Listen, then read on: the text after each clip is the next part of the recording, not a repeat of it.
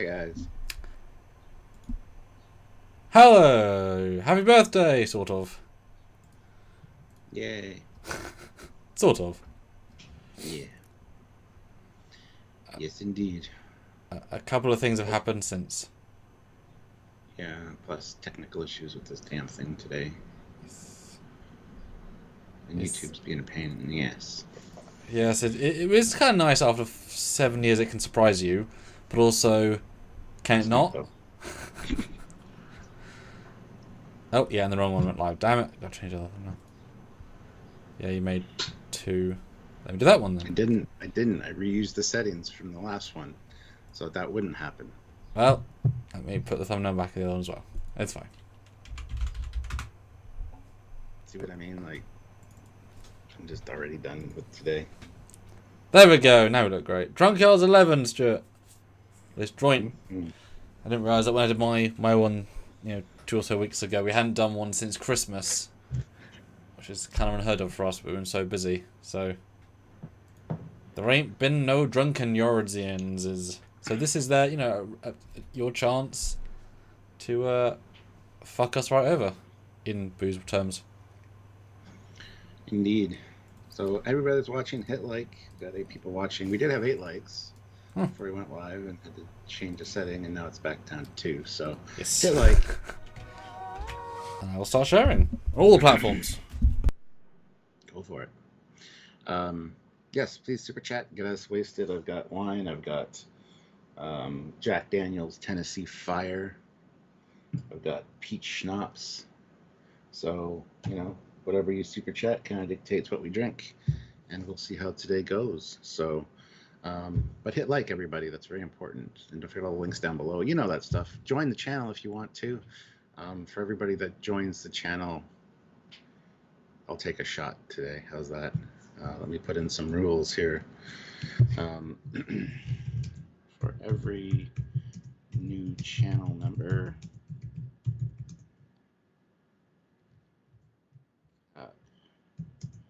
will take a shot.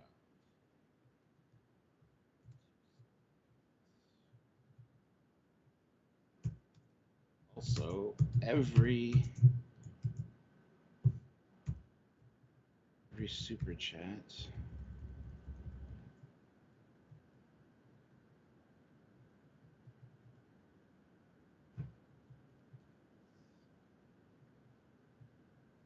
into the mystery box. Here we go. So we're gonna have a mystery box today as well, because I said so.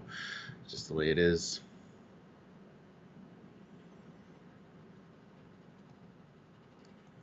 There we go. Xavier Gamer, happy birthday. And mine was May 28th. Samuel's was June 7th. So this is just our yearly birthday Drunkyards live stream where we just kind of hang out with you guys and chat and hopefully celebrate a bit. So. All right, I'm back. And I'm giving away a mystery box at some point. So every super chat is entered into a mystery box draw. And for every new channel member, I'm going to take a shot to celebrate. So,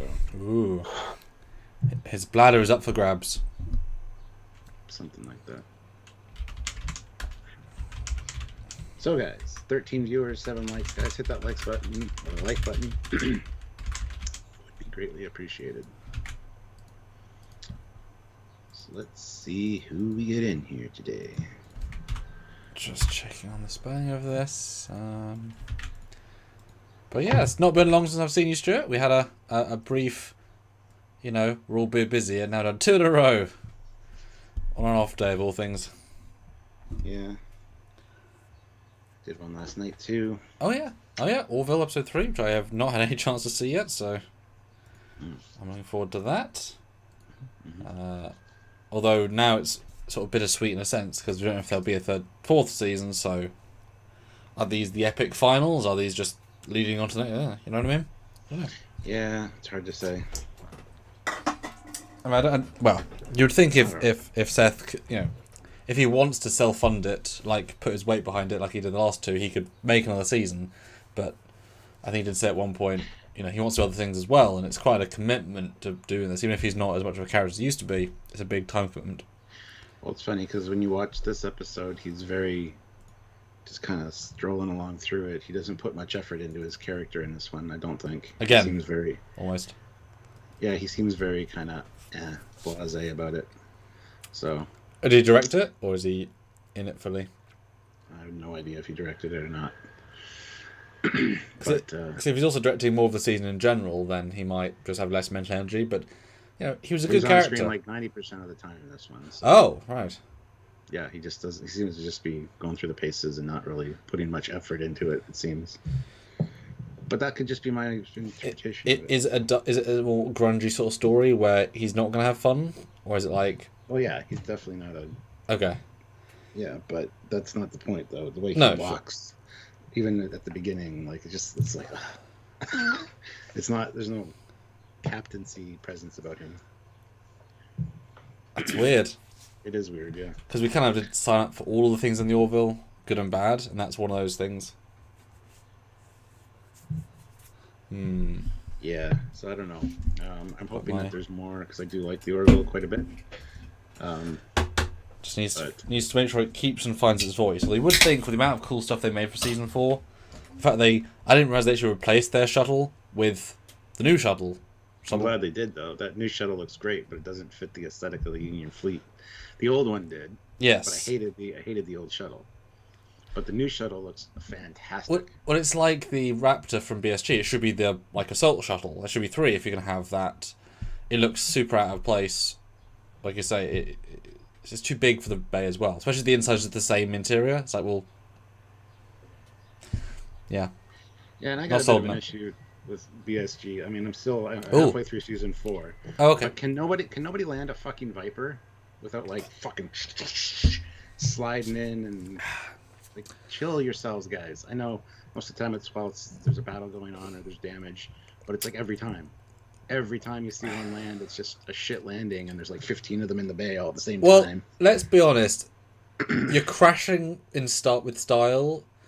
Landing is for when you're doing your test runs and you're just tapering down. Everything else is crashing and not blowing up. Imagine how many like foot pads they go through. Every landing is a controlled crash, no matter what flying. So, but it's always the same reused footage of them coming in all cockeyed and one hitting and then sliding, and then it's like, guys, you're professionals. Smarten the hell up. It gets a little irritating after a while. Yeah. I mean, there's once in a while I understand, but every time it seems it's just annoying. Well, there's not that many battles though to do that. But if you binge it and watch 7 in a row, you're going to see it in a way that exactly. If you watch them weekly or even 2 at a time, you wouldn't. Like, I don't think there's that many battles to even necessarily have that many landings, let alone anything else. Well, I've been taking breaks. Like I've been watching like. Well, yeah, don't just no. It's like the big 4, experience. maybe 5 at night. Fuck hell! Wow. And I'll take like a week off from it and then go back. 5 to it. in a night. Oh my god, you can't even process 5. It's like 2.5 movies, or what? Yeah. Oi. Wow, the big reveals don't really work as well for you, do they? Because it's like, right, next.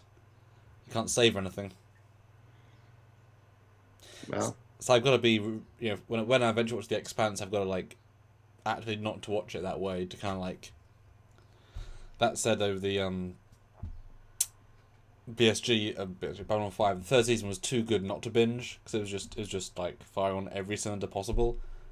I think I did watch 5 in a row once, and it was like, holy effing. But it was one long story. BSG is far more episodic. That was like almost one battle in a sense. That was pretty. Whew. Yes. Interesting. Did you finish Babylon 5? No, I didn't. How far did you get in that? 'Cause I know you just started. Yeah, I was like halfway through season 2. I need to go back and rewatch from the beginning so I forget everything. That was a while ago. That's definitely. I mean, that's a super character themed show. Yeah. Obviously. But Marie said when we get our own place, one of the first things we'll do is watch BSG on a big screen with the Blu-rays that I have. That's like when I'm breaking the place in things. Although now obviously I both know Lightwave compared to the last time I saw it. I know all the models really well. I can see the lighting trick, so I'll be like, oh, there's a polygon error. Oh, there's a dome light. I'll be able to see all that stuff compared to the first time I watched it. It's been a very different experience. Yes. Yeah. So, 27 people here, 13 likes, and nobody's commenting on anything. So, thank you guys for helping us out. No super chats either. So, I guess I'm not drinking today, and that's a good thing, I guess. Well, we always say it's up to you guys, and this is our big helping us out stream as well, which is well timed because we're doing pretty badly this month for many a reason. And so, and don't forget, everybody gets entered into a draw for a mystery box, which is going to be a good one. So, yeah, if we can hit sort of 4 times our minimum, that'd really, really help. I was might try and sell some stuff to try and make ends meet, sort of thing. If we get that desperate, we, you know, yeah. So celebrate with us, guys. Yeah. Gosh. Say something so we can talk about things. Yeah, you guys are up for the debate. So how many days ago was your birthday then? Because it's already 11 since mine. So you must be like 20, 25, 28 days. I don't know, I'm not good with math. Hold on. 10. Exactly, Dan. Like 20 something. May 28th was my birthday, so. Okay, so it's some, but not. You know, we managed to hit pre-month, which is good. And I will also say that probably in hour like 3 or 4, I will be drunk enough, hopefully, to start teasing you all with some Trek Shorts exclusives. So that'll be because I've done a lot of filming in the last little while. That's part of why I've been away. Well, not necessarily away, just not as active because I'm still here doing all the mandatory stuff. Yeah. Matt Boardman, $20. Thank you so much. Let's start the day off with some fun. Yes. $20 full shots. Sit down quite a bit of this.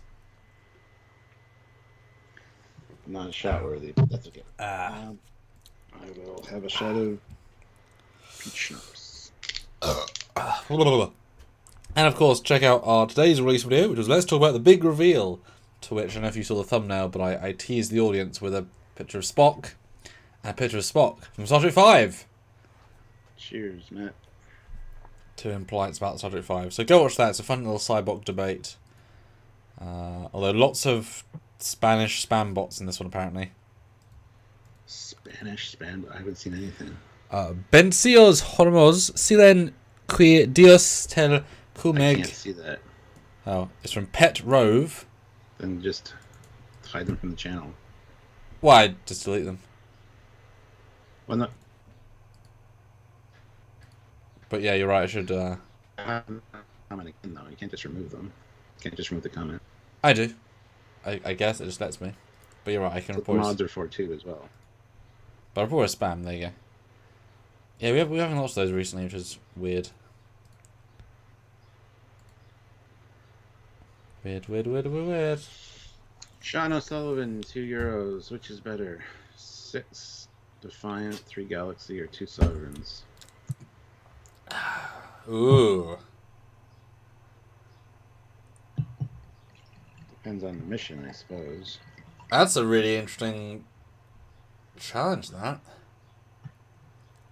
See, my gut says 3 Galaxies, but I don't know why. What does your gut say? Huh. Because 2 Sovereigns is... Yeah, because 6 Defiance, if you can get a beat on Defiance, their shields won't last forever. Like, they can't take the punishment. Sovereigns are really good, but a 3rd Galaxy is a hell of an extra thing to throw in. And Sovereigns haven't got enough firing out to take on 6 Defiance. But I felt 3 Galaxies have enough... 1 Galaxy versus 2 Defiant. That's quite a... Don't forget, you can split those galaxies, too. Well, yeah. Yeah, when you say 3... split the Sovereigns, too, I guess, but... Yeah. Yeah, but 3 Galaxies versus 2 Defiants each seems a bit silly. It all depends on how many torpedoes you fire, because if they can just quantum it up, you know?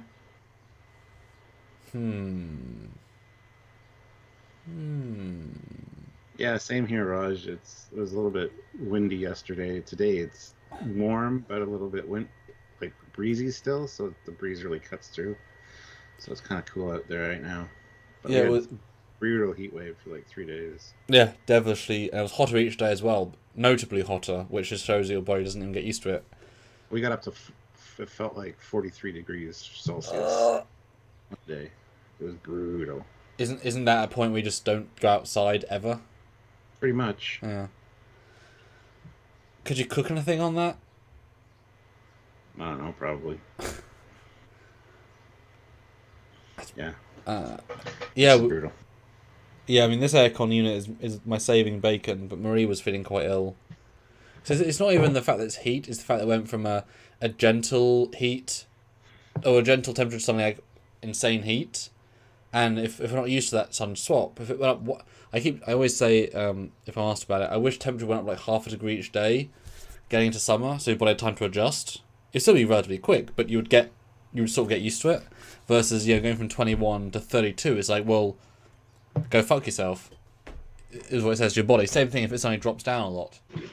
So yeah, today it's much more mild, although in my office, small office, big hot lights, rendering PC, it does oh yeah, I should probably start that thing again. Thanks for reminding myself, me. You're welcome, me. Brett Barrow, $20. Brett! Happy birthday to both of you. Strange New Worlds is surprisingly well done so far. It's nice that they finally decided to try making a Trek show for Trek fans. Now let's get y'all drunk. Shots. Of course. Well, I will say Lower Decks and Prodigy are both Trek for Trek fans. Although Prodigy more for new Trek fans, but still lots of the old Trek. And Lower Decks is just for Trek fans. I mean, that's the show Trek fans, but live action. Well, the amount of people that say, wait for Season 3 of Picard, I'm thinking, well, why did you not make Season 2 of Picard good? Even Doug said at the start of Season 2, wait till Season 3. It's like, well, what about Season 2, Doug? Why aren't you proud of this season? Yeah. Oh, we know why. Oy. Did you take your shot yet? No, I was just waiting for this thing to turn on. This in the background rendering thing. I need to. It's for a super secret project, Stuart. It always is. Well, I would say 2 Sovereigns would beat down 3 Defiants, but also depends on the skill of the crews. Yes, and the captains, obviously. It's not about the ship, it's about the captain. Yes. Where's that gonna pop up? Come on. Hold on, I gotta run upstairs real quick. Oh, okie dokie. Is this gonna appear? Let's see if I just turn it off for a second. Still here, guys. Don't worry. I'm just hoping. Don't reveal the secret of what I'm doing. Okay, cool. There it is. Ah, no. There we are. Okay, cool. Thanks, Brett. That makes a big difference already. But yes, I will grab a shot then. Yes, and good to see you, Brett. Where's our video? Yeah, I'll put it back on, it's fine. And yes, Brett helped me with another thing a couple of weeks ago, which is exciting. Give me some Brett, graphic art. I need some stuff. Some stuff and things. Yes, Brett, I need to talk to you. Oh, thank you for the super chat. Muchly. And he's got an interesting new job. It's not necessarily new anymore, but for a UK person, it's quite an odd job to have. It's like, huh, that's legal there? Interesting. Brett Burke?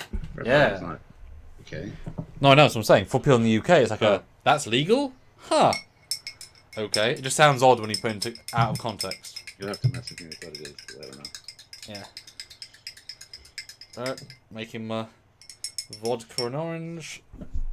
I'm sorry, guys. I've got I was prepped for this, although it's not as warm as it could be. I've got like a cooling bag. I'm keeping the juices in because warm juices, they're annoying. Like, I've been told to get a mini fridge like 5,000 times. It's so unuseful most of the time. It's just like, well, where? It's fine. All right, take a shot. You say, okay.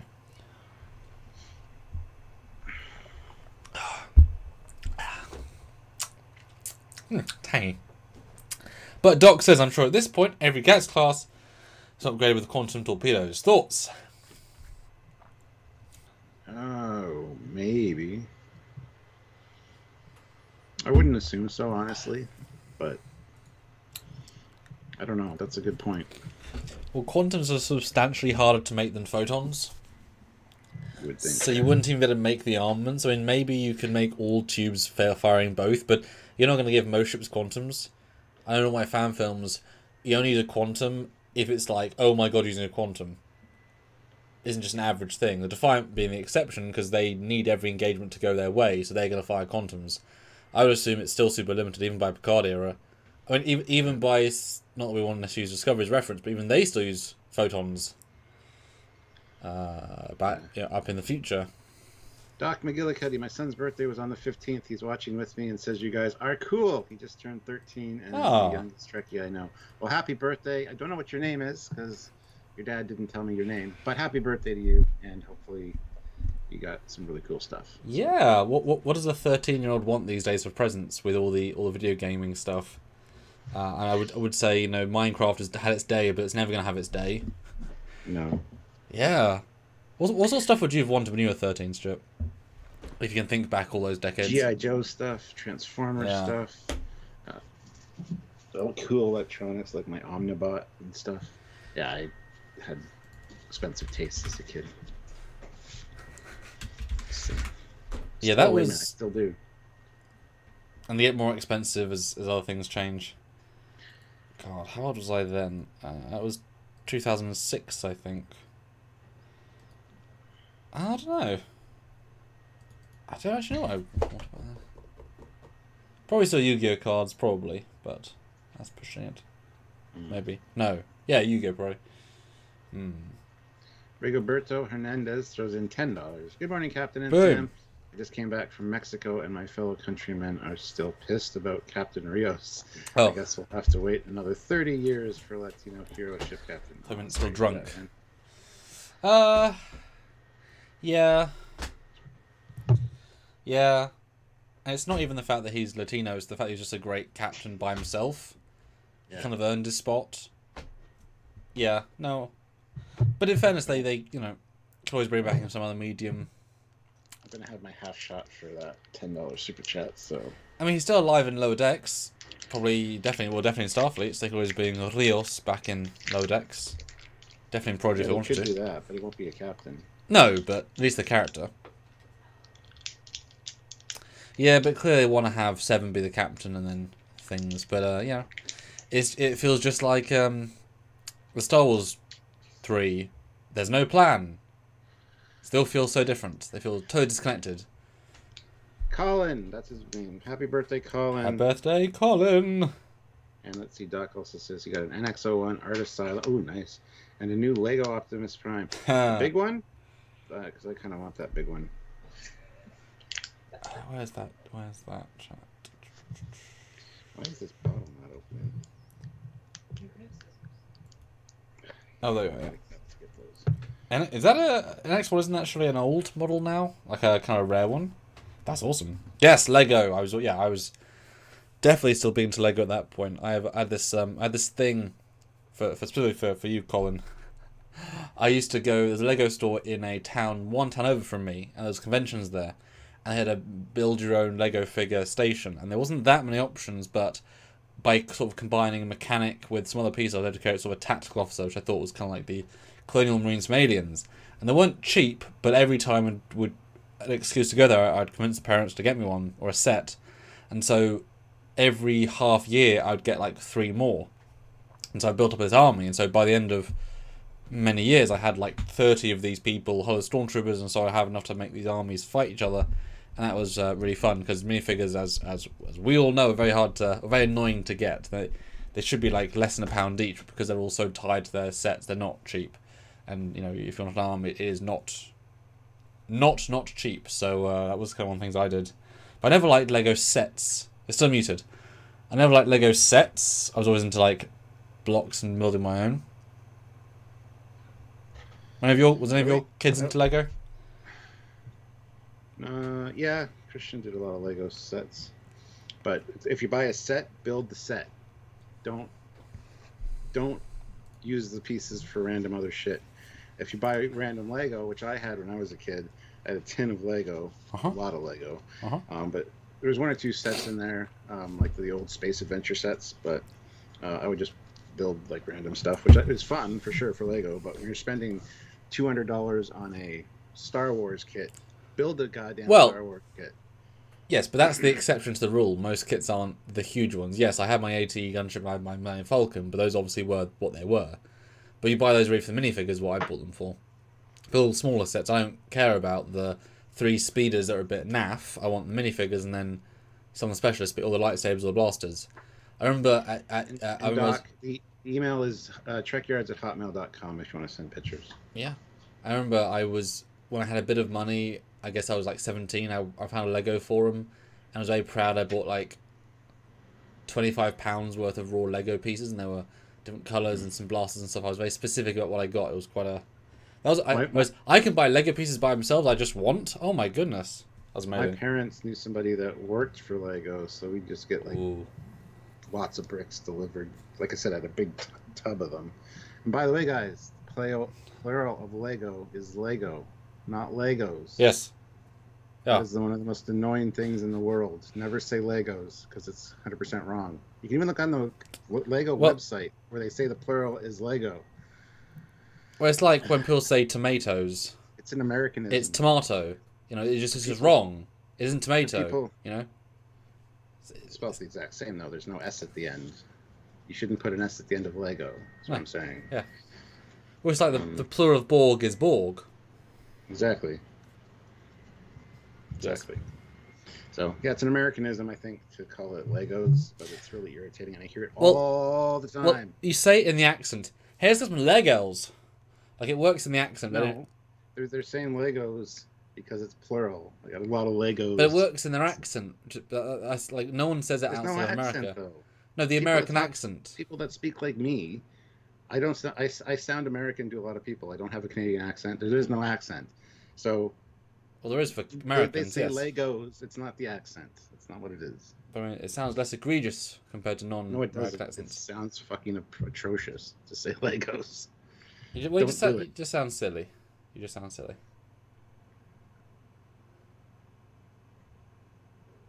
Yeah.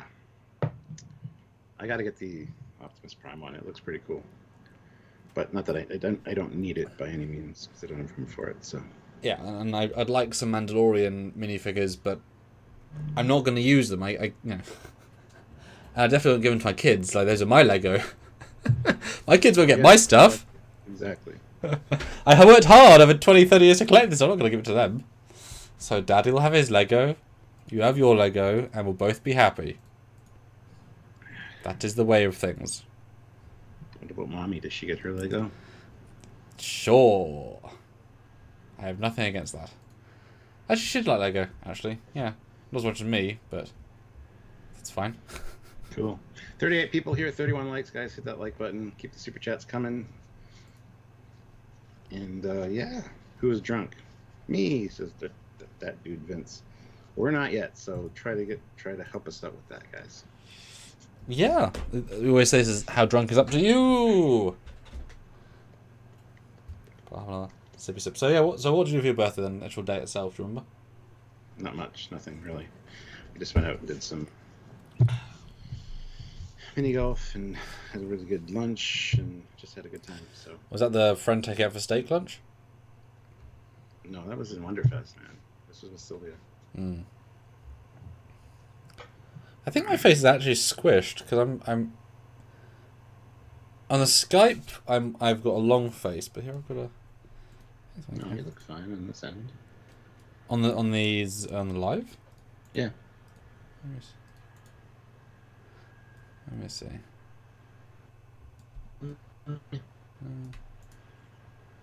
I'm just a round of Jägermeister on me. Maybe I'm just crazy. Hey Stuart, don't call me Vance. Did I call you Vance? Sorry, that dude Vince. Oh dear, Mark. Fair enough. Yeah, my birthday, I refused to do actual paid work or Trekyards work, so I worked on the next Trek Shorts release because I thought I don't get to do it much of the time normally, so I worked on that all day. I was doing Enterprise D background plates for our new. Well, I guess I can talk about it because we announced her for Alexa from the Holy. Oh my God, he's so official now. He's very official.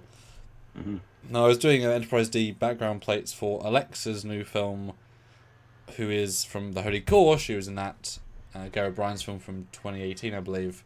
She's returned as her character, and her character is a TNG era character in their story, but First Contact in my era. So I've got to bring her. Well, I didn't have to. I could just. I wanted to. So I've done some stories to bring her from one era to the next, and things don't go so well because, reasons. So it's quite a dramatic first episode. About 7 minutes. It's got some nice CG as you'd imagine. You get to see a lot of the Enterprise D bridge, which is part of the fun. And her film, she was sort of locked into the captain's chair or the captain's chair in the ready room. In my one, I really want to give her a sense of she can walk around the bridge and really truly use it as the captain. And there's some nice moments of that because didn't get to do it last time. So if you like Enterprise D, you're going to see the Enterprise D bridge with some custom L cars, which I had to do. Matt Ballman has helped me with some, which I keep forgetting about, some UV mapping because Wharf Station's a real. That thing is curved, so you can't just cheat. But yeah, that'll be exciting. Peter Lukaku, $10. Oh. Happy belated birthday, fellas. Half a shot to whomever wins. Rock, paper, scissors. Don't take a drink. You gotta listen. I took half a sip. Drink. Okay. All right, so ready? 1, 2, 3, go. Yeah. Okay. One, 1, 2, 3, go. Go. 1, 2, 3, go. Ah. I'll be after it. I was gonna do rock that time, but I figured you would. So that I doubled that to enter scissors. So I was gonna say I was thinking what would beat rock, and it's paper. That's why I did paper because I figured you'd go with rock. I was thinking you were gonna go rock, so I'll go the opposite because you're gonna think the opposite. So I'll go, yeah. Well, I would have beat you if I did rock. Yeah, but I was double bluffing a double bluff. Ha! Well, I have half a shot of my Tennessee. Good stuff. Fire, just like. Good stuff. Good stuff. Good Fire. stuff. Oh, Dan. Yes, probably. It's a little bit spicier than Fireball. Hmm. But that's okay. Yeah, our cast bought this rosé wine on the end of the second day. And they assumed we were going to get several bottles and just get boozy that night. I'm thinking, do you realize how much I've got to do once you all leave to set up for the next day? But we got it at like a local. We have a lot of they're not mini marts, but they're corner shops, and they're all run by Indians almost entirely, just because that's the culture of how it's developed. But you kind of expect certain sorts of things in those shops, and there's like third brand, off brand things, and so that was they were right, they were there. And they got this sort of wine. It was kind of like candy almost. So that wine kick, but remarkably few. I was like, I could probably drink quite a lot of this. Yeah, I'm drinking this. It's a red wine that. Wow, What's its name? it's real old. So I'm saying. It's not though. It's made to look old. I can't remember. Oh, Eric Martin brought me. So. It's my main drink today. Nice. Yes. What did I do for my birthday? Well, I already said it, the Alexa thing. And then the next day... Actually, I was working on Dominion next day. And then leading up to the shoot.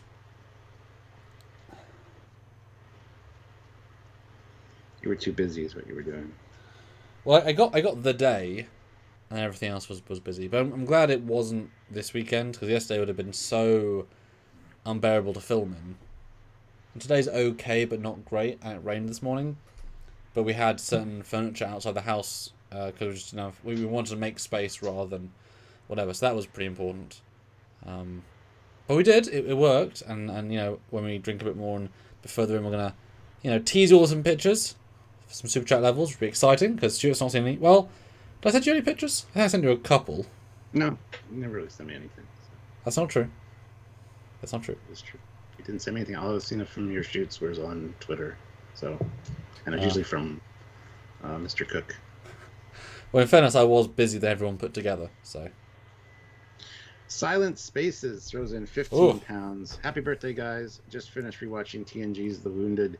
Very underrated episode. Brilliant writing, pacing, and character study. What are your thoughts on this episode?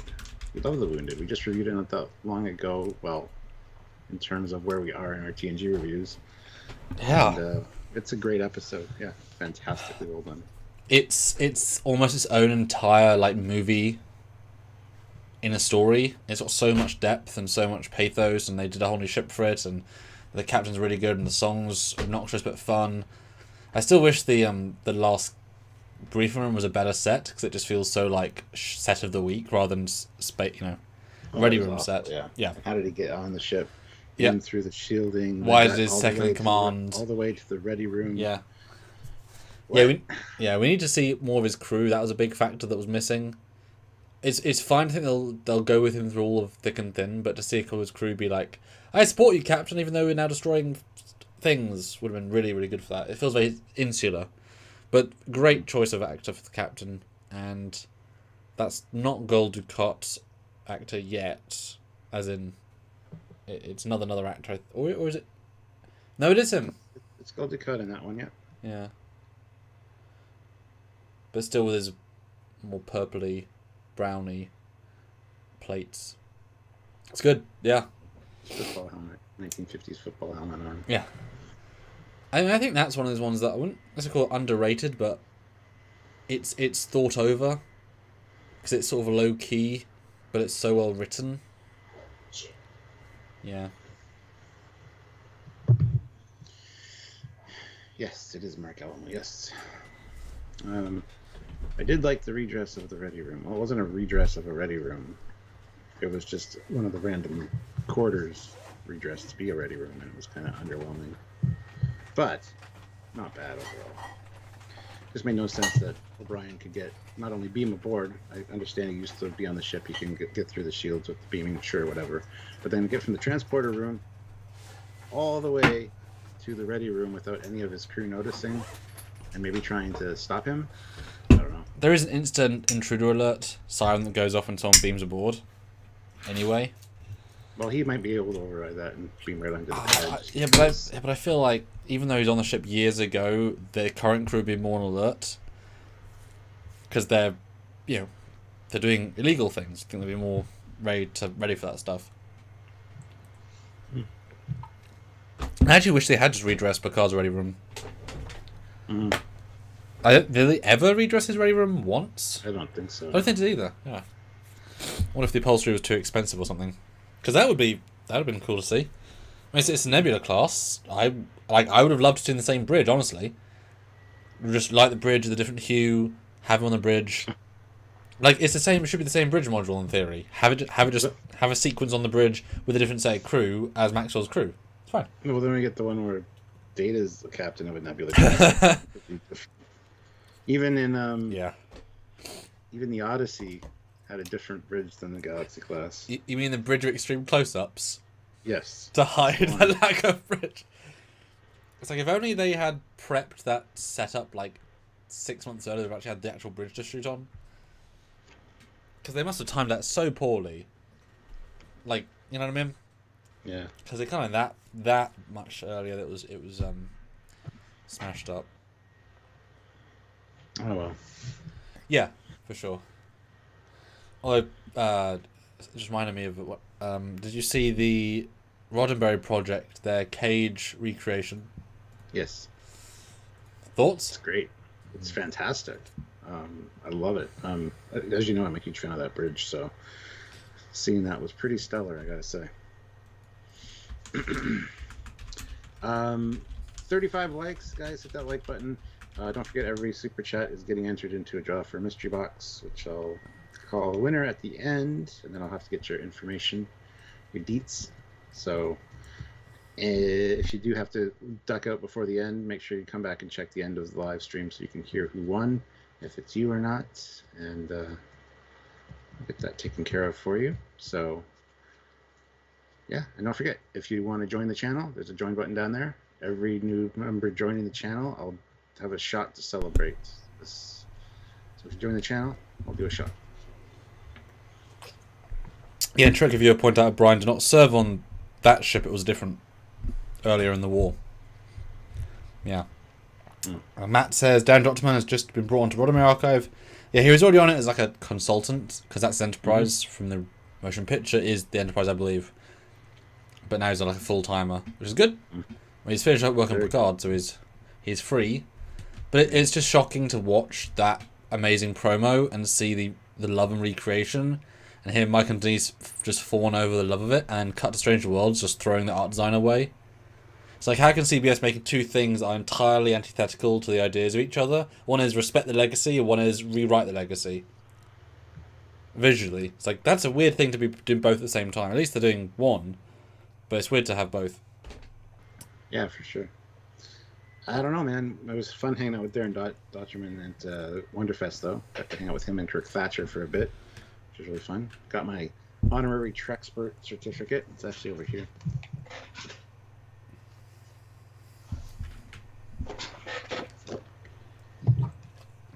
So tell us the story of that.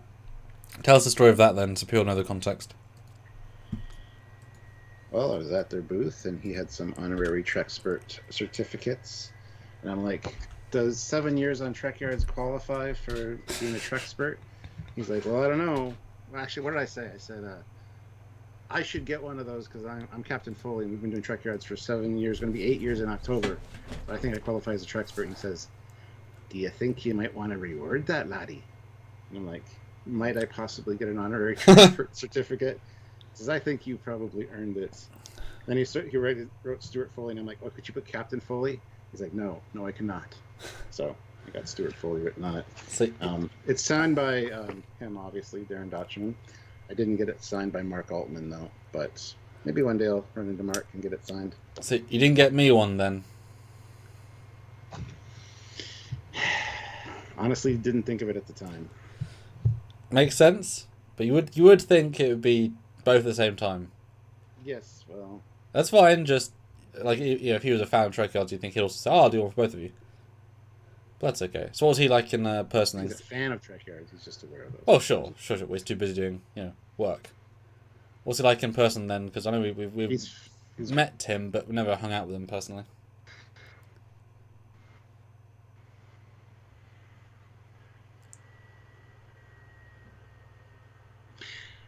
He's a really good guy. He's really fun. He's a fun guy to hang out with. So is Kirk Thatcher, honestly. But Darren, we got a picture with Darren and James Cawley in Ticonderoga. Didn't hang out with him though. No, that's Didn't true. speak to him ever at all. But, he was just there, and we knew of him, and he didn't know he's a of us. really nice, down to earth. He's a really nice, down to earth guy. He's fun to talk to. He's always got something funny to say. So. And I was shocked to see Kirk Thatcher was like full grey hair. Yeah, that's how it usually is. It's always like 95% of the time. Yeah. He's going to Ticonderoga in August for the Shatner thing, and James Cawley's like, you have to dye your hair and do the punk rock thing.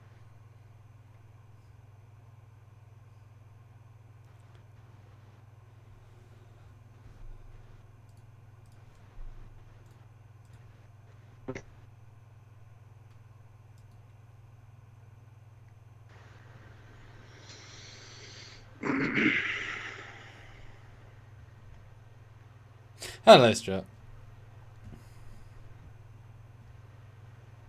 Hi, how's it going? He's going to Ticonderoga? He is. And he's going to dye his hair, you say? I've already said all that, yeah. I said the whole thing. Well, that doesn't mean they heard it. I certainly didn't, so it's unlikely they did. James says you have to do your hair like the punk rocker thing, and you'll make a killing with photos and autographs. So he's going to do it. So that's the thing. Whenever they do anything in costume, I mean, of course, it becomes a super special thing. Mm-hmm. He's got a whole backstory for his character too, because he's in the Spider-Man movie where he's in New York. So after the events of Star Trek 4, he starts to rethink his life, and he starts to think, he kind of gets a flash from Spock with the nerve pinch, and he's like, these aliens are going to come and they're going to save humanity, they're going to save mankind. So he goes to New York and becomes like a street preacher on the corner saying, the aliens are coming and they're going to help us, don't worry. And he kind of loses the punk rock thing.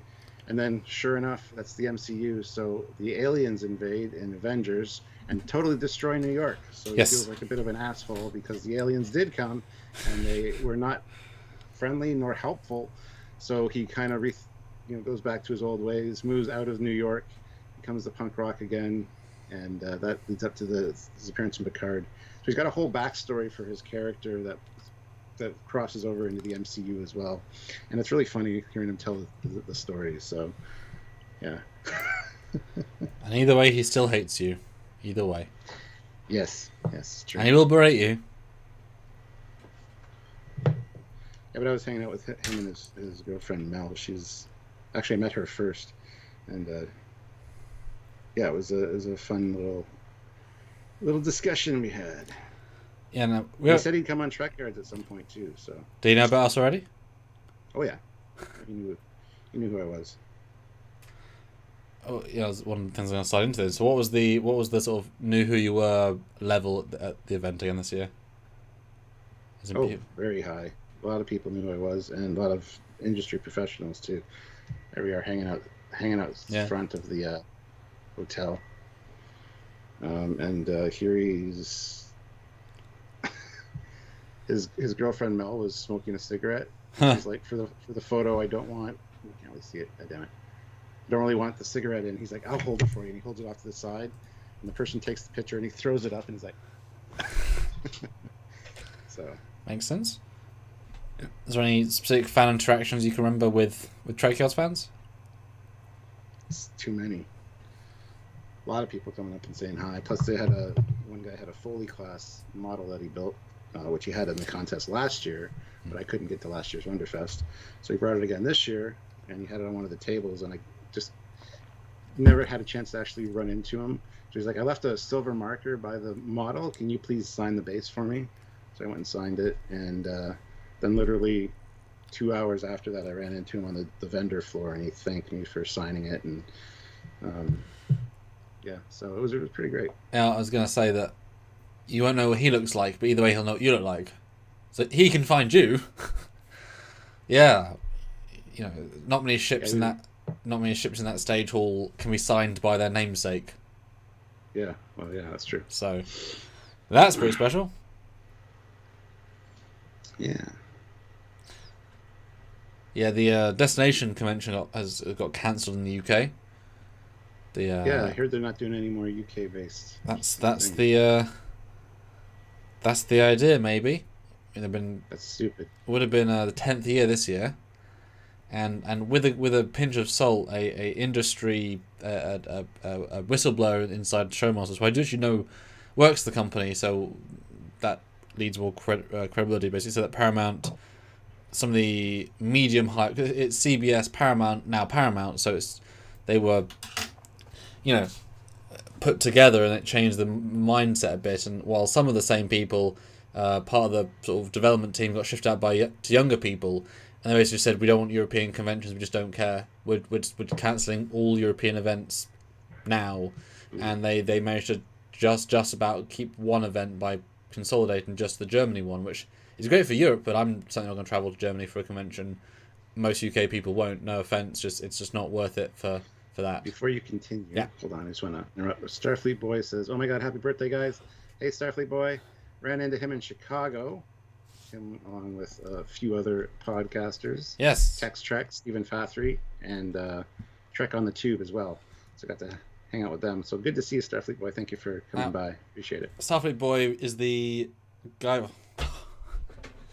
from the quiz, Stuart? Isn't that right?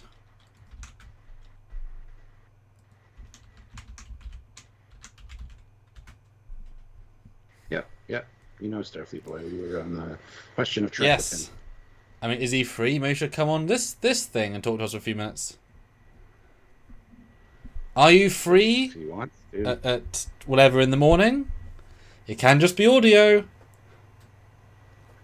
And yes, you can't. Well, unless you've got booze. Stop what you're doing. Talk to us about Strange New Worlds or Discovery, because I know. Because certainly a few times I've been watching lives and I was like, oh damn, if they would invite me on, I'd totally come on and talk to them for a few minutes in just generality of the many usually YouTubers we know. I usually jump onto a live and be like, hi guys, and oh my god, it's Captain Foley from Trekyards, or Trekyards is here. Ha! And then I like, hi, he is free. 5 minutes. Special guest star. There you go. See? I don't think he has to bring booze, but that'd be funny if we did. Peter Lukaku, $10. Throats are getting dry, guys. Take a drink, Cap or Sam. Well, we'll split that. Okay, that's fine. We'll split that 10 into a 5 and just do a regular drink. I haven't had much of my red wine yet. Well, I went the president. President Mark Lawrence, happy birthday, Commander. # Sam drink. Target that liver and fire. Yes, that's good. Let's see what this poll is at. Who should get more drunk? Wow. 63% for me, 37% for Sam. It was at 85. Sam never gets drunk. I don't know, man. It'll happen if you guys make it. You know, I was pretty effed up. Yeah, you were last time.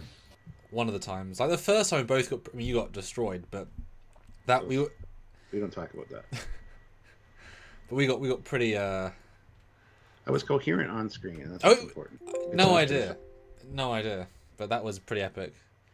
Because we thought it'd be like 3 hours, and it was like 5.5. I think the longest one we've done is 7 hours. Oh God. Yeah. No, it was I think it was just about 7.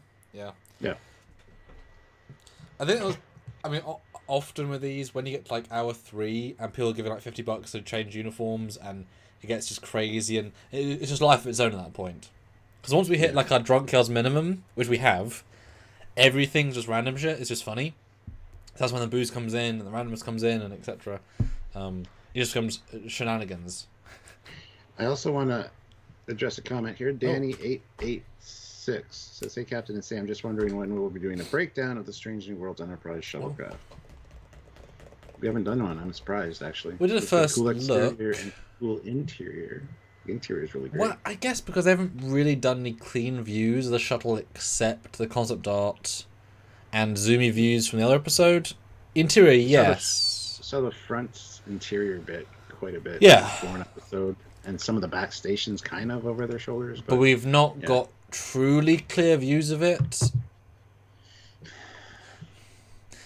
It'd be great if there was like, you know, they're releasing some stuff, in fairness. I give them all credit. One of the producers is releasing lots of behind. Oh no, and I told you this yesterday. I'm downloading anything I can now because it's just useful to have. Also, set photos from just phones, which are much higher resolution than often just on the screen. So those are fun. But yeah, no one's released anything from the shuttles yet.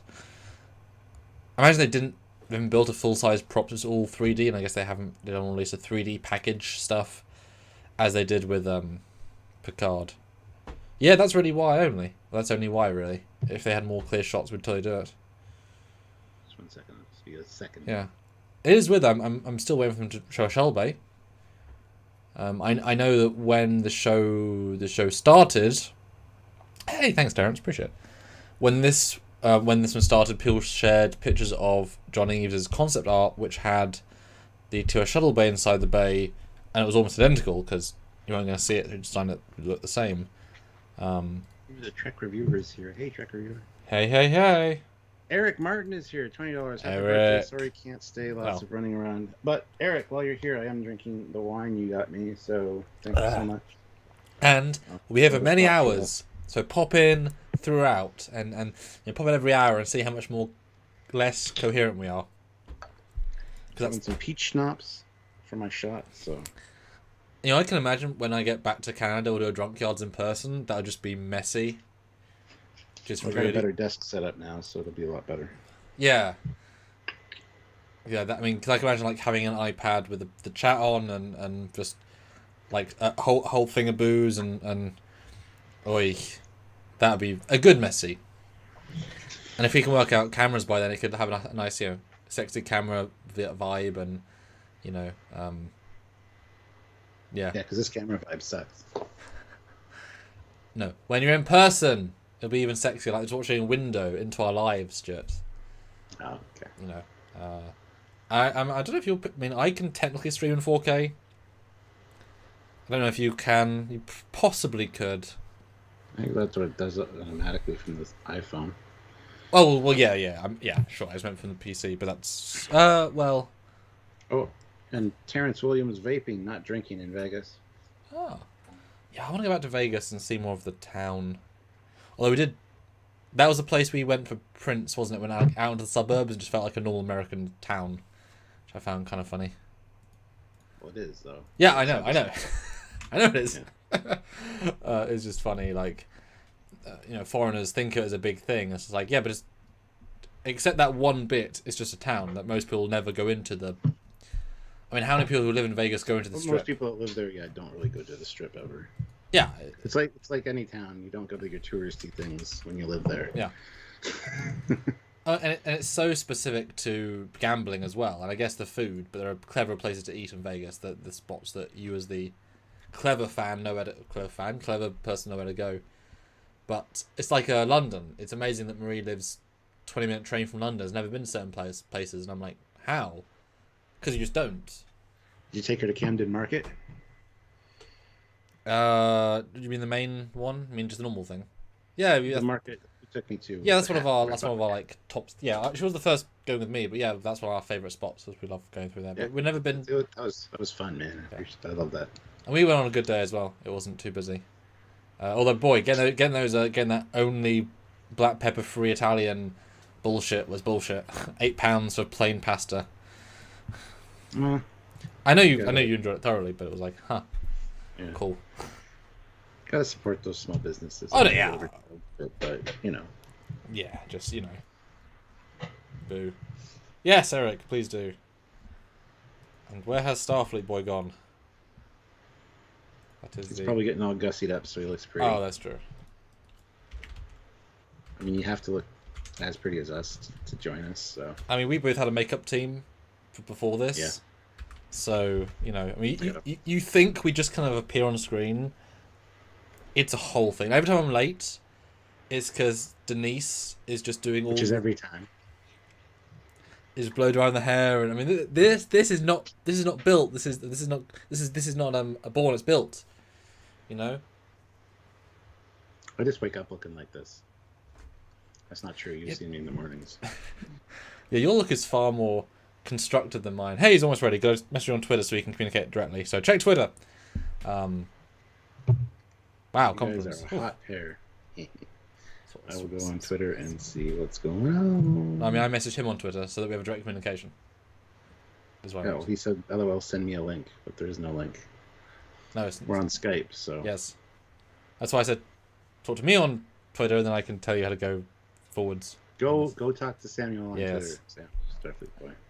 Yes, because we've had a couple of special guest stars. We had Robert Burnett for like 20 minutes once on one of these. Yes, he was on one of our anniversary specials. When we tried to let everyone in, and then it was like 9 people on Skype, and so it burned the internet down to like a crawl and just didn't work. It was a bit of a cluster F, yeah. And we had someone else famous briefly. We had Pierre Droulet for like 8 minutes. That was great. It's like, oh my god, hello Pierre. Howdy.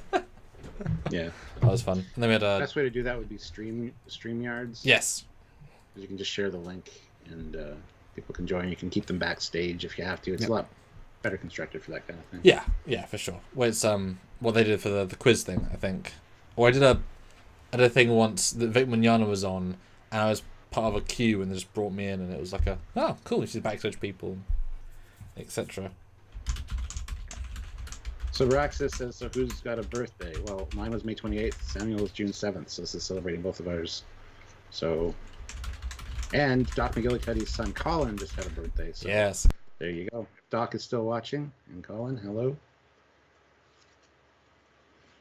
Sam's hair is CG. That's fucking hilarious. I wouldn't be surprised. Well, I will say I am doing something very fancy CG-wise sort of right now. On the literally the space of the monitor that you guys can't see. I finished a test just before this. It's gonna be wild, Stuart. It's gonna be wild. It's one of those like self-funded projects that I don't spend too much on, but it's a costume and prop I haven't got before. So while I'm young, Stuart, although I have joked to Marie a few times that when I like have better slightly better skin complexion, like the spot goes down, and when I'm Matt, when I'm having a really good complexion day, and I haven't shaved for a while, I'm gonna really smooth face, really good hair, and I'm gonna film myself on the green screen in 6K so I can create a deep fake model of my own face. So I have that in the future as young me. So when I'm 50, I can deepfake myself as young me and not have to worry. Because most of the time you can't do that, obviously. But you're not going to do that for me. You're not going to do that for me, though. Well, when I come up there, happily, sure. Your go-to makes it a bit harder. But how fun would that be, though, to have a full algorithmic version of my own young face ready to go? I said it to Nim as well, who plays Keeley, that I'll bring her in once she's had 3 kids and, in her 50s. I'll say, Nim, I need you to play 21 again! She's like, what? It's fine! I've got your CG face! Because we forgot to do a flashback back in 2022. Sam, it's 2050. I know, it's fine. We'll deepfake you. It's fine. I mean, isn't that a great idea, Stu? Isn't that like a fundamentally crazy great idea? It is a great idea. Thank you. Yeah. But you're right. I'll totally do it for you as well. I'll happily 6K you up. Idea. By the way, guys, if you haven't noticed the pinned posts, I will. Click that join button down below and see if you can join. Help us out on a monthly basis. We'd appreciate it. Plus, every super chat is getting entered into a draw for a mystery box. I will select the winner at the end, and it's per super chat as well. Doesn't matter the amount. So yeah, then I'll just stay till the end. If you can't, just come back and check later after it's not live. Just watch the end and see who's won, so that you can send me your details and I'll get that sent off to you. So. What do you think, Matt, of my CG plan there? Because you're a CG man. Yeah, Matt. What did you? Well, he thinks your hair is quite the fiber FX simulation. It's pretty good. I'll use special hair gel for that Top Gun costume I did to kind of keep it in place, because my head does kind of have its own. So it was nice to kind of keep it in place for once. Mine's pretty good usually. I mean, it'd be great to do like a side-by-side of you from like 3 years. Your hair is so consistent, it's amazing. Because at a certain point when our cameras got better and the lighting got better, like there's definitely like transition points of our lighting just got better, our cameras got better.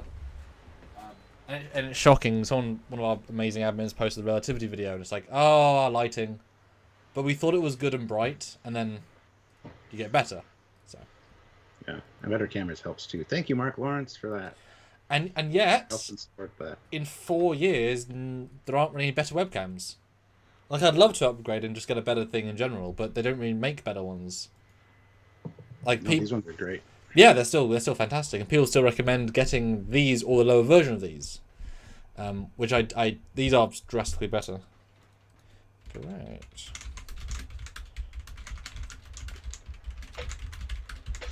Let's see. One second. Yes. I have a mohawk, easy to manage. There you go. So, guys, super chat, get us drinking. I'm starting to feel it a little bit, but come on now.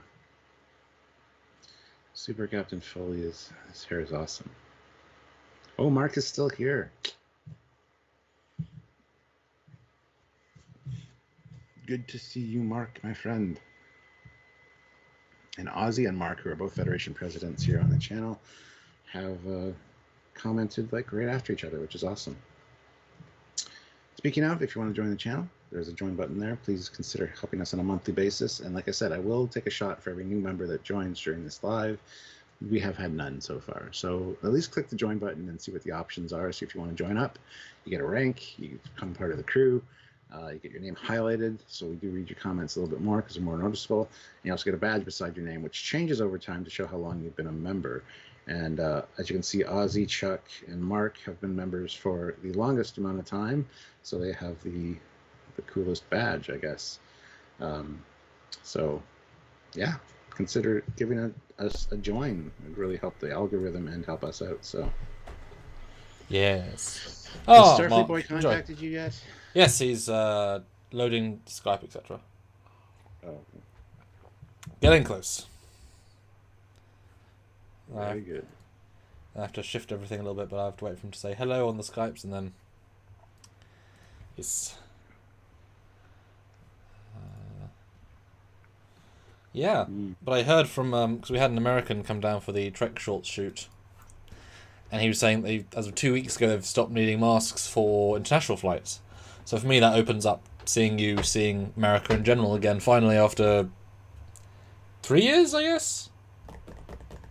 Last event we did. And then Mark Lawrence says, and remember, for 29 months, Mr. Mark Lawrence has been Federation president. He says, and then every month you get one of these to use, which is a special non-super chat, but thank you for being a member, special little announcement thing, which shows up in the super chat menu. And it calls out what you're talking about, what you're saying, so we do read them all on the air. So, and Sean O'Sullivan, €2. Captain Kirk is climbing a mountain. Why is he climbing? Sobraxis, no. Then you lose the months, I think. Stay on that. But that's awesome. Well, we heard a Skype thing. He says hello. He says hello there. Okay, so I'm going to. Okay, so we're now in audio. So Stuart, it's an audio podcast. Talk to us. Talk to the fans as if we're in audio. Hello and welcome to Trekyards Radio. I am your host, Captain Foley. We will soon be joined by my co-host and co-creator of the show, Mr. Commander Cockings, and the incredibly talented and awesome special guest star, Starfleet Boy. If you haven't subscribed to Starfleet Boy, please do so. And also check him out on Twitter. This has been Captain Foley speaking to you from the vast shit, I lost it. The vast awesomeness that is radio. That's pretty good. I know. I'm pretty awesome. Okay. Is that going to work now? Okay. Oh, what's happening? Things. Ooh, things are happening. I've got to reframe everything. Hey, guys. Hey, my friend. Good to see you. Good to see you, too. Happy birthday. Birthdays. Yes.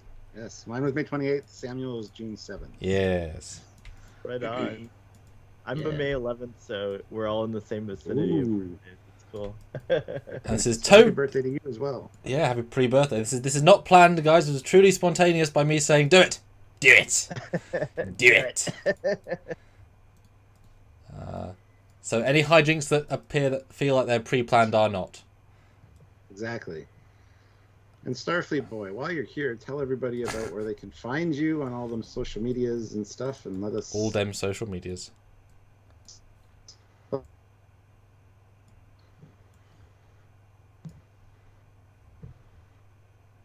Would help if you weren't muted, though.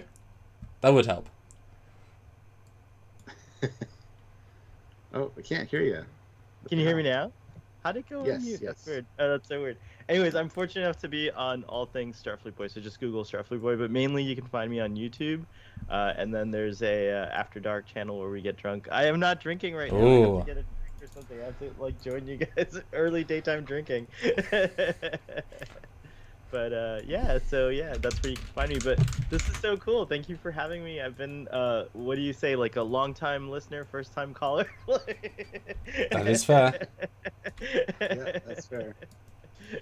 And it was great running into you at Mission Chicago, by the way. I wish I could have hung out with you guys a little bit longer, but oh well, next time.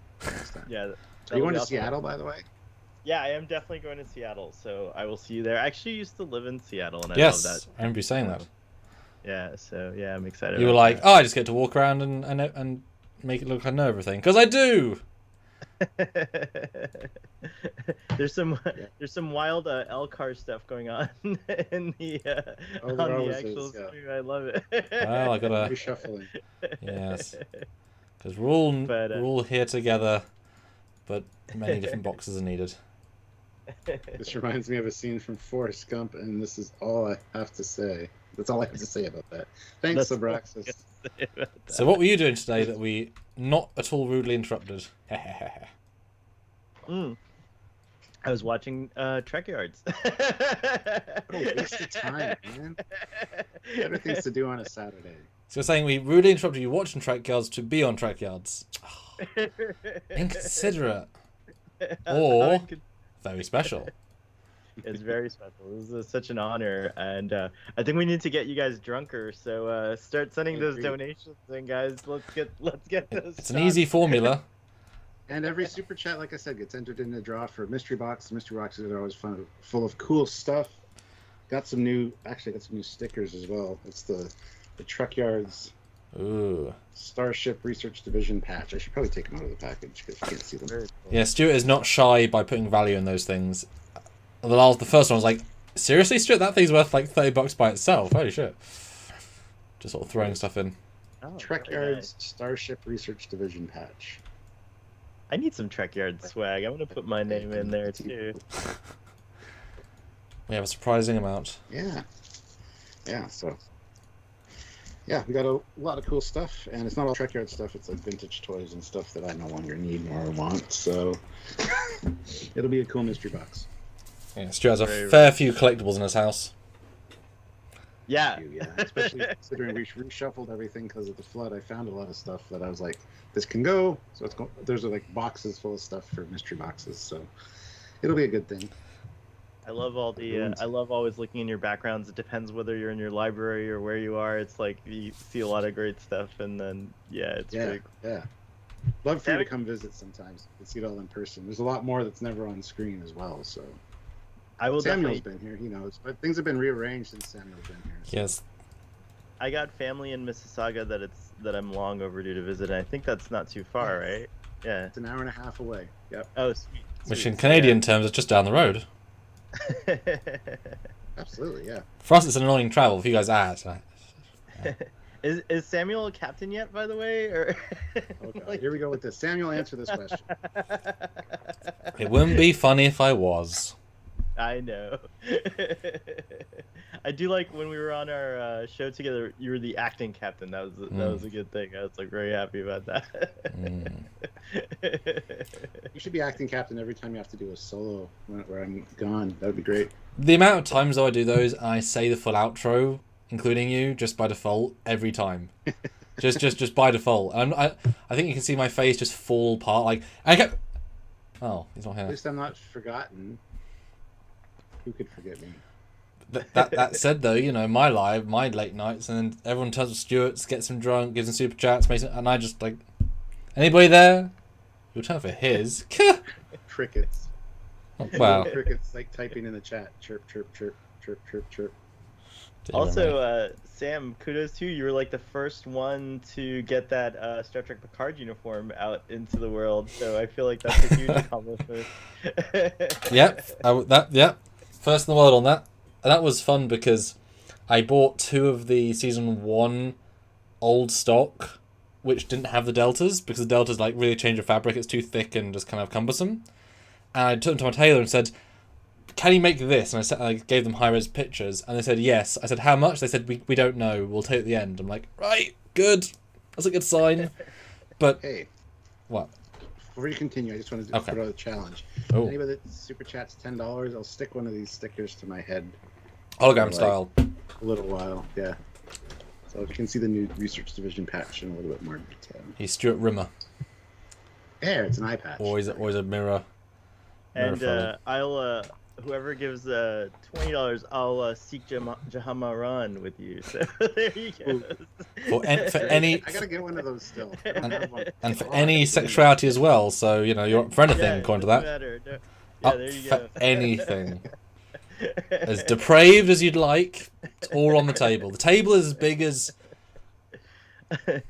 I mean, this is my little Horgon though. I don't have a big one like Riker. Like Riker and Troy. I don't have the big ones. I want to get one of the big ones. I need one. I need to have it sitting up here in place of Maximilian. Yeah, maybe that represents like infinite foreplay. Like I'm up for foreplay all night. It's like great. And so if you have like a 3-foot Horgon, it's like now I'm here for marriage. Bump. And everyone avoids that at play because everyone just wants the mini Horgon, the in between Horgons. But anyway, got it to the tailor. They converted it, gave me a pretty high pay. It was the most expensive costume I bought up to that point because they literally had to rip it apart and put it back together. But because it was properly tailored, you always have to tweak the ones you get from the Chinese people anyway because they're not ever fitted properly. So it kind of was really well fitted. And then I bought a random well, I researched it, but a proper color line thing. And then I was the one that actually discovered that the pips are actually TNG-esque almost entirely. Some guy had a rant at me saying, no, they're clearly gold season 1. And I said, no, they're not. And they threw me screen caps. And I threw them screen caps, but they threw screen caps from the episode. I threw them screen caps from a behind-the-scenes still, which is 4 times resolution, that you can zoom in and see. And he's like, oh, yeah, you're right. I'm like, I know I'm right! I don't say stuff unless I know I'm right, pretty much, for that sort of thing. So they're almost identical. They've just got like a... They've got a little... So basically just these pips in silver with a little dip. Like a little line. The Trek reviewer just subscribed to Starfleet Boy. Hey. Oh, yay! Thank you. Awesome. Yay! Yeah, guys, go subscribe to Starfleet Boy. Help him out. Thank you. He's been a longtime fan of ours, and we really enjoyed being on Question of Trek with him. And like I said, meeting him in person. By the way, I like the raincoat thing you bought. I wanted to get one of those, but they're a little pricey for me. Yeah, I definitely. So it was my first Star Trek convention. Oh no! Yeah, so exactly. It wasn't a great. You should have been to Vegas, man. Vegas was so much better.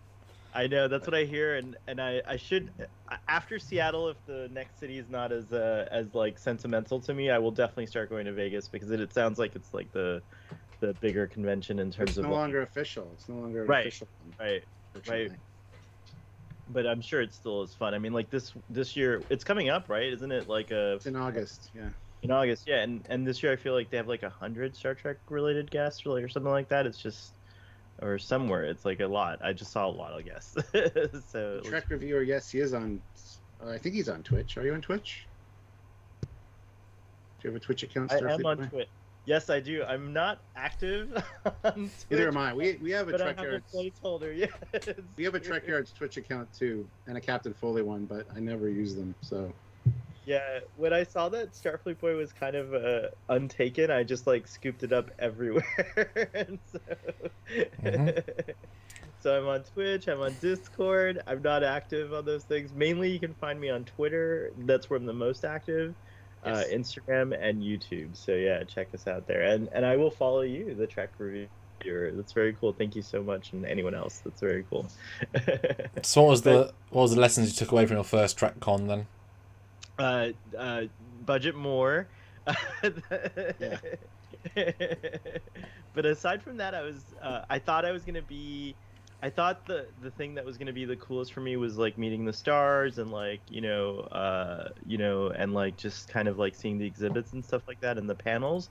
But it was meeting Captain Foley and all the other folks. Like it was actually just meeting other Trekkies that I've been talking to for years, and I think the pandemic kind of brought us all a little closer, because we started doing these like live streams and reach outs and like just so it was very meaningful in that sense. And I'm still like kind of high from like all the friendships and stuff like that. Did you meet Jessie Gender while you were there? I did, and she's so wonderful. Yeah. By the way, it's her birthday today too, so today's her actual birthday. Oh, happy birthday, Jessie Gender! I'm gonna have to tweet out to her now. Yeah, totally. Join us too. But yeah, she's amazing, and I got to spend a good amount of quality time with her. And of course, you mentioned Father from Tex Trek and Trek on the Tube. Those guys are like my BFFs. A friend of ours named Braxton. So yeah, we've got a group picture with Stuart. That's pretty awesome. So yeah, it was great seeing you guys. I wish I could have come to the bar and hung out with you guys, but had to I was staying at a friend's place, and he didn't live in the city, so it was just kind of one of those situations. So that bar ended up being quite a pardon the French, but shit show. Like, oh, really? I think you didn't come. Yeah, it was like they did not expect all these Trekkies to come in, and they were in super uniform, overwhelmed. Yeah, because like it wasn't just our meetup, but like I guess everyone after the convention who was in that hotel was just like, oh, I'm gonna go hang out there. So yeah, some of our friends had to wait. Like actually, a friend of ours left because they had to wait so long, but the food was taking like an insane amount of time to come out, and so were drinks, so people were not happy. But we did meet a couple of folks, and that was fun too, by the way, doing like an actual real life meet. Oh, here comes a bottle being opened. By the way, what are you having today, Sam? Well, I'll show you what I'm having real quick. I'm having this red wine, which my buddy Eric Martin got for me. It looks old, but it's not actually an old bottle. I was It's red wine. Yeah, I was gonna say it's got dust on it and everything. That's like, It's definitely a selling point. For shots, I'm doing Dr. McGillicuddy's Peach Schnapps and Jack Daniel's Tennessee Fire, which is like Fireball, essentially, but a little stronger than Fireball. So I've got. Eric Martin just gave $10. Hey, oh dear. Oh, he's the one dear. that gave me the wine. He's the one that dropped the wine off for my birthday, actually. So this is actually a birthday wine for the birthday stream. Strawberries and cream, which is a rather nice cider, but now I've got a very big classic Goldberg mixed fruit, which I was like, let's get through that one so I can get other ones, then just hard vodka and orange for the other stuff. Nice. I love Eric your drink. Eric Martin with his $10 super chat. So Yes. Thank you so much, Eric. So Back to the vodka. got the lawn cut, working on the list. Yes. That's a half Starfleet shot. Boy's gonna go get a drink. I'll be right Ha back. Half a shot. Half a shot. That's what that This rule is is. the way. This is the way. Oh dear. Yeah, I'll have a half shot for that one, Eric. So thank you. All of the alcohol. All of the alcohol. Thank you, Eric. It is why we're here, though. Cheers to you. Okay. This turned out to be a good, fun live stream, so that's good. Guys, no new members yet, though. I haven't had a shot for a new member yet. So somebody click that link for the new members and join up. Even if you're watching this after the fact, if it's not live, you can super thanks. You can super thanks as well. You won't be able to just get a drink for it, but you can pretend one of the other super chats is for your super thanks. I'm sorry about the awkward video, but he turned off his video, which means that I'm not going to re-swap this just to get... So... There he is. Yeah, don't turn off the video because it can... Oh my god, now it's not... Oh. See, that's better. Now that's a better way of doing it. Good to know. I didn't realize. I use StreamYards and it's like super cut and paste, so it doesn't do any of this stuff. I apologize. great. I'll be back then. Don't touch anything because that's actually a better format. I have a lid actually, so I can just do this, so you don't see like an empty room. There we go. That's perfect. That's perfect. Sorry for That's just my face. screwing up your thing, Samuel. Well, yeah. But now he's gone. Is he gonna come back or? He is. He's going to get a drink. So. Oh, so he's still listening. Okay, cool. Yes. Anyway, guys, hit that like button if you haven't. We have 65 likes. I'd like to get to 100 for this one. We have been going for an hour and 22 minutes. So hit that like button if you haven't. We only have 51 people watching, which is weird. But hopefully people will tune in or see this after the fact because this is fun. So. And yeah, Skype, much easier format when it's this around, so now I can actually make us all full res and also properly formatted, so yay. Nice. Because look, there's now Stuart in, like, widescreen. He's an anamorphic widescreen. Nice. Which is cool. And remember, guys, that the $50 option is still there for change uniform. I'm still in my civvies, but if you want a staff uniform, that is your choice as well. So many choices for you guys. And let us know in the chat what any topics you'd like to talk about. Mandalorian, Book of Boba Fett, Obi-Wan, Orville. We'll chat about all of it. Any of it. Well, let's see what... Sam won. Oh, Sam won the poll. You wasn't going to say anything. He just ended it. But he got 54%. Oh, wow. Get more drunk. Well, shit. Yes. Yes. Well, shit. I was leading by like 67% at one point. What happened? Like, wow. Guys, seriously. I know I'm a lot of fun when I'm drinking, but... Because it was 85 on you at one point. I was so happy. I know. And then it shifted. He's back. There he is. And the myth, the legend. Oh, sorry, the boy. The myth, yes. The legend. Boy no more. Old man, Starfleet old man. By the way, I also have Starfleet old man ready to go for when I am like much older. So I can just yell at people from my lawn. I only had vodka, so it looks like water, but this is pure vodka right here. Well, he does have to catch up in fairness.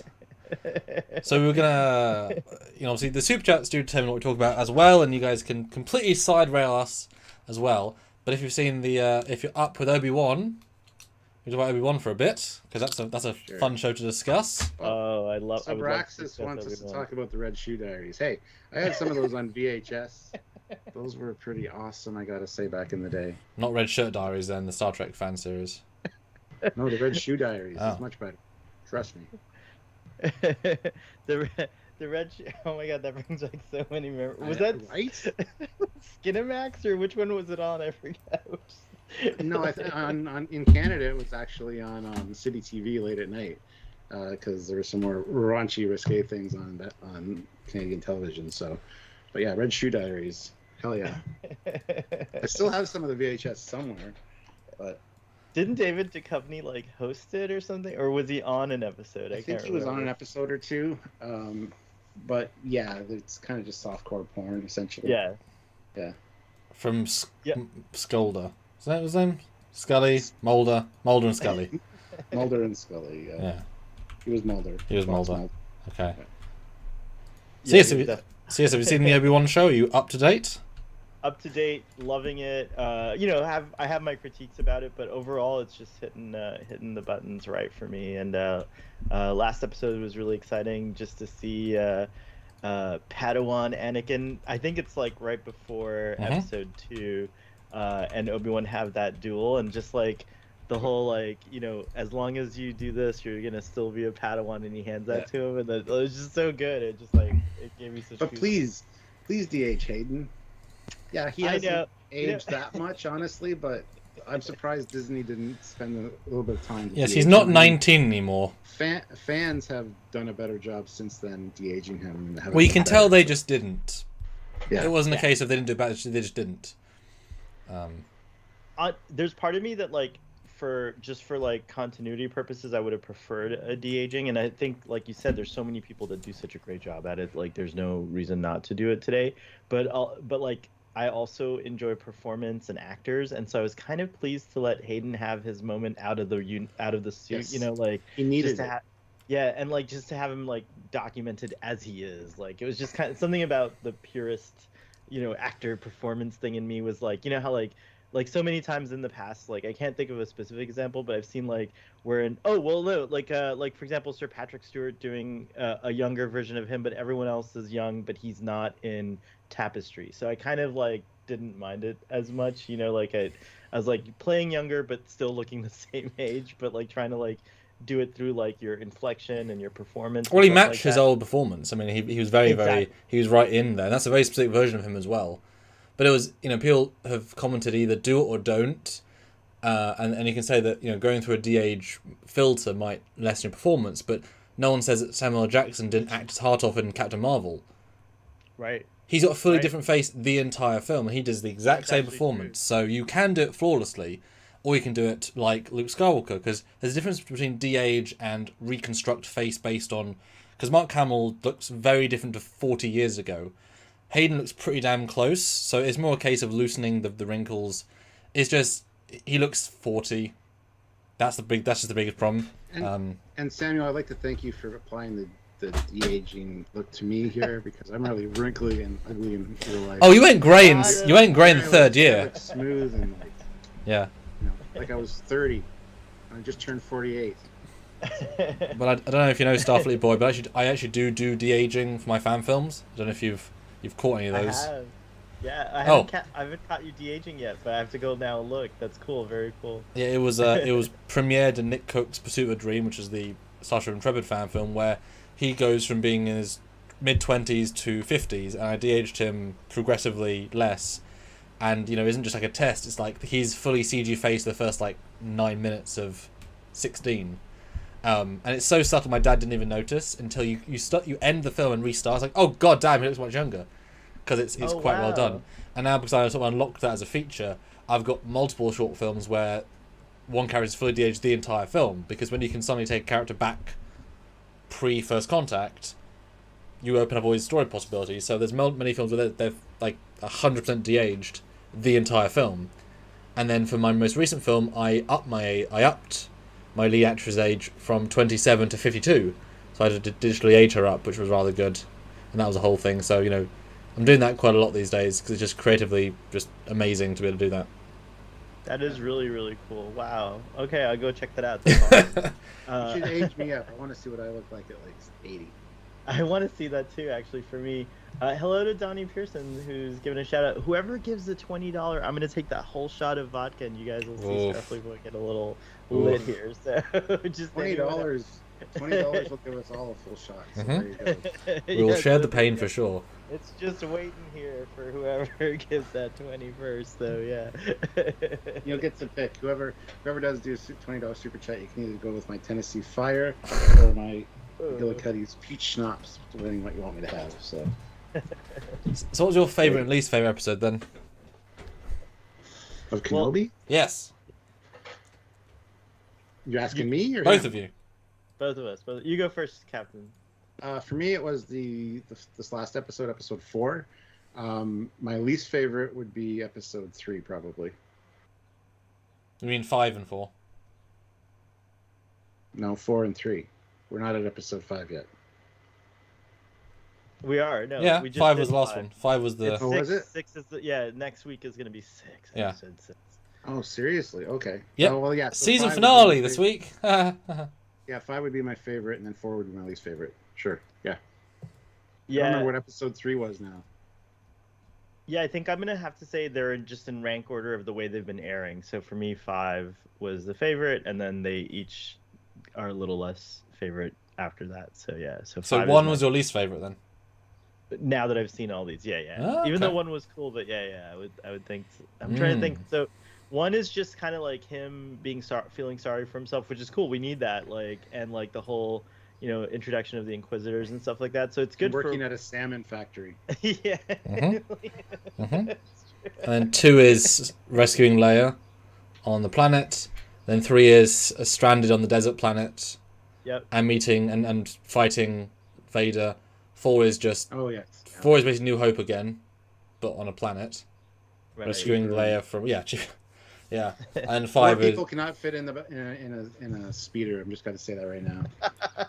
there's something Yeah, can't. that was a stretch. You don't really see them climbing in. It's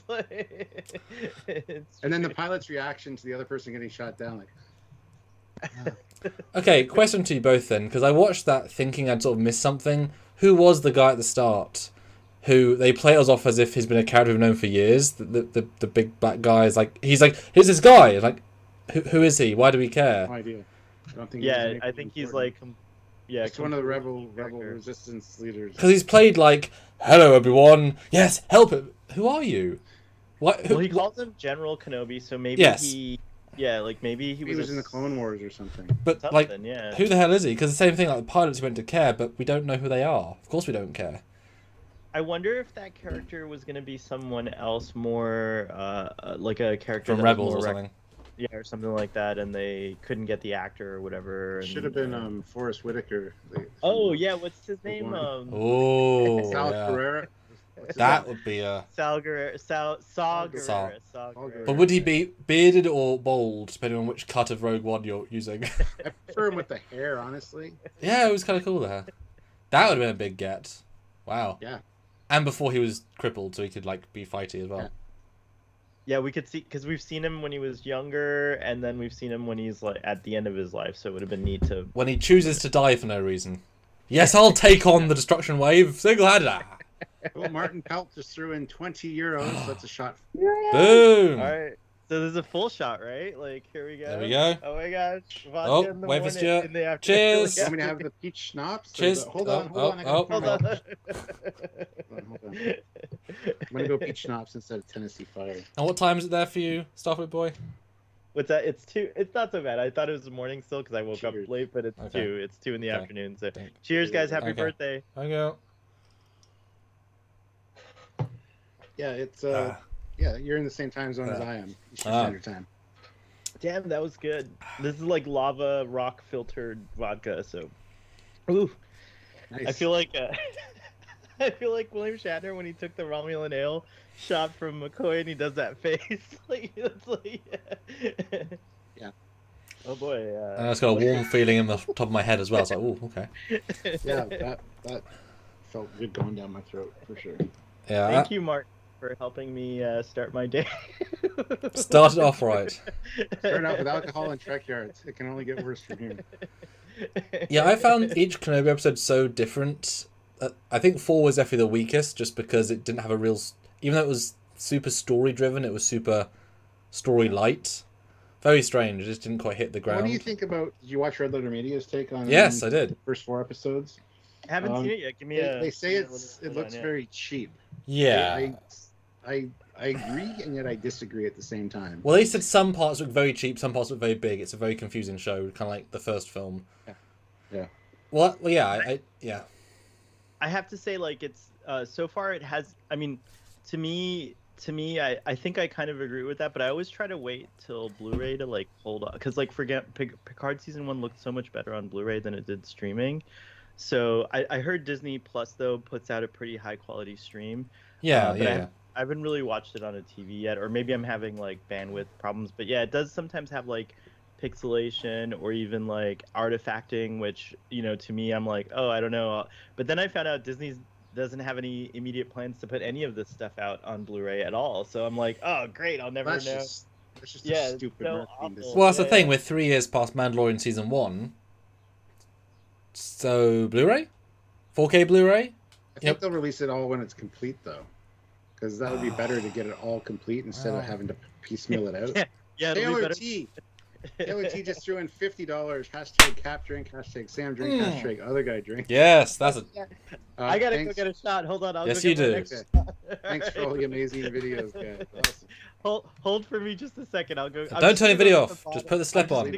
Yeah, I won't. Don't worry. I'll just keep the bottle near me. Hold on. Yes, that is smart. The Tennessee Fire shot for that one, Taylor. Thank you so much. That is awesome. And now, guys, your super chats are worth 3 times the liver poisoning.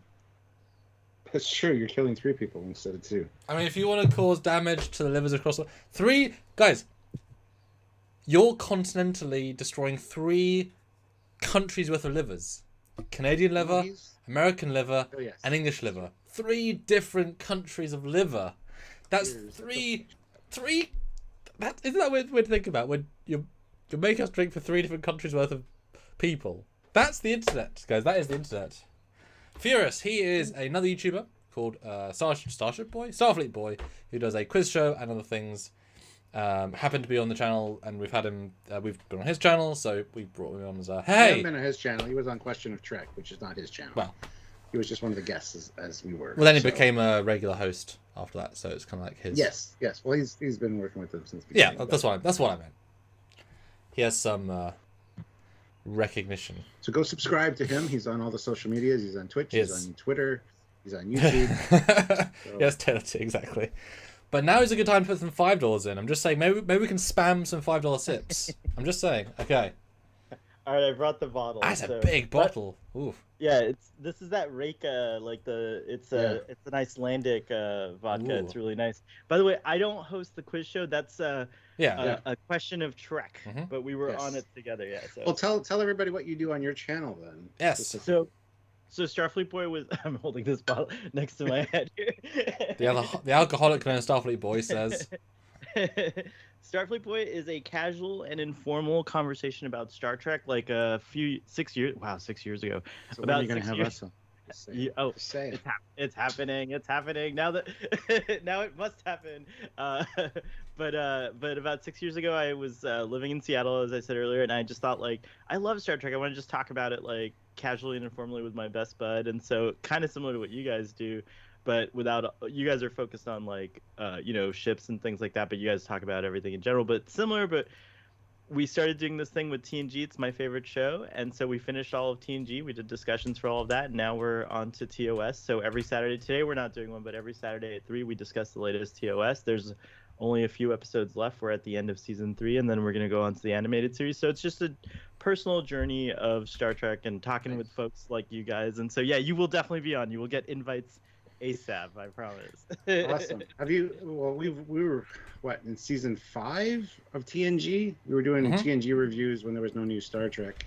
That's right. But it was really fun. With new Star Trek constantly for like 40 weeks or some shit. So yeah, not that it's a bad thing. It's just I would like a break. Yeah, I heard we might get a break after Strange New Worlds, like right before Lower Decks. There might be a couple weeks. Like, they've not announced anything, so that's what it looks like. We gotta get part 2. Gotta get the final half of season 1 of Prodigy stills. That's true. That's true. I already drank my shot for that. So you did? Okay, all good. Right, so here we go. So I think this is a shot. This might be 2 shots, but here we go. Don't kill yourself, man. Not for us. It's not worth it. These guys are worth it. I promise I won't. I'll do like half shots. Yeah. So I like that comment about killing livers in three parts of the world. Can't condone it. Yeah. Sebastian, though, €10. Sam is cheating again with diluted orange juice. Boo. Hashtag Sam drink. Hashtag all drink. Hashtag kill those livers. €10. That's probably. I'll do half a shot. It's a half a shot. Yeah. Yeah. Oh my gosh. Yeah.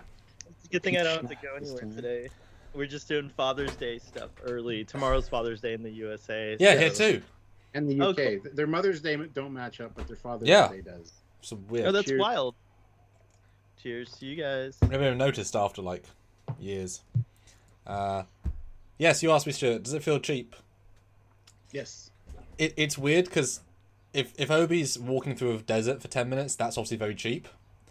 But at the same time, on the LED wall, once you build out, it can be cheap as well. But it is odd. It kind of shifts between. I think they spend money when they need to, but for me, that fight with Obi and Darth Vader felt like a fan film because it's in a generic quarry that we can all go to.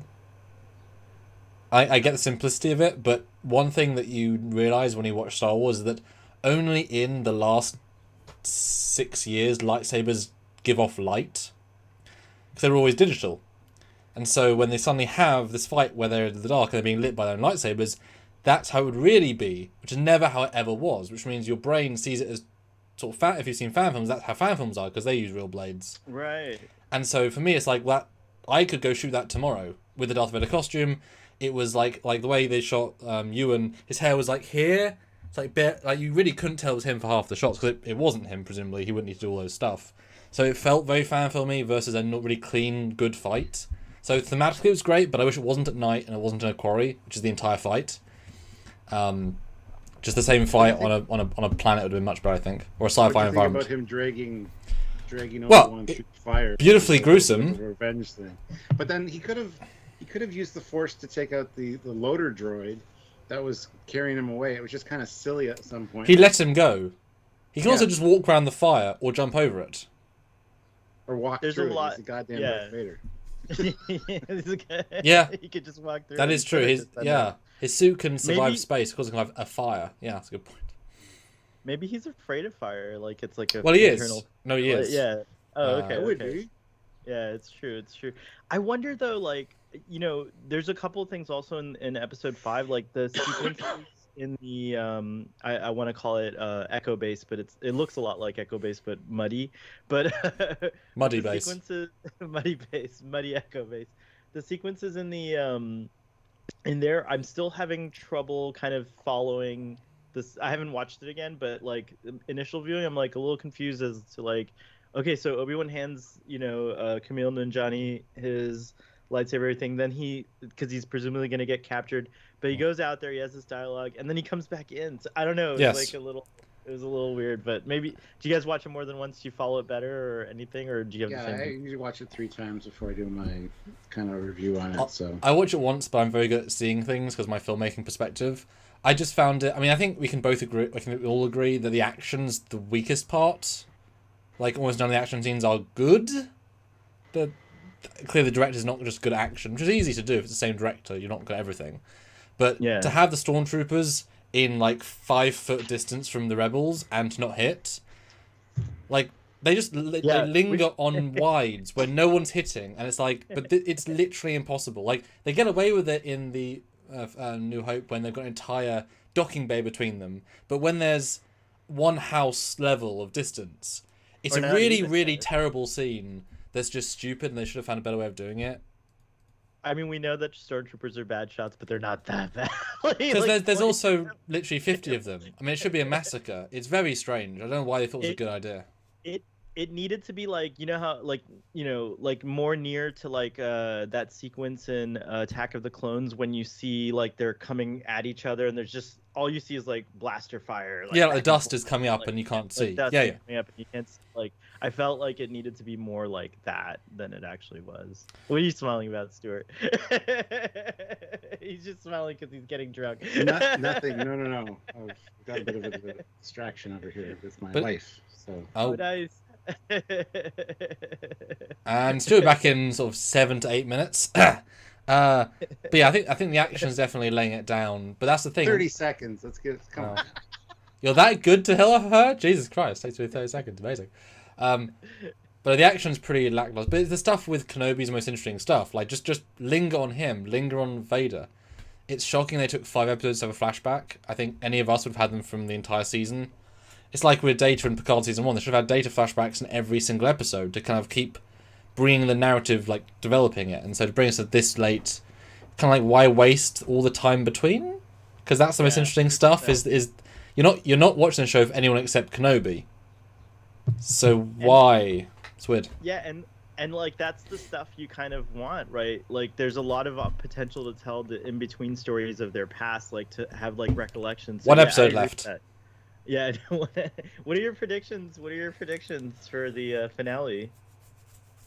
That I don't know, man. I mean, the finale is. I'm surprised there's only 1 episode left. This last episode, I think, should have been episode 3. Yes. Mid-season, it started getting going. Yes, it's just getting good now, and it's. I know they've been renewed for season 2, which I don't think was the initial plan, but man, I don't know what's going to happen, man. Because they got to. Apparently, Luke's now the focus of at least Reva. Is she going to help him or hinder him, considering that now Darth Vader's turned on her? Well, I don't know what the situation is, and I don't know where they're going to end up. Well, thematically as well, it seems nonsensical for, in the story of, say, 40 minutes, for Reva to suddenly find a ship, get to Tatooine in the same day, find Luke in the same day, Obi-Wan to realise she's going after him in the same day, find him in the same day, stop him in the same day, and then have a conclusion to Vader as well. There's too much. Apparently, the next episode's going to be an hour and 30 minutes long. Now I don't know where that came from, because that I think that's that not was been cleared up. Yeah. I think is that official or is that not? No, official? so there's a theater that's going to screen both the episode and then like an after like Q&A. a 30-minute Q&A afterwards. So that's where that time comes that would make no sense. Always have 9 episodes. Yeah. You know. I mean, I'll hope it'll be 52 or 53, but it seems weird. It seems like they knew they made a mistake if they had to make the last one double or triple as long. At that point, it's just a movie. Like, I think it can't end happily. Like, it can't end. Unless the end is just literally getting Leia to Alderaan and saying, right, bye. Well, like, there's no satisfying end without a lot more story, but there's not enough time for that. Well, but the Inquisitor and now Vader know that Leia is important enough to draw Obi-Wan out. So you think that Vader would be going after Leia quite often in the next 10 years? Well, no, Vader would go after... Shown... The Inquisitor, Grand Inquisitor knows about Leia because he was like, I can't believe you did this. And she's like, we've done worse before. But I'm not sure. I think they've been very clever about what Vader knows and he doesn't know. I'm not sure he even knows that they use Leia as a... But it's not about Leia, though. It's about Bail. Leia's a ploy, so they know Bail's important to Obi-Wan. Exactly. But Anakin... For the next 10 years. But Anakin knew that Bail knew... Like, they would have known each other as well. So Anakin just never thought to go after Bail because he's been burned alive once. From Anakin's perspective, it's natural that Obi-Wan would help Bail and his kid. Doesn't know it's the importance of Leia, but like so that's a good point. Well, he's probably thinking, why would he, after all this time, come out for Bail, thinking there might be something else there with Bail? But I mean, like we saw in A New Hope, Darth Vader is still part of the law, so he can't just go into Bail's, who's a senator, legal senator. He can't just go in and massacre his troops.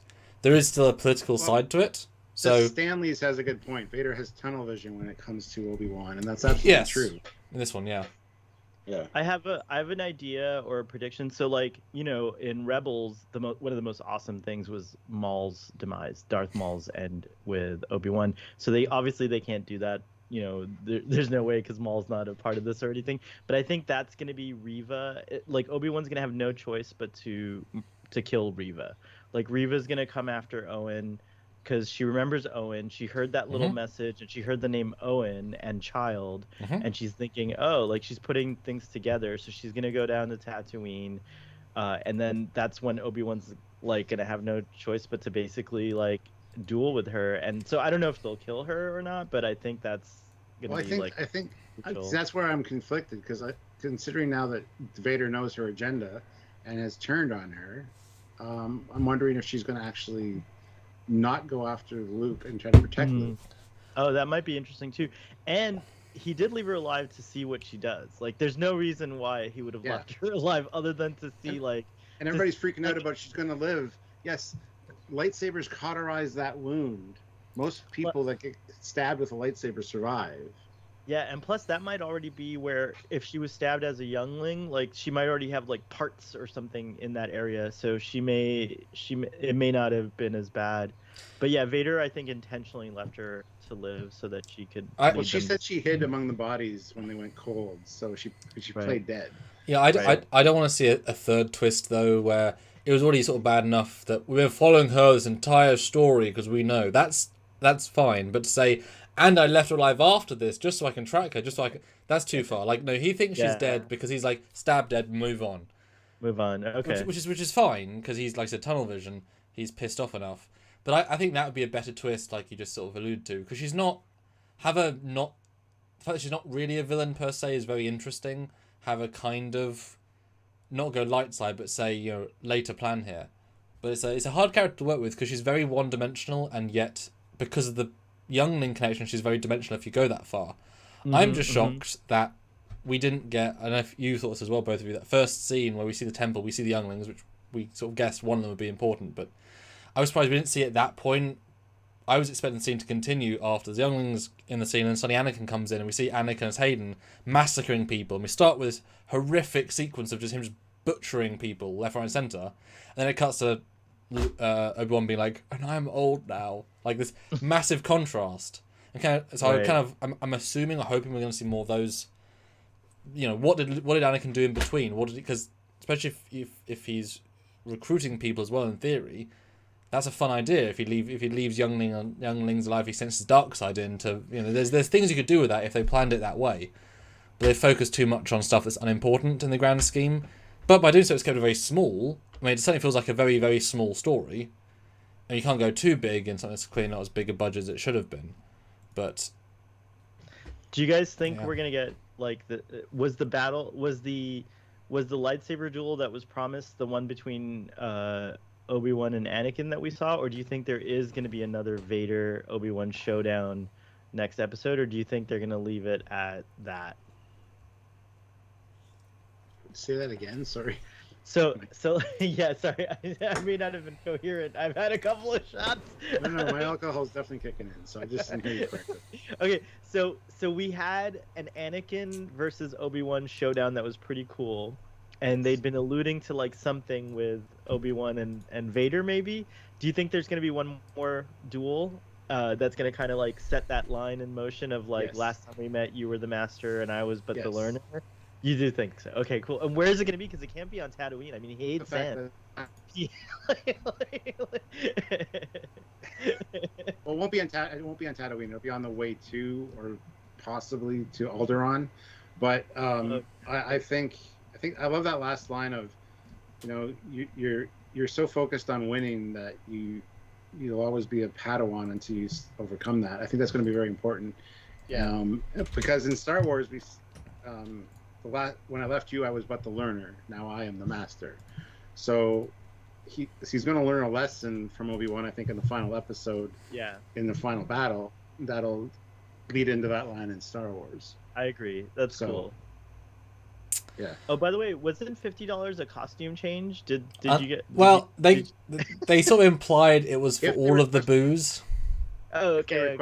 Yeah, and that kind of covered all the shots. Because especially as I got so many costumes, I kind of let them choose which one, because I've got so many. It's kind of nice, you know, what do they want to see me in, etc. I want to see a costume change. I'm going to see if I can scrounge up some pennies here. and get that. And I got a big plethora of choices as well. Costumes if you really want. I mean, I'll put on my raincoat. That's close. It's great. It's Monster Maroon. It's nice. I want one of those. That is close. It's the closest I'll get to a Monster Maroon probably until I can actually afford one, which hopefully won't be too long from now. But yeah, that's. I am dying to do either of you. So you don't have a Monster Maroon, and Samuel, do you have a Monster Maroon? Samuel does. He's got a fantastic one. Yeah. Thank you. Oh my gosh. All of your uniforms are tailored beautifully. I didn't know. Thanks for the pro tip about saying how you have to adjust them, because that makes a lot of sense. Like, And shoulder pads. and shoulder pads. It's true. Yeah, Monster Rune is my dream too, Stuart. But I've always wanted just like a really good one, and like I've seen a lot of like ones that are like eh. So I would spend the money on a really good Monster Rune. So if there's any tailors in the audience, See, please reach everyone out. says that, but I know a guy that can make you a custom one for like 1,500 US, I think. All right, we'll And talk. that's everything.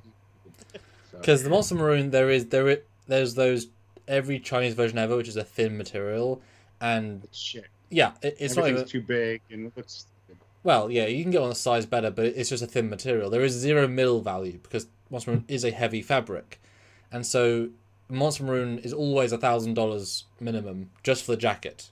There's nowhere getting less than that. It's $1,000, and then if you're going for the proper accessories, that's another $500 to $800 by itself, because each one, if you're getting proper. I mean, my belt was $280 plus customs. I've got all the $20, Admiral things. $20 yeah, super like- chat, and I'll stick a sticker Yeah. to my forehead. Oh yeah, right on. I mean, you're talking about. I was going to say this earlier about convention budgeting, but I was at my destination convention, and they had a guy that saved my bacon once on my fan film, so he had to post me a new uniform like 3 days before from Germany. It was really amazing, and he had a stall of costumes, which is he has this shelves of them from old. He used to be a licensee and had a license to build costumes in the early 2000s, Wow. so he has just stock left, and he still sells them, and you can't just get some Monster Maroon. And so he had like 4. And I was like, "What's your smallest one?" And I said, "I'll try it on just in case," because you don't just see them. I was like, "Oh, this fits me 80%," and that's unlikely it's going to happen. But it was well, I'll say it was $900 just for the jacket and the undershirt, and it's like, There you go. Taylor T, $50. Got an Oh, NX shit. costume, Samuel? I do. Not shots all around it. He does. So we I don't do. have shots. I do. I'll finish my story briefly. But I said to myself, you can't just find a uniform that fits you.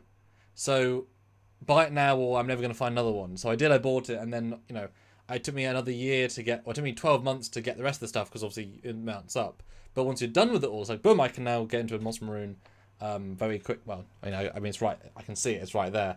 And Get your NX costume. okay, Your job, you've been paid $50. I have. Cheers. I'll have a drink for that, not a shot. Yeah, I'm gonna say Taylor T. I'm gonna have a sip or two for Alright. you. That was really Fine. awesome. Thank you. Well, now you get to be solo dual host, so enjoy that I don't time. drink that. I don't want you to kill yourself, Starfleet Boy. Samuel, no, I'm just gonna take a sip. Don't worry. Don't worry. You're still a boy after all. It's a Yeah. name in your name. So. Stuart, I really appreciate. I'm vibing off the taking care of me vibes. Thank you so much. I don't want you to kill yourself, man. I won't, And if you don't ever worry. come and visit your family in Mississauga, let me know, because I I will will. definitely come and snag you, and you can come see my place. That would be an honor. I would happily do that for sure. You'll know, and we can go and like raid the Star Trek studios too, and just like get ourselves on an episode. I would love to get down there. We knew somebody that was actually working in production on Discovery in season 2, and they were thinking about getting us on set. Well, we never heard anything back from them, which sucks. But I would love to get on the Strange New World set. I think that'd be awesome. So Yeah, I agree. maybe we'll arrange something at some point, but I'm sure we can figure it out. We're crafty.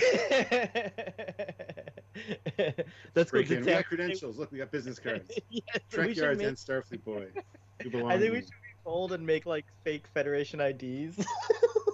I've got some actually. I've got some You do? Starfleet security badges or some like security tags. But yeah, see, Captain Foley. Look at these awesome business cards. It's pretty awesome. I think right I on. gave one. Did I give one to you when I saw you? In No, I didn't Chicago? get. I don't think you had him on you at the time. I might have given you one of mine though. I don't remember either. I got a Text Trek one. I know that. I don't think I got a Starfleet Boy one though. Oh, okay, okay. But meeting you guys was awesome. I wish I had more time and I could have hung out with you guys, because I would have loved to have gone with you guys. It's gonna be fun. There'll be more opportunities. It's gonna be great in Seattle, and eventually I'll do. Have you ever done the Star Trek cruise, Captain Foley? Have you ever been to Seattle? No, have you done the cruise? Sorry, I must have cut out. Have you ever done the Star Trek cruise? No, I've never done the cruise. I would like to. Yeah, And I'm that's not something sure about Seattle yet. I would love to go. And Sylvia will probably end up sending me because she's the one that says, you got to go to this thing. I don't know if it's just because she likes to get me out of the house for a while, or if it's because I don't know, but she'll probably arrange something so that I can get to Seattle. So I love it. Admiral, please make it so. yeah, she's pretty awesome. I love her. So yeah, we love the Admiral. But so what did Samuel say he's gonna get into? Do we know what he's gonna come in as? Like what the costume change is gonna be? Well, it's going to be an XO1 era. It's going to be one of the Enterprise. Right. Yeah. I want an Enterprise jumpsuit. I don't have one yet, but I love jumpsuits. I love Top Gun. I'm a huge fan of like the flight suit style, so I would love one of those. Although they ride up kind of high, I hear, when you sit down, because they're all one piece. Right. But hey, that's okay. That's okay. You can do it. Did you see the new Top Gun movie? Is it any good? I haven't seen it yet. I did. I've seen it 3 times now. It is good. It is definitely fan service, the movie. If you're a fan of the original Top Gun, you'll love this one.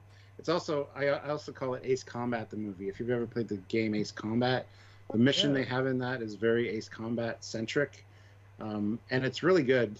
But honestly, the last time I watched it, I walked out of it with a new appreciation for it, because not a new appreciation, more of a new opinion on it. It's an hour and 30 minutes too long. The opening sequence is fantastic because it basically mirrors Top Gun, the original, but with F-18s instead of F-14s. And seeing F-18s instead of F-14s is like going to the strip club on a Tuesday afternoon and seeing the C-Squad, because the F-18 is just not as sexy as the F-14. However, that being said, once they get to the F-14 scenes, dude, that's all the movie has to be. You don't need the rest of it. It's too much. There's too much slamming on of the brakes during that movie of like, oh, here's an emotional scene. It's like, we don't need this. Please move on. So yeah, it's an hour and 30 minutes too long. That's my final review. It's still really good though, if you love Top Gun. The F-14, you know that like iconic wing design where it like folds, it like tucks in and everything, like that's such a beautiful plane. Like, and that movie when I was a kid, that like made me love the F-14. Or well, actually it was it's the F-14 in the first one too, right? Yeah. What are the F-16s? I can't remember. I'm trying to think of the That's F-16s. Iron Eagle. Oh, Iron Eagle. Oh my god, another good. Do you think Iron Eagle could ever... Iron Eagle's great, but Iron Eagle is more escapism, more like fantasy.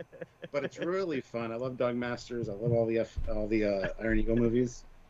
But F-14 and Top Gun is better just for realism. But even the realism is kind of sketchy.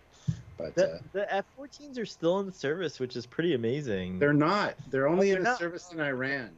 They've all been scrapped. They've all been scrapped because the U.S. sold some to Iran. And to prevent Iran from getting any more parts from them, all the F-14s have been basically destroyed. There's shells of them left, but there's no components. So if the Iranians want to continue using their F-14s, they need to mill their own components and stuff, and it's very difficult to do. So unfortunately, yeah, one of the sexiest planes ever is now no longer in service. Commission. Now that wing design is also, I guess it's impractical nowadays, like because I haven't seen like a tucking in wing design on a subsequent plane at all. So, well, I mean, it's not impractical. It's just a little bit. Well, I got a really nice model of an F-14 over there. That's why I keep looking over there. But yeah, the Delta wing. You just reminded me I had a model when I was a kid too, and I loved like making the wings go in and out. I love it. Yeah, actually, Hasbro, they are re-releasing the Sky Striker, which is the F-14 for G.I. Joe, and I contributed to their GoFundMe campaign to get the new one done. So hopefully I'll be getting that eventually, whenever they make it, because it did get funded. It did go through. Oh, look, he's back. It's been a long road getting from there to here. It was like I love that song, by the way. I don't care if it was like 3 costume boxes back, so I had to like dig it out. See, I love this song, but ironically, when the show first came out, I'm like, this is not Star Trek music. I was the same as you. I was such a hater when it came out. I was like, now I appreciate. But now I love it. Yeah. I just liked it for what it was at the time. I didn't get the reason for hate. It's a nice song. Captain Foley's frozen. You froze Captain Foley. Oh, you're back. I'm You're back, back. I'm back. Sebastian, €5 at Trekyards. The tornado can also swing extended swings. It's also a great looking plane. Hashtag dream. No, tornado, it can do the swing wing, and it's not as sexy as the F-14. It's still a nice plane, but nah. All right, Starfleet Boy's just gonna take a sip. Don't get me started on F-14s, man. see, the Admiral's laughing. She knows I love F-14s. like a permanent hard-on for that plane. It's fucking beautiful. Samuel, that's a sharp-looking jumpsuit there. Yeah, it's 9 years old.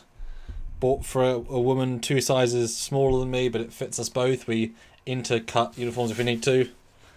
Just about, yeah. It was it was the best-looking Chinese knockoff at the time, and it still fits. So, but it's the least comfortable of all my uniforms that they could have picked. Got all the Voyagers, all the TNGs, all the First Contacts, all the variety, and this one's the least comfortable. But therefore, you wear it the least. So there you go. Nice. There's the patch. Nice. Look at. I feel like in your jumpsuit is appropriate with the F-14 that there you go. The Foley was just like. That's nice. Is that die cast or is that like a standard model with like plastics? Still muted, Stuart. Oh, you're on mute. Yeah, this is a die-cast one for sure. Oh, it's still beautiful because it has that look to it. It has that nice like heft. It has a heft to it. It's very nice. Best looking fighter ever designed, in my opinion. See, for me, that fighter looks like lots of other ones I've seen, so it just kind of looks like a generic fighter. Shut the fuck up. There's so many fighters that look like that. I'm just like, okay, it's an aircraft. There we go. In honor of Samuel's uniform, here's the NX right there. She's got a quality, the NX has a quality of like Air Force C, kind of like, not too, like there's something about it that could be like a fighter plane-ishness. Maybe I'm just drinking. It's definitely too flat though. All the VFX people hated it for that because it's just obnoxiously flat. Right, like what can you do? Certain angles are just completely, like. But that said, though, I've done plenty of work with it in fan films. I mean, Romulan War, I've done at least 100 shots with it, and you can make great angles with it. It's very swoopy, like you just showed off. But it would be nice to see the NX refit for sure. Right on. So we went on a Top Gun tangent while you were getting dressed. So that's where we were at with our F-18 and all that. Yeah, stuff I heard. I've yet to see the sequel. I watched the first one on a car TV when I was younger, and it was boring. Like it was fine. There's so little story. It's like okay, like it didn't do anything for me at all. But I want to rewatch it in 4K and actually like take it in because it's not a serious film. It's an experience film. So I want to actually experience it. That's what I got when I watched it the first time. That's my favorite movie, dude. I've seen it over 150 times. So you just watch what you say. But I think Dad was in cinema, though he hasn't, tried. But I'm sure it's probably still going to be in cinemas for a while, though, just because it's like the biggest film again. Like I appreciate how proud Tom Cruise is of it, clearly, which I really like. He's just like, I mean, he was. The sequel was made for Top Gun fans for sure. Mm-hmm. Mm-hmm. It is fan service. The movie. Well, from all things I've heard, it sounds like unlike most of the current sequels, where they make the new characters look good by making the old characters look shitty. Star Wars, Star Trek. It's like, well, come on, can't you just do both? It sounds like he's still good as Maverick, and the other guys are good too. Didn't have to make him crappy. But that being said, as I just said to Starfleet Boy while you were gone, this new movie, now that I've watched it 3 times, is an hour and a half too long. How long is it? Just 2 hours and 10 minutes. Okay, so it's an episode of television of good in a movie. I would say the best parts are the nostalgia parts at the end, and the nostalgia part, the very opening of it is great. The rest is all right, but there's a lot of slamming on the brakes moments of feelings and love affair and don't give a shit. So you wanted a Top Gun sequel, not a real story. Exactly. Right. Okay. But I said the first one isn't a real story. It's an experience movie. Yeah, I've heard that this is better than the first one because it's got way more story in it. That's another review I've heard that makes me excited because I'm like, oh, cool, actual story. Yeah. But I heard that. We've got a lot of opinions about planes. Oh, we got another drink. Matt Boardman, $10. I find the movie to be perfect in its length and composition. That's because Matt Boardman worked on it. Yes. Right? He was a pre-visual effects artist, a pre-vis artist for it. So Matt is amazing, one of our admins or moderators here, and he's also a visual effects genius. So Awesome. Cheers. Well. Yeah, and I just love. $10. I just love how much of it was really filmed. Like the amount of petrol they must have burned in real jet engines, it must be insane.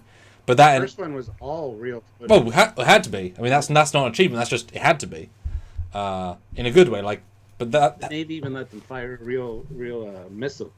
Oh, wow. Which was really ahead of its time.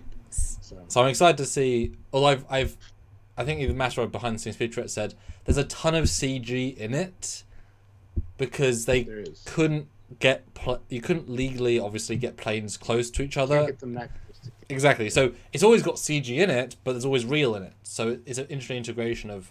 They didn't really do that, but there are real planes in the scene. Yeah. Cool. But I do want to see it in the cinema because I feel like it's like Avatar. Avatar is a cinema experience. It's not a just TV experience. So experience. I agree with that. Like I would probably go. I know they're doing a remastered Avatar 1. I would probably go rewatch that again, see how they improve it, because that was a really great. I mean, I watched it 3 times in the cinema, which is I've never done for any film ever. Like it's a like I always say, there's certain scenes where it just feels like you're looking through a window. How good the 3D is. I can't think of a better 3D experience. I'm definitely gonna go. Which see movie Top was Gun that for the 3D? next week. Avatar. Yes, I just watched that on my 3D TV like But you have 3 weeks ago. You have a big enough TV that it kind of feels like a cinema. So you got a sort of biased reaction in a good way. Like you can actually sort of experience the scale. But You guys. Yeah. You just got another drink. Oh. Yeah. Charles June June, throws in $5. Happy birthday, Trekyards! Thank you for all you do. And thank you. That helps us. That helps the wheels turn. Appreciate it. Much appreciate actually. I'm so glad that I'm sharing some of this liver damage. We are too. You're glad you're here. It's not even like taking the bullets. It's that they get 3 bullets for every super chat. It's like a bonus. It is. It is. No, it really is. See, no one can say Trekyards doesn't provide bonus content. Well, I mean, we've not missed a single Saturday in 7 years, and that is extremely good. And hard Dan sometimes. from Planet X, $20. Happy birthday, boys! Have one on me. That's a shot for you as well. Well, he doesn't have to. He doesn't have Yes, to. he does. Yeah. See, I'm trying to be nice to you, Starfleet Boy, but Samuel's he's British. Hey, I used to host a show called Drunk Space 9, so it's okay. I can take my liquor a little bit. So That's good. That's good. Yeah, by the way, Drunk Space 9 is no longer hosted by me, but I gave the show away, and the 2 hosts that hosted are pretty awesome. So go check out Drunk Space 9. My liver was getting too damaged. I was gonna say, I had to give that. No, it's because the doctor told you had to legally. Your insurance won't provide otherwise. Your insurance won't cover this anymore. You got to give that show away, man. Yeah, it's true. How many units do you have per week? Well, I do a show where I drink, so all of them. What do you do for a living? Oh yeah, we're not insuring you. Thanks, bye. Wait, you're sponsored by alcohol companies because you drink so much? Right. All right, I'm ready when you guys. I already had my shot. Oh, you did. So- What did you have this time? The Dink. schnapps or the? The schnapps, yeah. Oh, cool, nice. I need to get a good pair. It's so much good- better tasting Ah. than the... Yeah. Yeah. Mm. Okay, for the next 3 minutes, we're going to do a deal. $25, Stuart will go into uniform as well. Flash sale, uniform flash sale, 50% off. And 3 if minutes. someone does another 50, I'll change into Ooh. the best thing I have as a uniform. So yeah. There you go. That is the teaser of a century, I feel like. Donate now, forever hold your peace. Because Exactly. sometimes we've had occasional lives where it's just on fire, and I'm like 7 or 8 costume changes, and I just my room is just destroyed at the end of it because obviously like everything's just strewn on the bed. Yeah. Sounds like a normal night at my house. You got Jeff a nice Sturm. message. Yeah. Jeff Sturm, member for 9 months at the rank of commander. So thank you so much for your service, Commander. Happy birthday, Trekyards. By the way, my pitch went well. That's good, Jeff. Good to hear. Excellent. That was good when the pitch goes well. Mm-hmm. Congrats. Was it an elevator pitch or was it a full pitch? Look, as A long as turbo lift pitch. look, as long as you didn't pitch a tent while pitching the pitch, that's okay. I think Samuel has some stories we need to hear. No. Okay. Because booze affects us all differently. For $20, I will send Starfleet Boy a tease on Twitter, and he has to react to me without saying what it is, but she hasn't seen it. Incoming dick pic. Well, no. Well, We said a tease, so because Stu doesn't know about this film yet, but Starfleet Boy gets to react live to one of the elements of the film. Ooh. So $20, and we'll get to see his reaction. Live. Yeah. Awesome. If you even understand what you're looking at, because you might not. To which I have to then explain it in the chat. As in our Either Twitter way, chat. it'll be a live reaction. Yeah.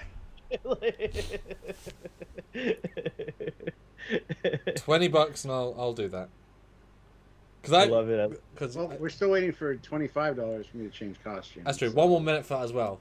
So maybe 25 will do both. Though see, that's like 75% off. My God. Yeah. These are non-linear You're goals. saying that I'm cheap, that I can't Stuart, garner you are the price cheap. for costume You are a change. cheap So hooker. $25 to get me to change, put in a costume on, or $50 to have me put a costume on. What am I worth to you guys? Come on now. Or 100 to have him change live on cam. No, that'll be a 200. Nobody wants to see that though. Hey, but Pay $300 and I won't get naked ever. 400 and Sylvia donate 400. He will get naked again. 1,000 and Sylvia's change on screen. Oh, We end there. That's how highest we're going. I feel like I need to find $1,000 like right now. It's like... This should be transferred over to our OnlyFans account, I think. Where do I go from there? This ship is wild. You have no idea, man. No, I kind of. You're like Scott. You're like Scotty in 2009. Yes. I like this shit. I like this shit. It's true. And we've not even had that many super chats. Like sometimes people are just forcing us to drink like the puppets we are. I just want to remind people too that every super chat garners an entry into the mystery box giveaway. Also, any new channel members, and we'll have a full shot. We haven't had any new channel members join up during this live, so. But it makes such a difference, Stuart. It does. It makes a huge difference to the algorithm and to us monthly. So. Yeah. Oh, and which reminds me, if I may, on behalf of you guys, everyone smash that like button, subscribe, share it on Twitter, do all the things. Yeah. 10 more likes get to 100, and I think we can definitely do that. Woohoo! Yes. Also, glad you joined us, Starfleet Boy. This is fun. Me too. This is so much. I've been dying to join you guys on something again since we did it on that show, on the quiz show. That was so much fun. Well, I'm still sore about the Titan picture because it wasn't a picture that I could have known, or we could have known. It's true. It was a fan render. How could it meant a fan render? That's true. We were bullshit. That's the thing. It's like that episode. That was great. That was a great moment to get the ship guys to be like, "Wait, no, that's not real." I didn't care. I recognized it right away, but he was all up in arms. No, I know it was Titan as well, but I knew it was Titan, but it could have been Titan because that wasn't a picture that it didn't make sense. Because it didn't make sense. Did we? Who won? I can't remember who won. Was it you, Stuart? Did we win, or did you guys win? I can't remember. It was either a draw or you won by 1. It was I think we might have drawn. I think that's how silly it was. I think by the end. We won. It's fine. Okay. You didn't win. don't we were remember. called. Go back and watch it. I don't know. What it Yeah, was. we gotta go back and watch it. I remember our name was the acting captains. That's what we were. But I don't remember what you guys were, Stuart. What your team was called, but it was fun. Yeah. So that's a question of Trek. Go check that out, folks. Yes. Question of Trek, and where are they? Are they on YouTube and Twitter? They're on YouTube and Twitter as well, yeah. And that's Naomi hosts all that, Yes. and she's she's known as Continuum Trek on Twitter, Yes. yeah. So yeah, check her out. And are you still yeah. doing directly team running for that as well? I haven't been on that show in a while, but I heard there's rumors that they're gonna call back the old captains and do a couple of like specials. So I'll be definitely appearing for that. One thing I am doing is on Sundays, if folks want, you can see me on Trek Central. I'm on there, so yeah, check that out. So yeah, Doing- that's UK. Doing what? We just talk about the latest Trek on Sundays, and latest just like mostly talking about the latest Star Trek and also news and stuff like that. By the way, I'm so disappointed about DST. Like that sucks. Like, were you gonna go? Were you affected by that whole malarkey? I never pre-buy ever because I never know what okay. I can. I mean, normally we get a whole lot of prints to be signed by Trek actors for Trekyards, so normally it's like, here's £800 because we need things to be signed. No, it was disappointing for sure, but an insider has since come out and said that Paramount basically, the people in charge of European, anyone outside America, they basically told the company directly, we don't want to do anything in Europe at all. We're only a USA company now, so anything in Europe we're cancelling.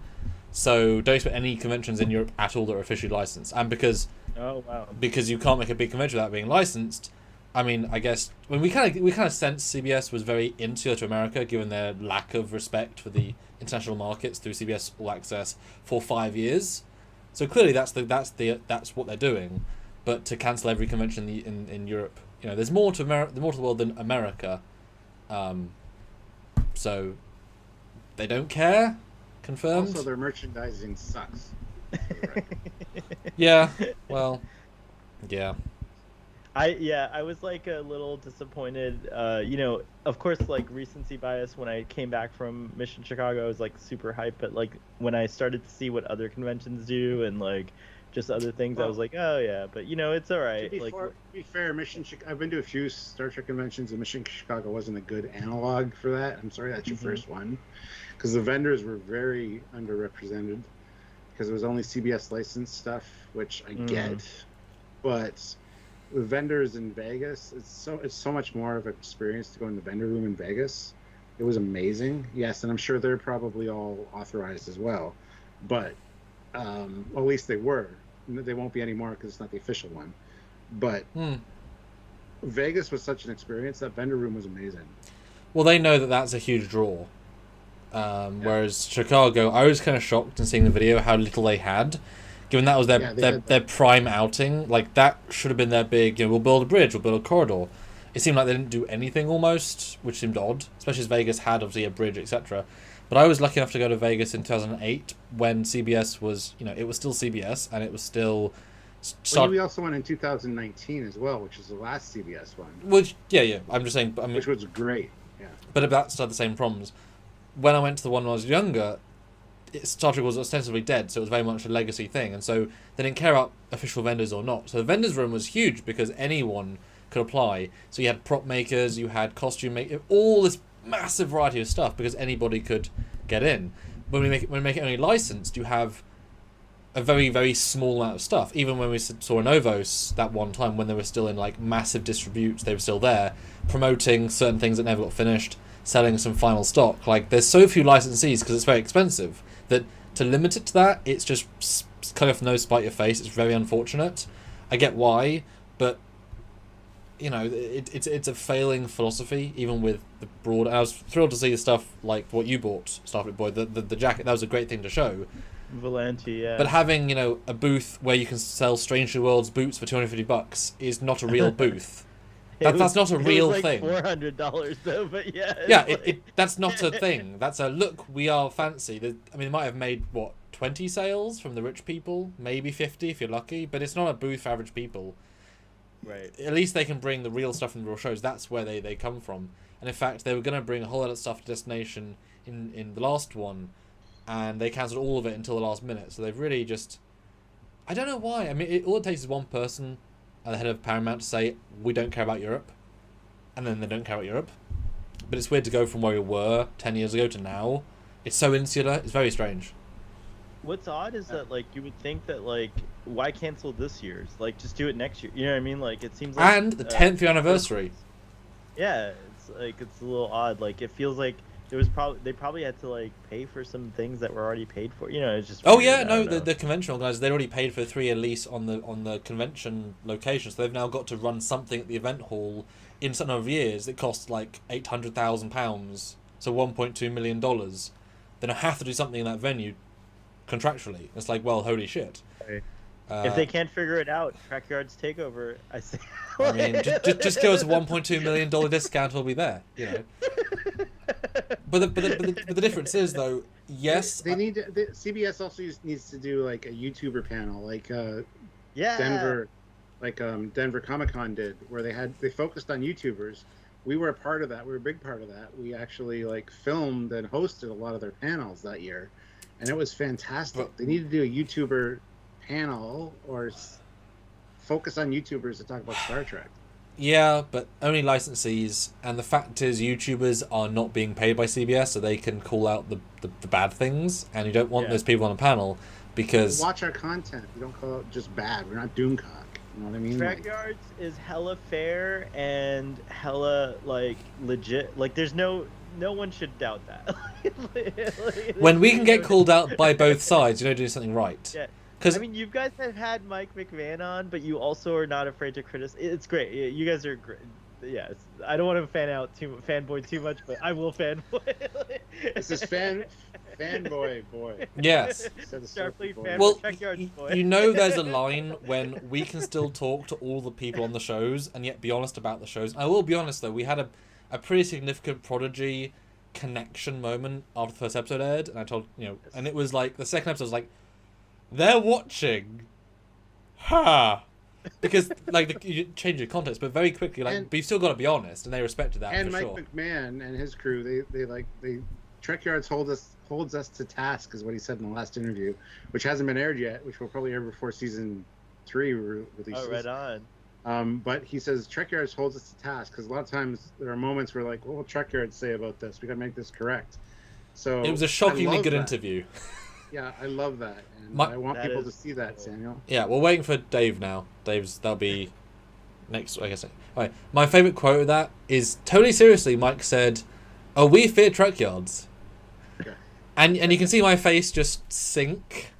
I'm like, oh no. And he said, no, it's a good thing. I'm like, is it? Yeah. Is it, Mike? Trekyards holds us to task, which means they need to make sure that things are right, so that we like call out the good stuff. So, because when we're positive, we're very positive because and you can always understand why we're negative or positive because there's it's never just because. We don't get into the political stuff. We don't get into the social stuff. We get into the technical stuff. We get into the design stuff. Canon stuff. Yeah. No, it's very amazing. Also, by the way, Jeff Sturm has these cool Trekyards badges. Like, what's that? That's so cool. That's because he's joined the channel. If you join the channel, I'll have a shot at this live. But Starfleet Boy, apparently you haven't joined the channel. You get your name highlighted. You get the badge beside your name for however long you've been here. It changes.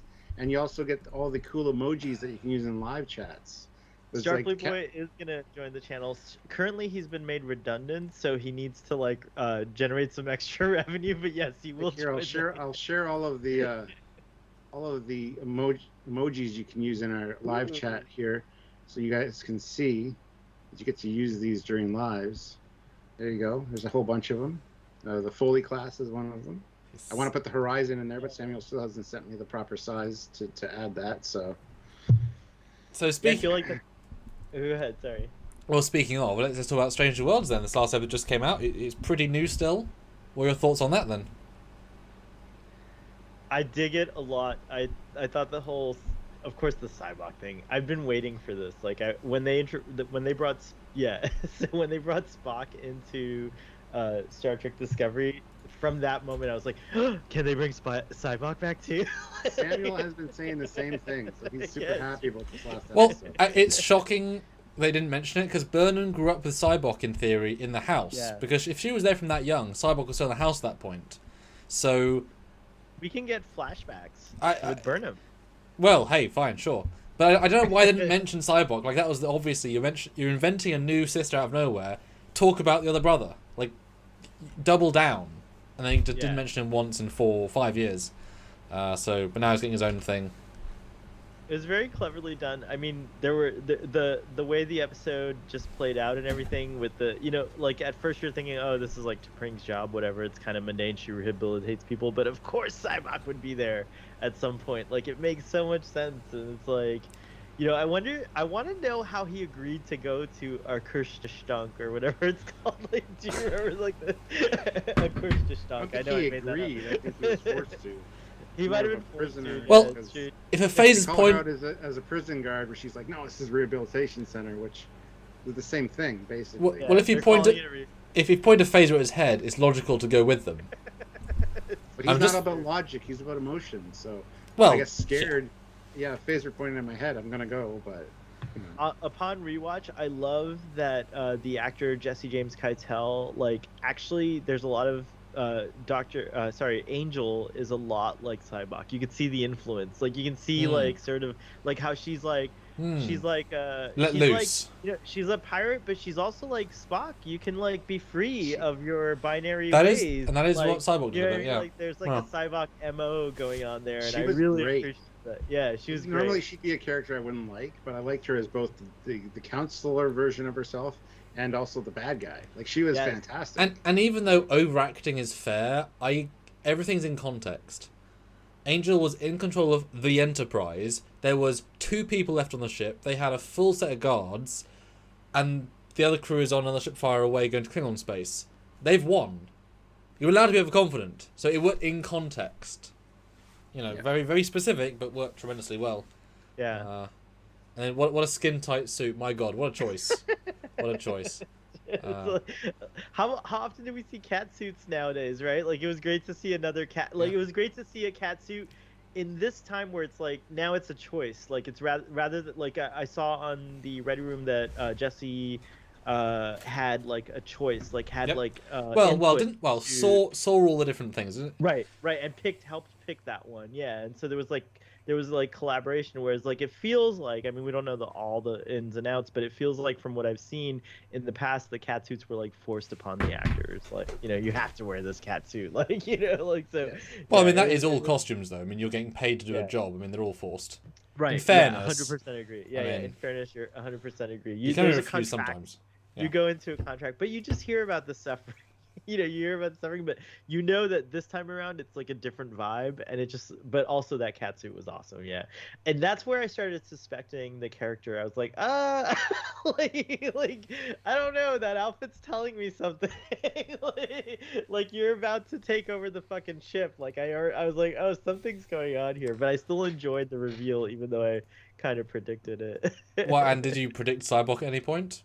No, that like when Spock said, I think the moment where I got hopeful was when Spock said, I think I know who the prisoner. Wait, what does he say? Like, I've deduced who this prisoner is. Yeah. Yeah, that's when I was like, oh, it's gotta be Cybok. Is it Cybok? Is it Cybok? And then they did the reveal, and it was pretty cool. Now, a lot of folks are saying no one's been cast at that point when they filmed it. They probably have someone already for season 2, but I don't think. Do you guys think we'll see more Cybok before the season ends, or like will it be a season 2 thing?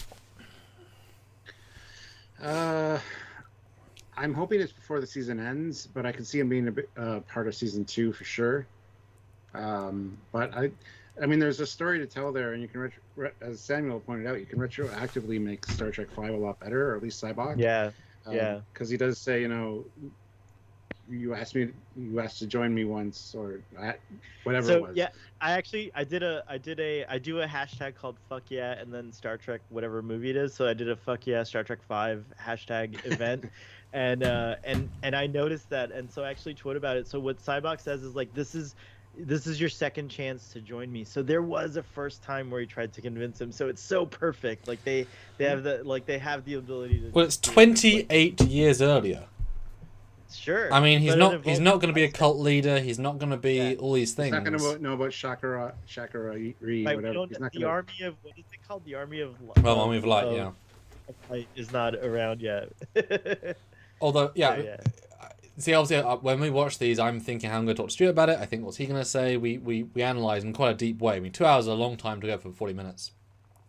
And so I thought even the first scene, I was like, it's a Vulcan, not prison rehabilitation center. That's worth noting.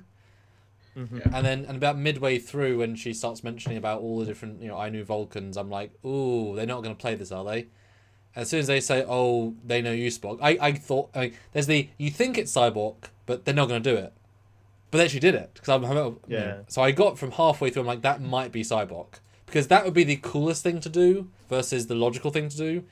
Although Zefarius, what a great name for a Xeri, yeah. Severius, yeah. But I was just shocked at the end, and obviously we've talked about this already ad nauseum, but the fact that Spock actively said the entire story to Chapel means it's not a secret, because it's kind of played as a secret moment, and then there's no shame, just, oh yeah, I have a cyborg guy. It's like, oh, okay, you can just say it. Yeah, and he was told to avoid this at all costs. So, at all costs. Yeah. Like, that's really interesting as well. And for a Vulcan to say that, that's a very odd phraseology for a Vulcan. Yeah, it means like Cyborg's already very like manipulative or influential or dangerous. I think he's gonna tear down this whole system of rehabilitation. Like, I think he's gonna be a big foil for T'Pring. I wonder, it's gonna be interesting. Yeah, there's a lot of awesome possibilities. You're right though. The Army of Light doesn't exist, Shakari, and also it begs the question: what happens to Captain Angel? Like, there might be a tragic end because there's no Captain Angel, there's no wife or partner in Star Trek V. So I mean, it's 28 years that they'd be in their like late 50s, 60s. So, but I wonder if there's going to be a setup for motivation at the end of this arc of like what gets Sybok to start going on this journey of Shakari. You've also got to wonder if Strange Worlds if it's a 7-year show, then Sybok as a 7-year villain works better, because to have. I didn't think for a second in Star Trek V that Sybok has been searching for Shakari for 20 years. Like, the way it's framed is, I just got a message from God. He just found out about it. He needs a starship. Yeah, so it's like, this week, oh my God. So clearly the mission is not for all of his life, it's just then. So you can't have any of that story link in. And so you can't have it trigger it either. So I'd want to see, it, like, it's so far away, I want to see side stories about who Spock is to him, how they bond, maybe be friends and then lose friends. That's far more interesting, personally. I saw some very odd tweets this morning saying some people wished Star Trek V was decanonized because it's so bad. I'm like, right. It's not that bad. It's really not that bad yet. Like, Discovery Season 1's far worse than Star Trek V. Like, 100%. Decanonize that, my goodness. But Sybok, the actor, is so freaking good, though. Whatever you think of the character, he is phenomenal in the role. Lawrence Luckinbill, shout out to... And it was supposed to be Sean Connery, and I just found out, recently that Shakari is a play on Sean Connery, which is pretty cool. I had no idea. And you know what else I found out? In Star Trek 4, where Spock is doing all of the testing, and T-Plana Hoth, the Vulcan, the matron of Vulcan philosophy... T-Plana Hoth was done by Kirk Thatcher, who's a Star Wars fan, and T-Plana Hoth is Planet Hoth with the T at the end removed and put at the front. So T-Plana Hoth. And then T-Plana Hath with an A is the Vulcan ship that lands on Earth as a reference to Star Trek 4.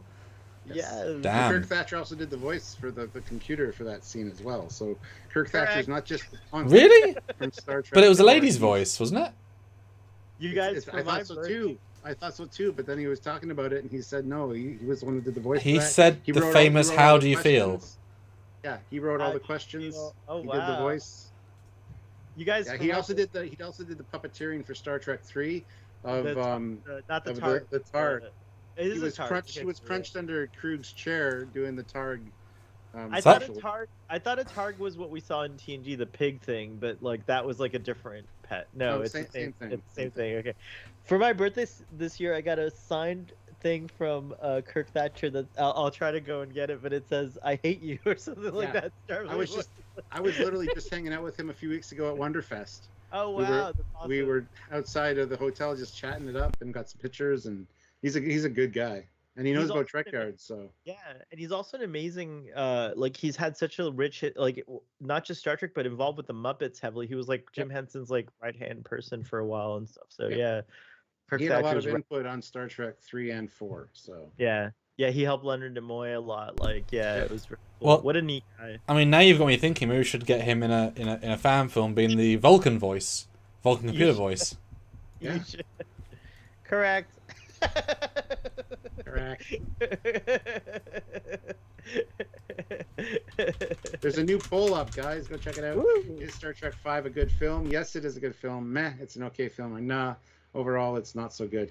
Go vote on that, because I do like Star Trek 5. I especially like the dynamic between the trifecta, Kirk, Yeah. Spock, and McCoy. It feels very TOS. So I think Yeah. Shatner nailed that on the head. But unfortunately, due to cost overruns and a whole bunch of, like, the writer's strike, Shatner had a hard time making that film.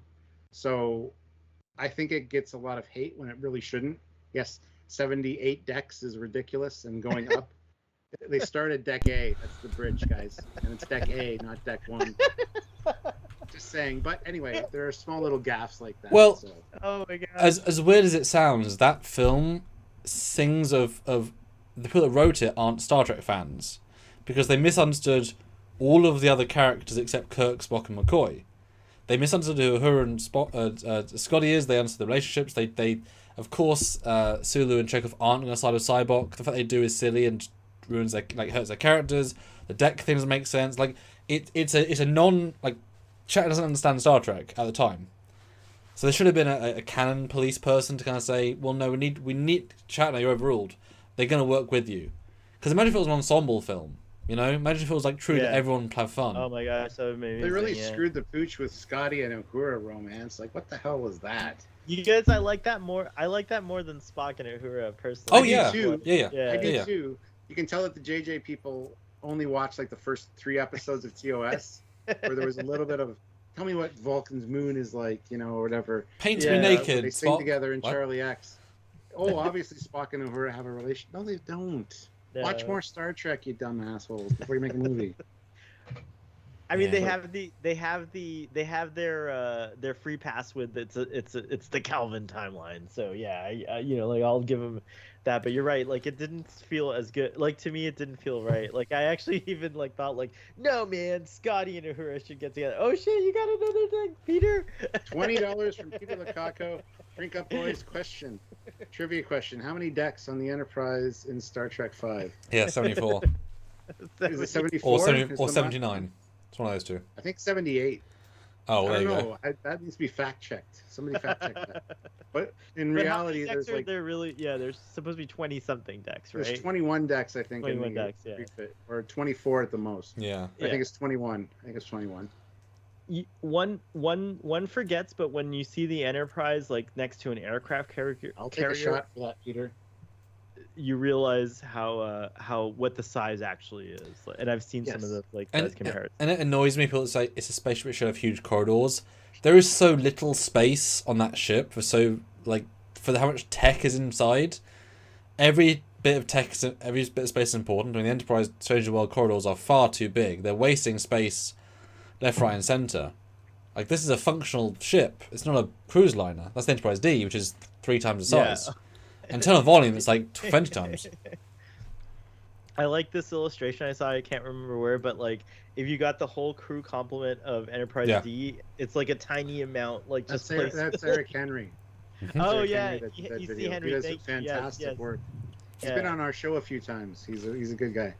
Right on. Yeah, that's the video. You're exactly right. That's what I was thinking of. Thank you. Yep. Yeah, totally. Well, Andrew Probert designed the Enterprise D to hold a crew of 6,000. And Gene Roddenberry was like, we don't have enough extras to show that, so let's put it down to 1,012, which is an odd number, but, you know, it's more than double the number of the original Constitution class under Right. Kirk, which was 430 personnel, so it's fine, I guess. But guys, McGregor hold throws in on. Can I please change and tell the uniform? I have so many. He hates this one, by the way. I've been in blue too long. I can be in Wrath of Khan, in First Contact, in Voyager, in TNG, and TOS. Still got in 25 Prodigy, bullets in around Beyond, that. in TOS again. The deal for $25 for me to change into a uniform is gone. It's $50 now, but Graham McGregor $5. So Cybok is in prison, and it's $22.59 or so. Does that mean that he could have died in the Kelvin Yes. timeline on Vulcan? Yep. In 22. He wasn't on Vulcan. Oh, If you yeah. watch, No, you're right. he was. Hold on, I will actually. Oh, Stuart just froze. I have a thing up Oh, here. there you go. I'm back. Relax. So he's actually not on Vulcan in the rehabilitation center. The rehabilitation center is on the third moon of Omicron Lyrae. Oh, They're right right. on. Which does By the make way, sense. I just noticed Maximilian in your background. Holy shiitake mushrooms. Yeah, and old Bob and Vincent. Bob and Vincent are there too. Holy crap. That's awesome. And Gold Centurion and Daggett and Megatron, and then the reformatted Megatron from the movie, where he's actually Dang. getting reformatted into Galvatron. Look at that. What? Yeah. Do you guys need more children? Can you adopt me? Yes. Like I said, visit your family in Mississauga. I will. And visit me. Making it so. And I have all the costumes and all the props. I have. I have family in England too, by the way. So at some Ah. point, I'll probably have to come there. Wow, that's awesome. Yeah, I mean, we recently did a photo shoot with a Trek short supporter, and he came to do the recent big shoot, and because obviously I've been buying all the different props and costumes to work on the different Trek shorts, I have an exorbitant amount of phasers and phaser rifles and such. So you could find them in other places, but if you come here, it's like, what prop do you not want to see? Ha ha ha ha. Look, Obi-Wan. Obi-Wan we were just talking himself. about your series. Present $50. Happy birthday, guys! Suit up, There's Captain. a uniform change. Yes. Into TMP or your choice. Oh, I don't have TMP, unfortunately. My phone will not let me send an even. I enjoy Wait. Star Trek 5 too. I'll send the penny. I'll send the extra penny. Like, we'll I get will Post go it. change. But look, Hold on. here's a little TMP moment for you guys. I was Nice. wearing this badge today. But So yeah. I'll change too Hold on, though, before because you- this is uncomfortable. That was your motion picture, Eric? Should- Motion picture one? Should I get here's into here's the my Trekyards Monterey version. raincoat? Ooh, I love it. That's very cool. We got a bunch of great combat just thanks to We Brett do. Barrow, who was here earlier in the live. But I'll go change now, so hold on. When you get back, I'll change into my Volante. Yeah, we can have our without Stuart solo talk. Very cool. So That's an awesome. Thank you so much, Obi-Wan. That's so cool, and everyone. Just like this is such a so much fun. I'm drunk, not drunk, but I'm like tipsy. I'm buzzed, Yeah, tipsy, whatever. You wanna drunk call yards it. are few and far between. But I don't know if you know this, but we literally live off this income. So like seeing a 50 is like that is like, yes, rent will get paid this month sort of vibe, So these lives like boom really helps us jump the metrics because That's bad. those numbers still need to be paid every month and there's inflation, etc. But it's a fun old show because as the further we get on these, the more silly shit happens, as you can already tell. But I think 50 also needs more drinking, so I think that's Well, just again, I'm sorry to fanboy out here, but like way back in, I guess you can call it like the dark ages. Trekyards was there on YouTube. Like I remember there was like nothing going on, and Trekyards, you guys are like, you guys are as old as Starbase One. Yeah, it's weird. It's weird to think we haven't really changed much. I think personality wise, we're the same from probably episode like 50 onwards. Yeah, it's nice. We haven't necessarily grown too much because we're so niche and balanced. It's remarkable. If you're on one side or the other, you get more views. The hate views are astounding. Yeah. But I could never hate for the sake of hate. It's not in my personality. And I can't just blindly love for the sake of blind either, because it just feels so weird to not look apart the mistakes, because without telling them the mistakes, they don't improve. The only reason the Klingons got better in season 2 is because we told them off for season 1. So you've got to hold them to the fire. That's how they improve. So I don't get the blind like otherwise. Otherwise you just get trash because they think you like trash. So balance seems to be the only way you can do it, but put everyone balanced. It's annoying, but we have our heads held high at balance, even if our wallets are wishing for more. The Thinking Cat, aka Neo Normie, just gave $5, so I'll take a sip for that. So here you go. Cheers. Do you anything you want to ask me then while you've got me one-on-one? Well, actually, something you said just now really resonated with me. It's like, yeah, man, it's hard out there. But I think you guys definitely, and maybe the audience, like, I'm sorry to step in here and like do this kind of thing, but maybe the audience can like promote you guys more because you guys are so fair and like it's true. The hate views get like so much attention and like. I think it's nice to have a balance, and that's one of the reasons I personally watch Trekyards is because I know you guys are going to be fair. Like, it's not going to be, maybe I don't agree with everything you all say, but overall, big picture, super fair. But also, you can see the love, Samuel. Like, you guys have a lot of love for yes. Star Trek, and that's why I show up. That's why I think the audience shows up too. So we need to do a better job of like, I think like being binary, not to like tie it back into Stranger Worlds, but being binary, like just hate or love, not acceptable. You got to have a balance. Like there's got to be something, there's always a critique. Like nothing's perfect. Well, especially as when we do rarely ever you get that, Especially when we do our 2-hour reviews, it's very in depth. So we also break down per scene. So we can say this scene is amazing in an episode of either not so good or variable. So like in Discovery season 1, like there are scenes of brilliance, and we will be positive and negative, positive, negative. Like you can't say this season's crap. We'll break it down. No, if an episode's crap, it should be varied, etc. Yes. Yes, I'm sorry you got this one. Oh my gosh! Look at this. That's his highest quality one, and you can tell. That's the closest I can get to the motion picture era. So it's still the motion picture era, Stuart. It's still the motion picture era. So good. Oh my gosh. Okay, your turn, Starfleet Boy. Show us what you got, and then I'll get changed again. I'll be back, guys. Thank you. The Thinking Cat, aka Neo Normie, throws in £5. Here's to swimming with bow-legged women. Okay, I'll have a drink for that, I guess. Yes, indeed. Let the booze flow. May the booze be with you. And also with you. It's true.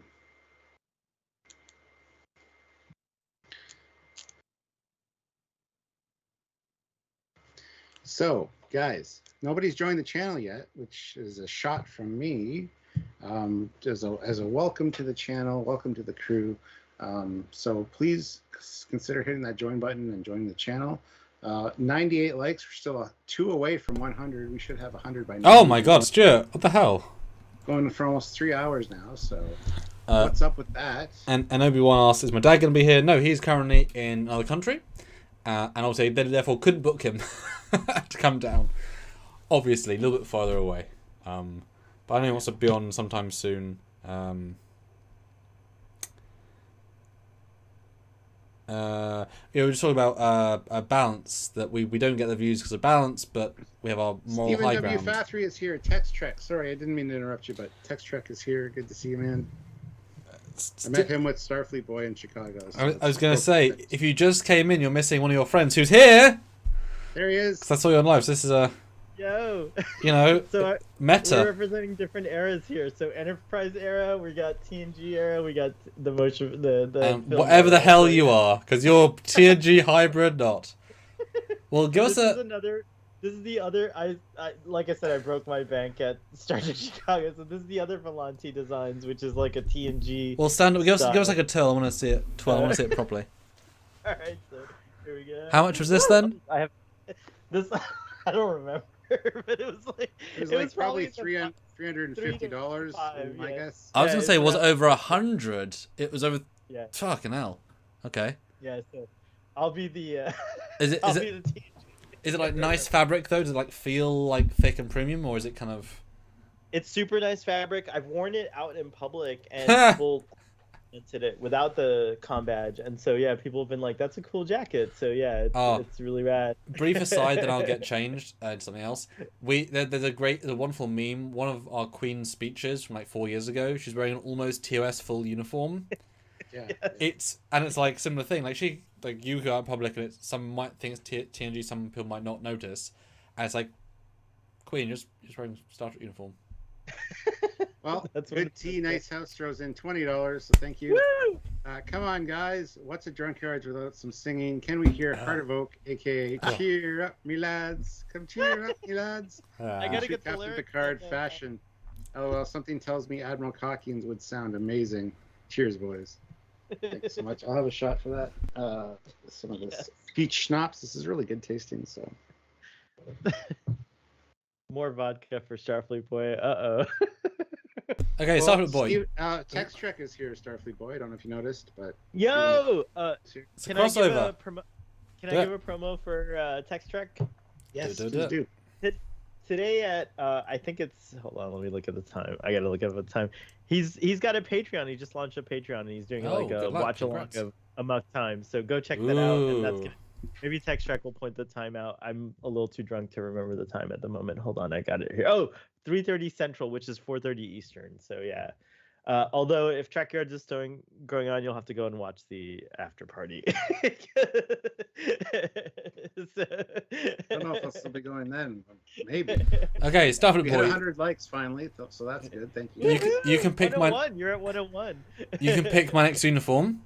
So power of Ooh. choice in your hands. Do you want Ooh, First Contact blue, Voyager red, or Monster Maroon. no? Don't do that. Or or do I have a third? What have I got in here? Or Picard season 2. Picard season 2. Okay, there you go. Curveball. All right. It's hard to move in this. That one's thicker but better. Okay. Back in a minute. All right, awesome. Nobody's donated for it yet, Samuel. Where are you going? No, because everyone's getting changed from that, Stuart. Everybody. / it's an excuse because it's uncomfortable. This Gotcha. is the drunk element. This is the drunk element right here. It's like the drunk surprise. This vest doesn't quite sit right on the one side, unfortunately. It looks great on camera. You look Sorry, fan-effing-tastic. Oh, sorry. I was saying it looks great on camera. You look fan-effing-tastic. It's really good. And the Trekyards Yes! version of the TMP. Come on now. That's awesome. It's so cool. By the way, who makes your custom badges? They're beautiful. Brett Barrow. He has okay. or he had an Etsy store called Altered Carbon, or Altered Alloy. I can't remember which, but he provided a bunch of them for us. Hold on. Oh, right on. We got a lot. Like I said, there's the motion picture era.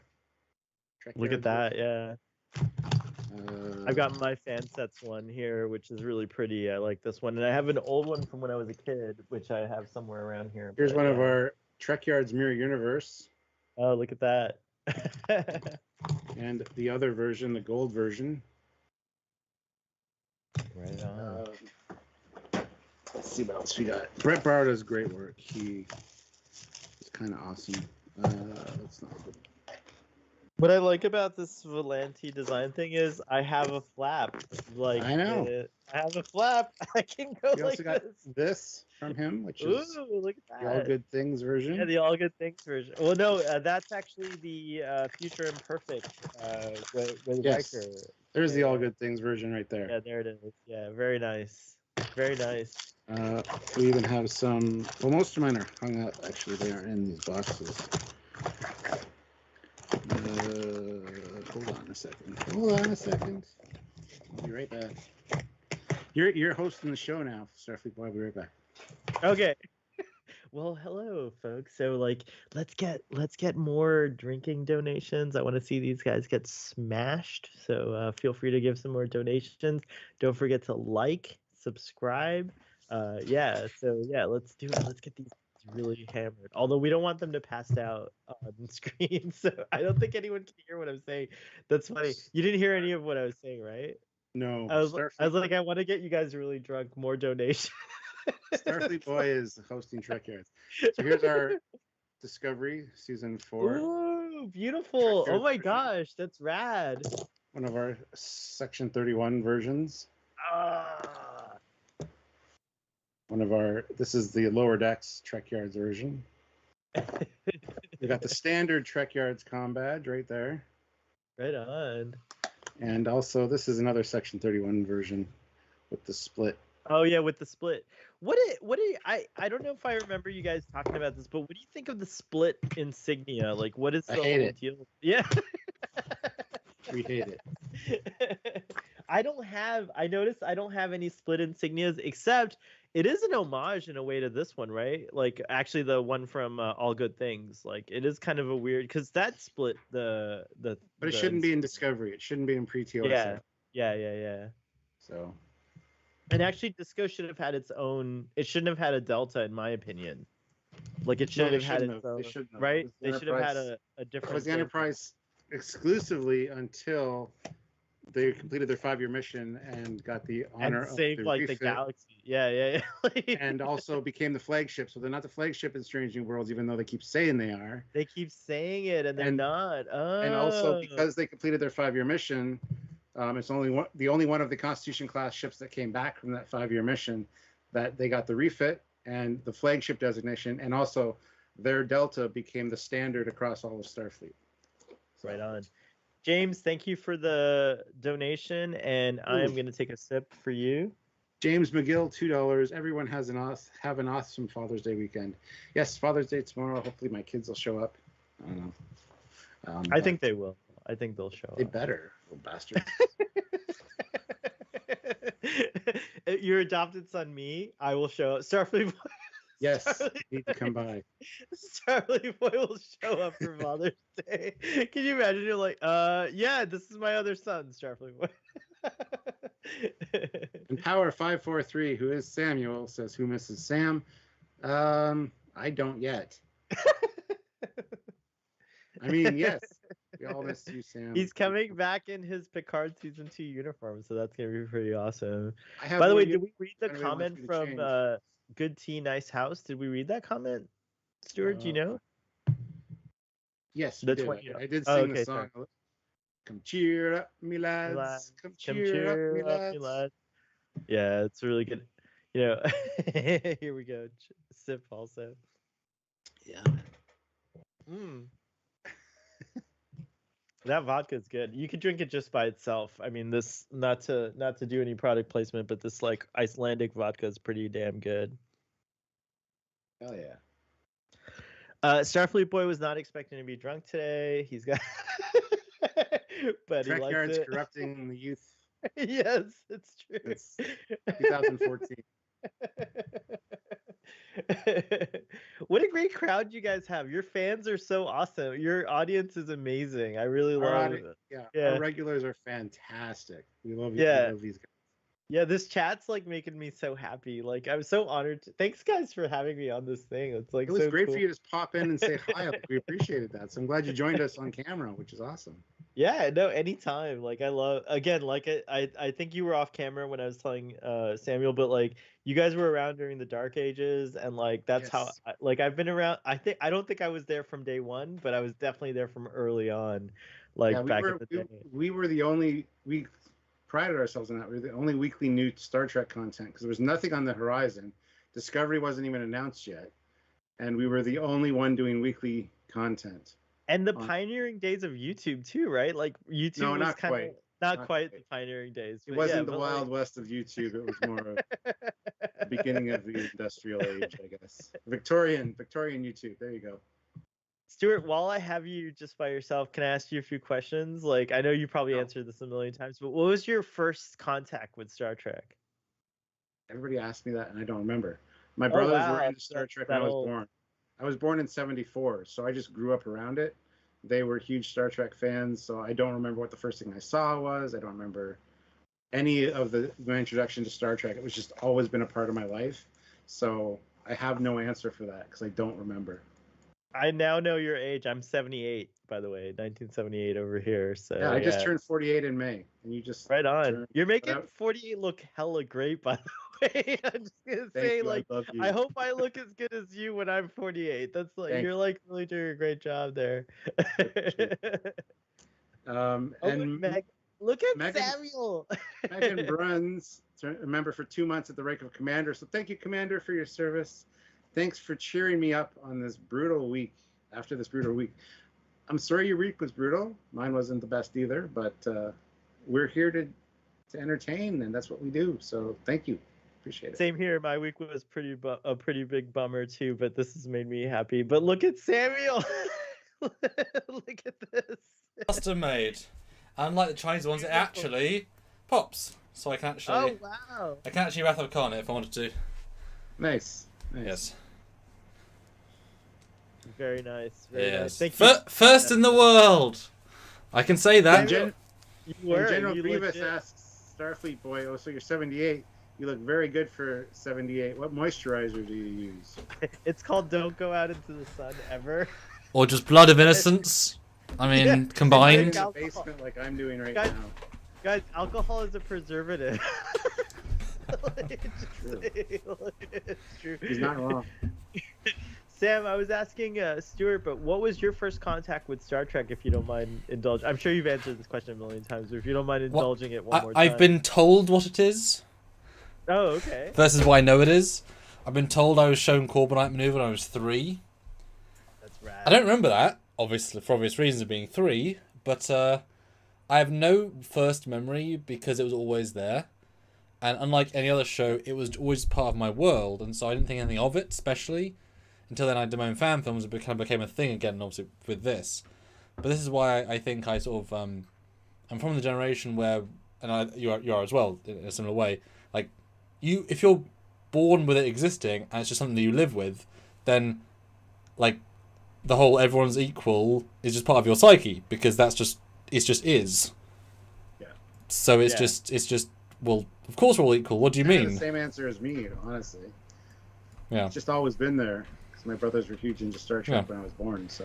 It amazes me people can be prejudiced because, of course, Star Trek, everyone's equal. Like, that's just a default. The default. You know, and it's weird to see I'm the world. surprised you didn't ask us how we met. Being How? Yeah. No. I actually wanted to know that too. Oh. How did you guys meet? Tell us. We've Come answered on, this this so is many a times. We've even done it in This is a reverse. reflection video. This is a reflection video. So go Okay. it's your Okay. So, I No. had a YouTube Hold channel. on, no. Let's do it in reverse. So then our first episode came out. Episode 1 on the Bird of Prey. Go back a step, Stuart. Well, we also created episode 0. Yes. So, There's an episode 0 of Trek. There's a there is. pilot. Yes, there is. Because I said it'd be a funny Pilot. joke that we'd have an unreleased pilot that we could release later on. And it worked. It was a good joke. So then we started talking. So we're doing this in reverse. So then we Yes. started talking, and we both realized that we love ships and tech.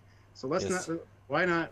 With his knowledge of being younger, always growing up with all Star Trek, me having all the beta canon knowledge, all of the Starfleet battles manuals, all of the old beta canon, which was our Bibles back then when there was no Trek.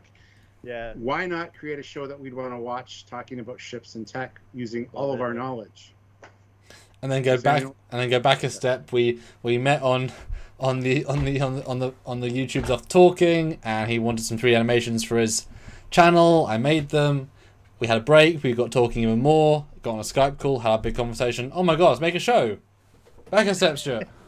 Back a step, I was doing captain's logs where I was out walking at night, and I announced that it was my birthday, and I got a message from somebody named Samuel Cockings who sent me an intro for my Captain Foley or my Captain Foley channel, or just YouTube channel, and I loved it. So I leads into what he just said of me wanting some more intros, and we started talking. Back a step. I saw him do a that's Wrath of cool. Khan review, and I liked it, and I kept watching. Go back a step. Sylvia made me start a YouTube channel because I used to build models, and I have a huge Star Trek collection, so I do model builds, and I would show off some of my collection and talk about each piece, and then got into movie reviews of Star Trek and talked about Star Trek 2, which leads into what he just said. This is weird doing it. Back a step. My parents I love had it. sex, I know. and I was created. Sorry. and there we go. We go back to I the love it. beginning. I feel We like like to make it different each time because people ask us that all the time. you guys are getting so many like nice donations over. Text Track just said, "Happy birthday, everyone! Take a shot instead of repeating the story of how you met." And also, Good Tea Nice House says, "I literally found you guys googling how turbo lifts work. That's amazing!" In 2016, 6 years later, you are a big part of my Trek enjoyment. Can't wait to meet one day. Yes. Yes. Oh my God. All right. Good I Tea, guess- Nice House. Good Tea, Nice House is a. So, yeah, here's my sip for that, and then I guess we gotta take. Is it a shot? Is it? Oh, he did a full shot, so I gotta do a full shot for Text Track. Yeah, we're very Googleable, Okay, which is Text great. Track, let me know. Do you want me to have the Tennessee Fire, which I think you're going to pick, or the peach schnapps? He's a Fucking Texas person, but like, what is a Texas drink? There's no drinks from Texas, as I. All of the drinks. Now this is another thing you find, Starfleet Boy, that when you suddenly get in uniform, it gets all the more fun. The vibe just changes when you're in uniform. It just gets a bit more silly. This is why we encourage it early on, because it's funny. Or like middle early, I should say. General Grievous makes a good point. Sam and Stuart are like an old married couple. It's true. We see each other and hear each other more than we probably like to. And Samuel, I feel bad for Samuel because I have to film with him and stuff, but then he has to hear me twice as much because he has to edit the stuff. So I'm always in his head. Stuart, Yes. Father picks Tennessee Fire for you, so you gotta do the Tennessee Fire. I've got my shot. I apologize to Tech Trek, but I'm only gonna take a half shot because I gotta be on your show later on today, so I don't want to be like totally hammered. Or maybe you want me that way, but here we go. I mean, you could mix it with other alcohol, I'm just saying. I know I should. Vodka goes great with orange juice, which I think you've been doing, right? Is that what you've been doing? Yep. Yes.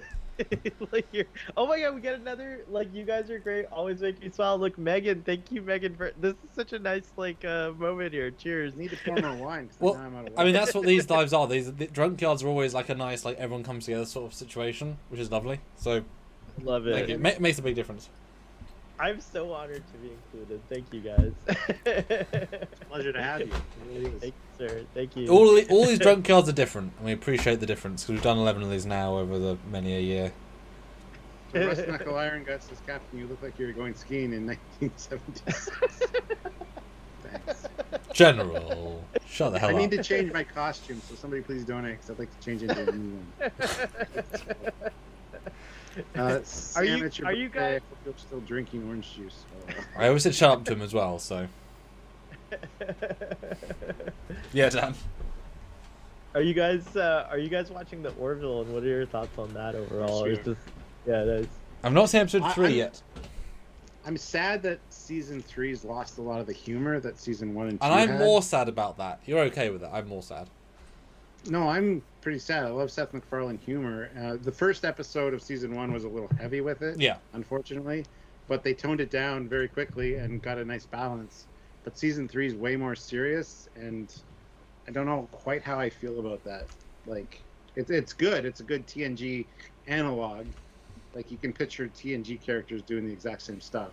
It's the same stories, but yeah, I miss the humor. Bring back the humor, please. Yeah, I'm really trying hard to get into season 3. I mean, like, I've always had a tenuous relationship with the Orville, but I think this season is like not vibing with me as well. So yeah, I'm hoping it gets better. But I'm gonna watch it. I still will watch it because a lot of people who work on the Orville work on Star Trek as well. So like, you know, I want to support those guys. So how would you rate the 2 seasons then that have already been out compared? Just so I know Season context. I would say season 1 was my favorite, and then it just kind of declines after that. So yeah. Yeah, Orville's tricky because it had a unique place in the market, and it's every season been less and less itself and more Star Trek, but Star Trek done It's a good before. way to put it. It's a good way to put it. And this last, I mean, I haven't seen episode 3 yet, but episode 2 I thought was fine, but I've seen the same story done better in other shows, and that's not a good thing to think when I watch an episode. Yeah. Because I kept thinking, I want to see what Bortus would say. He'd say something funny, or Yaffet, or anyone else. Like, I don't just want the generic going through the corridors with a suddenly empty crew that makes no sense. Like, these things aren't... That mirrored Strange New Worlds. It did. That was shocking. But it was oddly dull, and then exciting, then dull again, with some big plot holes. And I get COVID, obviously, but the humour is what made it unique. And without that, it's just a worse Star Trek. Without, like, Seth being such a strong, fun lead, they're wasting the second in command, who's a great actress. She's so diverse in what she can do. It's a... I get it's just for wish fulfillment for Seth, which is great, and it looks beautiful, but I know you haven't seen episode 3 yet, but Charlie Burke needs to chill with the hate for Isaac. It's really making her very unattractive. Right. The hate for Isaac is a little bit much. personally, I feel like when Lower Decks came out, it kind of killed a lot of the Orville's vibe for me. Like, what I enjoyed about the Orville, I was getting out of Starfleet Lower Decks. So yeah, it was I've like, never thought about that, but yeah, Lower Decks is still funny, and it's getting more Yeah, serious, and it's still still very funny, funny. yeah. But Orville's Yeah. just cleverer. Eric Martin throws in $10. Keep drinking. I'm grocery shopping. Shit. Here we go. Ah. I promise, Stuart, this is not gonna get me too hammered. Look, I think our job at this No, point is the thing is, if we both got fucked our first Drunkyards live, this is his first Drunkyards live. I feel like that should be the welcome. I was on the bathroom floor for 4 hours after the first one. I don't remember the last half hour being on screen. No, last I was hour. apparently Last I was hour. apparently coherent, Yeah. but shit. I was on the bathroom floor for 4 hours. Sylvia had to check on me because I thought I was dead. My liver and my kidneys hurt for like a week afterwards. Oh damn. Because he didn't eat anything and we were downing shit, so it was I was shocked because obviously for you guys it was like 11 in the morning. For me it was a good 6 p.m. So it was my evening. I went to sleep, and for you it was like you had the rest of the day, so it was a whole different experience.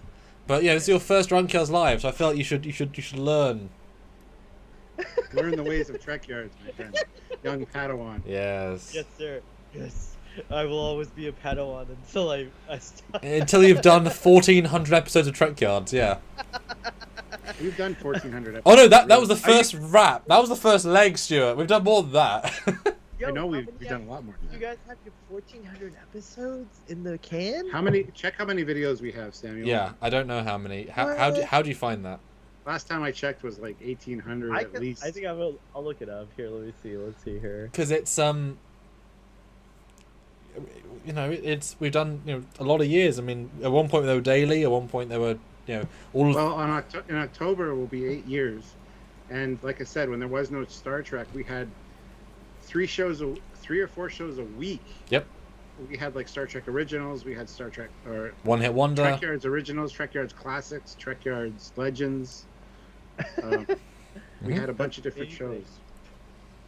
It doesn't tell me how many videos. Like, where do I find out? You guys Hold on. probably have that. Yeah. Because we stopped numbering them at a certain point because we thought it made it less easy for new people to check in. So we kind of skipped the numbering. But I mean, we got to multiple hundreds of pure like episodes. Then we've also had we have top 10s. We've had all the different show variants. We've had the lives. We've had, I mean, videos wise. And I mean, if you look at what we've done, it's a really interesting timepiece because we've reviewed each show as it's come out in such graphic detail. In that if a new comm badge comes out, a new costume comes out, I mean, you might be able to find Trek Core's one line about that uniform in an article, but this is why those on the show have watched our stuff, because if you want to know what you think of a ship, how are you going to find out? But Trekyards is going to cover it. So if you're a designer, you're going to want to watch Trekyards, etc. So. By the way, when are we getting the new shuttlecraft video? I heard you guys talking about this. I got it. Oh my god! Straight. I want the shuttle. I go to you guys, by the way, for every ship, anything. Like that's like a definite thing. So I want that shuttlecraft. Like. See, in those are evergreen videos. You can. Yeah. They're not based on current whatever. Yeah. Right, so See, they're accessible anytime and they help people. In my mind, we'd already done 100%. it because we looked at the concept art, but they haven't given us clear enough shots of it, and no shuttle bay. I bloody hope we get a shuttle bay by the end of the season because I want to see their 45 times bigger shuttle bay. I can't find out how many we have. We've got You guys are a living, breathing version of a tech manual. No, Yeah. I hope that's a compliment. Like I feel like. Yes, it is. Like We've got 1,400. We've got 1,409 in our Trekyards playlist, but we got other playlists. Mushrooms, man. That's. What? I can't find a way to find out our total number of videos. You guys, I'm never gonna catch up. I've probably seen like 1,000 of your videos, but I doubt I'll ever catch up to 1,400. Plus, there's also all the captain's logs, which I do solo, my lives, which I do solo, and then I have my Captain Foley personal channel, which there's more to me than just Star Trek. There's Transformers, there's Sherlock Holmes, there's all this stuff. Our 60 top 10s are yes. a plethora of things. Oh my gosh, you guys, we got a succession of of like donations here. We're gonna have to like. Well, have we? I've been looking at different. Yeah, screens. there's like a succession of Holy them. There's shit. like. Guys, stop. You ready? Okay. Yes. 3,660 videos. What? On Oh Trekyards. my gosh. That's like epic. That's pretty. And that's going to be 8 years in October. So. Dang. And that's like say a timepiece. Like you want to know what the audience thought about Discovery Season 1? Oh, we have it documented. We have it documented.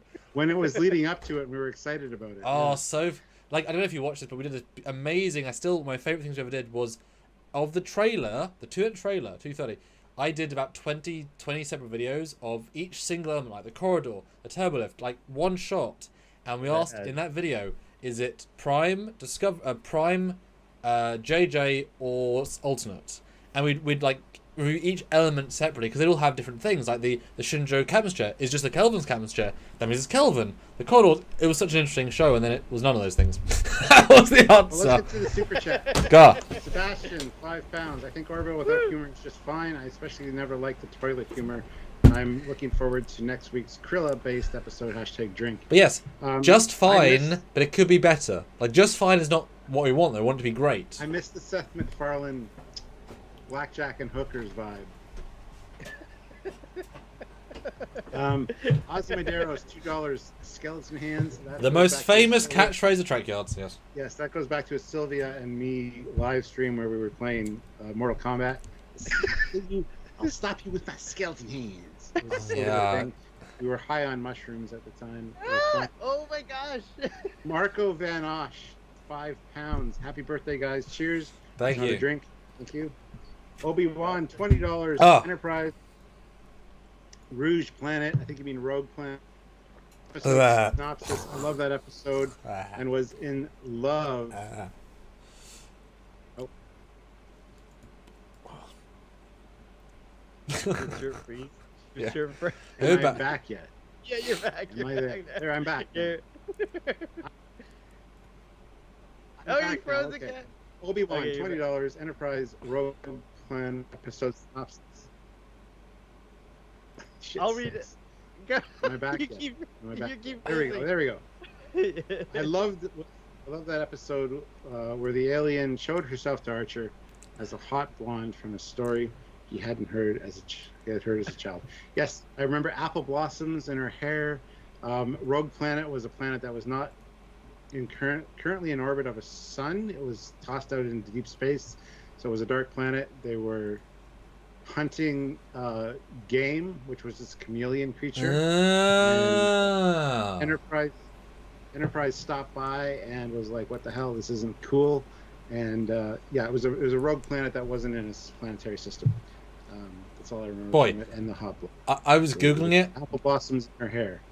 I was googling, didn't remember a damn thing about it, and so I saw the guys with the laser eyes. I knew right away.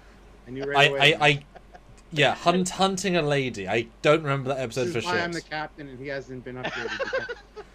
I've only seen Enterprise maybe twice, maybe. Like I tend to watch episodes when I was young, and then the good ones many times. Like the ones I know exceptionally well, but I don't tend to. I mean, Stuart watches Trekyards on repeat. I don't.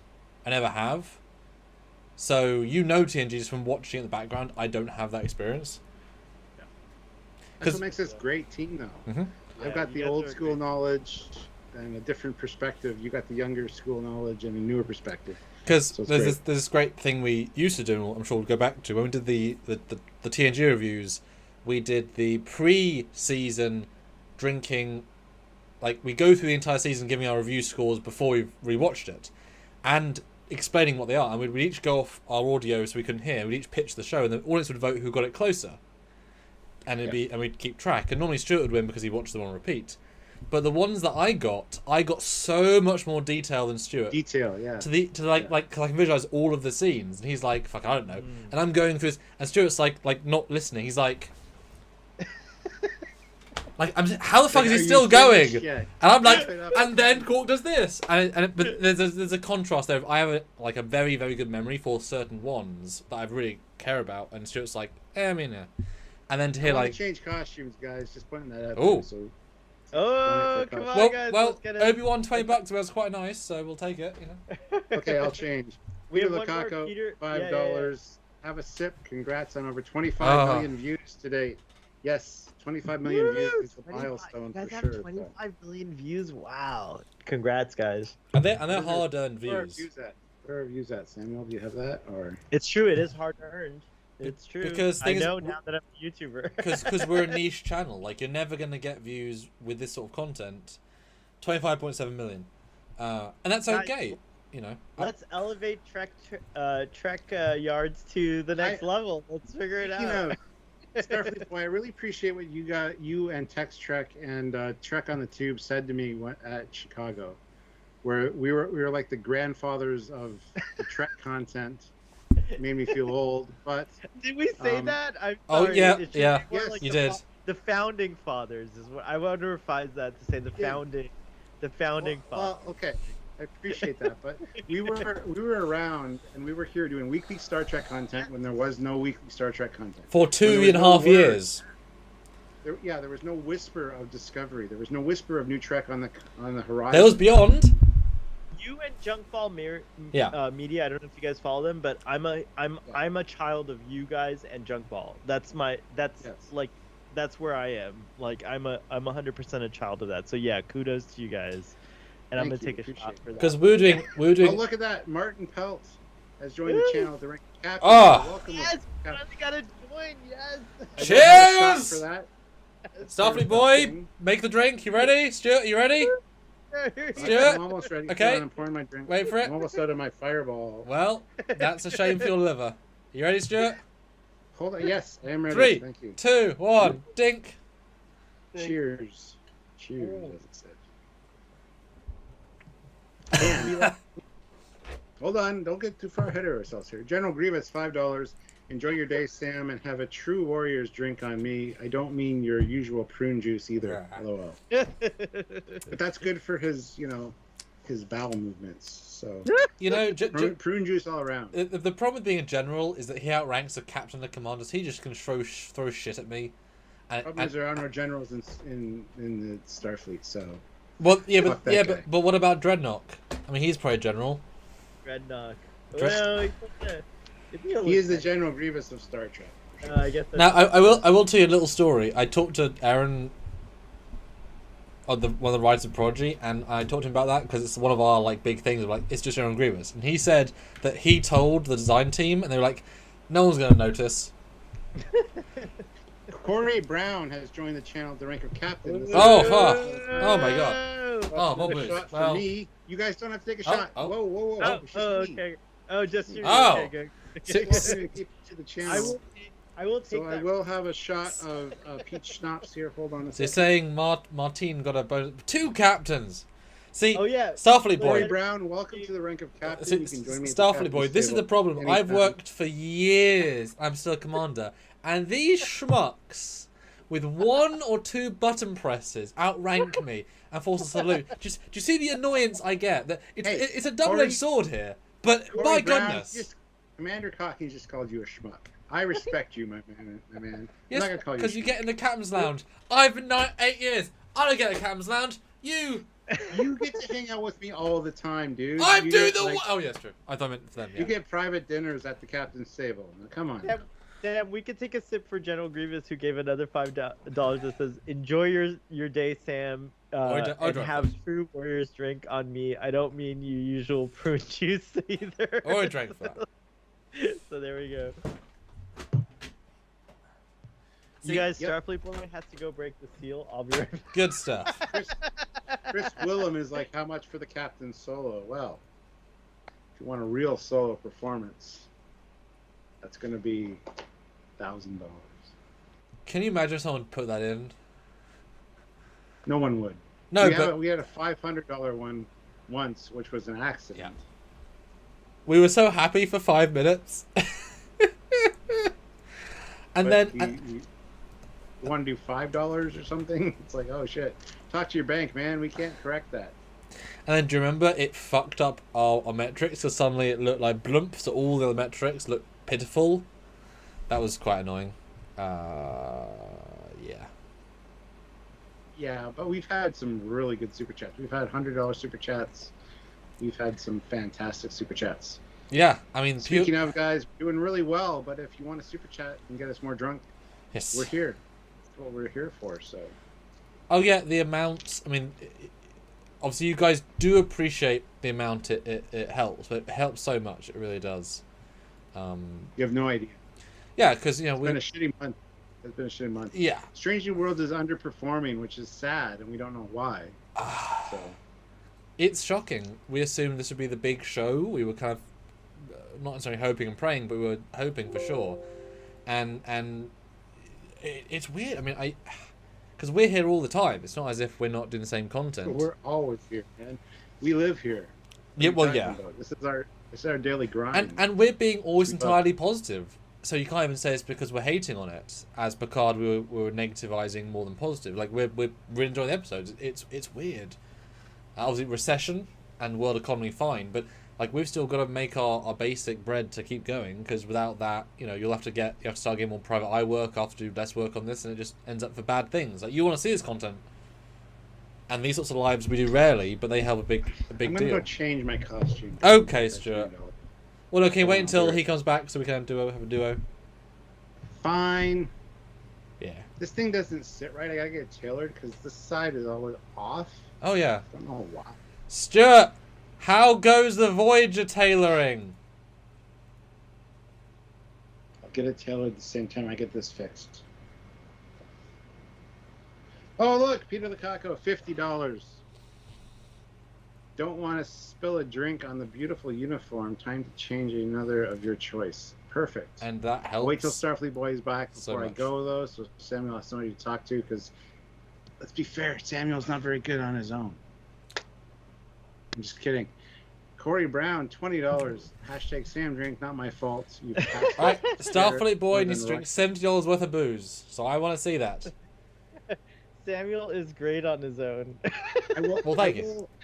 I will. He's not though. Watch his live solos. I'm much more personable and much more in tune with the audience. You get 3 times as many people. It's because they love me. I get that, but if I got 3 times as many people, it'd be easier for me. No, it wouldn't be. Yes, it would be, because I can just talk to them. I can't if there's no one there to talk to. Okay, fine, but I'm gonna go change, and then I'll have shots. Okay. Because 50. Look, Starfleet Boy, drink some booze. Be right back. Starfleet Boy, see it on screen. Starfleet Boy just bought Stuart's costume change, FYI. Yes. Like, I don't know if you see it yet, but it's in there. No, it hasn't come up yet. Oh my god. There we go. Oh my god. Starfleet Boy bought the uniform change. Actually, if you want to do a uniform Yeah, change, I feel that's much fairer, yeah. Well, that's unnecessarily kind. Thank you. Hey, no, this is guys. I love you. I don't know how to express how much I love you guys. Like, it's just like this is such an honor. Thank you. And it's a whole different experience being in the content rather than watching the content. You can't like get more live than live. This is kind of like a dream come true. I think the only thing better would be if I get invited to Star Trek Picard Season 3's premiere. I don't know if that'll happen. Oh god, yeah, we never. Don't you think after 8 years we should get invited to any of that? You should be invited to all the things. I mean, the Strange New Worlds like promo packages, they're beautiful. I'd love one of those shot glasses and such. Guys, we've given you so much free content. We know you love us. Can we please get invited? That said, though, in fairness, if we did get that, we'd see episodes early, and then we wouldn't be able to do the same spontaneity review stuff. So I kind of like the fact that we're with the grand public. If we saw the first 6 episodes, we'd have to like not spoil the evolution. So then, you know what I mean? There's a slight, like, as a pure reviewer, I love being on the cutting edge versus whatever. So Peter bought Captain Foley's costume. I bought your costume change. Okay. You can change to whatever you want. No. You are in control of my... I'm always a puppet in these lives. Tell me my options. Okay, so we have all 3 Voyager colours. Oops. Ooh. Uh-huh. I do have all 3 First Contacts, but I have to dig them out. First Contact. I have all 3 TNGs, but I look best in red. I have Rather Calm, Command red TNG. Wow. Oh, were you ever at the con? Well, I do, but Wait, that takes. I'd rather. Oh yeah. So So- let's do Command TNG. Command TNG. Okay. That's what I want. That's what I want. I also though have Star Trek Beyond, which I look rather good in. Oh, right. I do have Prodigy, but it's not quite finished yet. I have a Lower Decks, but that doesn't look quite good on me. I did reveal my Stranger Worlds costume, but that doesn't. I thought it was going to look good, but it doesn't look quite as good in person. I mean, it's the Chinese version, fine, but whatever. And did you? I don't know if you saw this, but there's the people that make the Cozumart. And I'll happily give them a plug. Do I have one of their logos? The Cozumart costumes, which is what we all sort of wear. Do I have a logo? They're very good in that they're a good baseline, but my key is always you take what they make and then you tailor it, and it makes it like 80% better, because I have, a hero replica version of a Voyager costume. We have an original Voyager costume, and I have their $40 cheap ones. And it was freaking so annoying to see the difference in quality, because the real one's real. The replica, 80-90%, or 95%, right? The replica was like 70% there. And it's like, oh, for fuck's sake. Sam, I'm going to let you pick. You pick it. But, if you have an original, and you take to a tailor, and you say, match the replica to the original, I've now done that for like 5 people. They say, I want a Voyager enhanced. I buy a Voyager, get it enhanced, send it out. And with those subtle improvements, it looks $1 million better. Because the subtle things you don't know exist in the uniform are what give it the vibe that you want. That's why fan films all the time, the uniforms look off, because they're not doing any of the stuff that's important to make them look fitted or crisp. And so that's what I do in my uniforms. But it's annoying then, because if I do if I bring an actor on board and I'm doing de-aging, or I'm doing their story throughout the eras, I have to get a TNG, a Voyager, First Contact, a future version, 4 costumes plus tailoring plus enhancement. It can be like $500, and it's like, well, damn. But you're getting like 5 uniforms, so it's it's a process. That's a process. Oh my god, you look so damn good! What? Sorry, I didn't mean to yell. You look so damn good. This is one I helped him. Right. Oh, did I help with this? Yeah, I helped with By this the one. way, Captain Foley, I gave a $50, but it's for Sam. Sam can pick whatever he wants. I'm going with the Voyager. I want the Voyager authentic, but whatever you want. And you're muted, Stuart. You're muted, Stuart. I need to have some drinks though, but the captain has returned. All his awesome first contact glory. But Stuart, and that's why I sent him as well. Stuart, this crazy motherfucker gave us $50. I saw that. This crazy motherfucker. I am a crazy motherfucker, and I gave you $50. He's here literally. You don't need to give us $50 when you're joining us on the stream. I know, but I wanted to because I love you guys. Cheers. LOVE, love. It's like love. Okay, which Voyager card do you want? Red, gold, or blue? Red. Do red. Oh, do red. That was it. Okay. Okay. All right. Okay, I will see you guys in a minute then. Enjoy. Captain Foley has returned. Welcome back, everybody. Dude, Captain Foley, you look so badass. You look like a captain for a change. Can we get you on real? You guys both need to be on real Star Trek. Like, I feel like, come on, like it's gotta happen. Yeah, it's gotta. Somebody made a petition to have us on Discovery during season 1 or 2 as a background character, and a lot of people were all up in arms about it. Why do these guys deserve to be on here? But. Whatever. Are we watching Sam change? Oh no, we're not. Okay. You wish. You and half of our audience wish. That's on the OnlyFans account. Yes, that's true. Trekyards OnlyFans. Look that up. I'm just kidding. Damn, that's a great uniform, Captain Foley. What? Like seriously. It's screen accurate. It looks screen accurate. I also have the vest. What? The Cisco vest for First Contact. Yeah. Which I really want to don. So if anybody wants to change. Yeah. I figured I'd go with the full uniform first and then go to the vest. No, This is an actual replica of the com badge as well. So beautiful. Wow. Oh my gosh, this is like the best time I've ever had on a Saturday. I'm glad you're joining us. This is awesome. I didn't expect you to be here this long, honestly. If you stop in and say hi and then leave. I thought I was gonna say hi and leave too, but it's been really great. I enjoy you being here, so thank you for joining us. I do have to leave in a few minutes. I'm going on Text Trek to do a watch along of Amok Time, but you guys are like, I want to stay on here as long as I can. And what's up? We'll do more. Please invite me to all your drunk. Well, I need to be on your show. Yes, you please. need to Yes. call in some big guns and join. We'll talk. We'll talk. We'll be chatting online. Okay. And Sebastian's like hashtag Sam nipples. Well, as Sam would say, thrusting nipples of power. So if you haven't been around to understand the thrusting nipples of power with the Gorn, I don't know what to tell you, man. You haven't watched enough Trekyards. It's true. It's true. When will Super Captain Foley lose his shirt? Oh man, you guys, that's like $1,000 deal in my opinion. I feel like I don't know. I've lost it for a lot less, Liz. So. You have? Okay, Yeah, 500, maybe $500. I need to like get electrical tape to put on my nipples, so like offensive little or anything. Deltas. You can have little delta nipple things. Like it's a picture. I need to send you a picture because we actually did that. Me and Sylvia on a live once. Hold on. Oh no way! That's amazing. That's amazing. That's amazing. Yeah, man. I don't know if amazing is the word I would use. But... By the way, you got 121 likes so far. Let's get more. If you haven't liked the stream, do it. We love to confound the YouTube algorithm, so let's do it. Let's really get that confoundation. Confound that algorithm into the ground, man. Yeah, bro, it's true. I feel I feel like Trekyards. What are you guys at subscribers right now, by the way? Not enough. We should be well over 100,000 by now. A lot of people have said that. We're very grossly undersubscribed to. We're at 62,936. What? Oh my gosh. I'm going to be a part of the 100K journey. I'm here for you, please. Captain Foley, and also Commander Cockings. I'm here.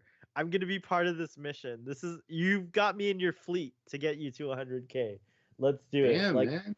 Yeah, hell yeah. Promote us on check. Hell yeah. Audience who's listening, let's just do our part, all of us, because I'm an audience member too. I'm just lucky enough to be on this this awesome birthday stream. I loved meeting you in Chicago, man. Like I said, I wish I could have spent more time with you and hung out with you guys, but and unfortunately, the situation just didn't warrant it. We've got a lot in common, I think. Hell yeah. Hell yeah. It's good. Yeah, but I gotta find this picture. I gotta send you. Damn it, it's gonna take a. I got a lot of pictures on my phone. I'm just saying. I only have 10 minutes. Can we get another costume change in before we go? Can we get a huge donation? Can we do it? Or at least I'm not asking. Another shot. Like I'm looking. Oh, we got $5. Yes. Brian O'Neill Singleton, $5. Captain Foley looking sharp as a Klingon. Yes. As a Klingon bat'leth. Did Garrick tailor that? Hashtag drink. I'll have a drink for that, but I do have a bat'leth if you want me to go get it. Yes, please. Hello. Well, I don't want to leave you by yourself. Samuel's changing, so. I mean, I'm a little tipsy, but I got you, Captain Foley. If you can entrust me, I feel like I'm a good ensign, lieutenant, around there. That's true, but I don't want to leave you alone on the Trekyards live stream. I mean, you might take over and take our prefix codes and take control of everything. So. I promise I would never use that knowledge for bad. If I would trust anybody with my prefix codes, it's you, sir. Thank you, sir. Thank you. I'll go get my bat'leth. Hold on a second. I'll be right back. Yes, we're gonna get a bat'leth before I have to go. That's amazing. That's amazing. All right, audience. I'm a guest on Trekyards. This is the honor of my life. I've loved these guys since forever. Let's get them to do more costume changes, do whatever, but also plus everyone who's contributed tonight, thank you so much. It's so awesome. Look at that cool chair that says Trekyards on it. I want to get to the point where I have Starfleet Boy on everything. I don't know if that's gonna happen, but we'll see. Ensign Kim commanded the night shift on Voyager. I'm the night shift on Trekyards. That's what I. This is the night shift on Trekyards. I'm right here. Trekyards night shift. That's what's going on.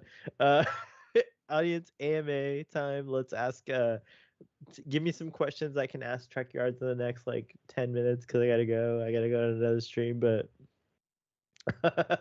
Trek Wizards, yes. It's true, Obi-Wan. Obi-Wan, thanks for your donation earlier. That was very cool. That was very nice.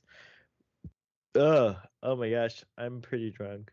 I've not been this drunk in a while. Whoa, I'm burping. That's not good. Oh my gosh, I don't know if this is very becoming of Trekyards. Night shift, yes, that's what it is. It's like that, you know. Do you remember like how was it on TNG where the lights were dimmer at night? Like they have like a night and day mode. You can actually get the decal on the Trekyard store for your chair if you want. Oh, really? Oh, no way. I don't have like a gamer chair. I have a regular chair. I gotta get a gamer chair. Is it Starfleet Boy? What? Starfleet Boy a takeover of Trekyards. Both Captain Foley and Commander Cockings are not here, so I'm in charge. Oh, what? Look at that shit. What? Dang. That's a really... Captain Foley.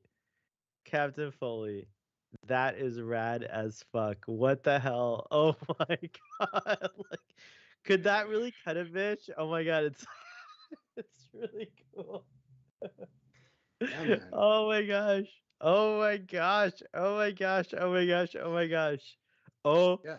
My gosh. I sent you the picture of the live stream I was talking about on Twitter. So if you want to check it out, okay. It hasn't been, the nipples haven't been replaced with the Trekyards Delta yet. On that picture, I couldn't find the Trekyards Delta picture, unfortunately, but I will find it and send it to you. Oh my god, I'm looking right now. What? Yes. Yes. This is hot as fuck, by the way, this picture. Like, I gotta say. Like, really? I think I'm overweight, but... No, yeah. Bro, listen to me. Let me tell you something. Oh my god, don't even think that way. You were... Look at Commander Cockings! What? He's so stylish. Look at this bitch! Well, look at him with this fancy tricorder. How about you? What? How about you? Thank you so much for subscribing. Oh my gosh. I mean, do you really want to try me? Or that you got me. You want to try me, Stuart? You want to try me? Huh? Oh my. Huh? Oh my. Huh? Rich, you want to fuck with me? You got nothing on me, man. I got just Klingon Disruptor and a fucking dog. Oh my gosh, Hold on. You guys created a fan moment for me, like, this is like the best like thing I've ever had. Like,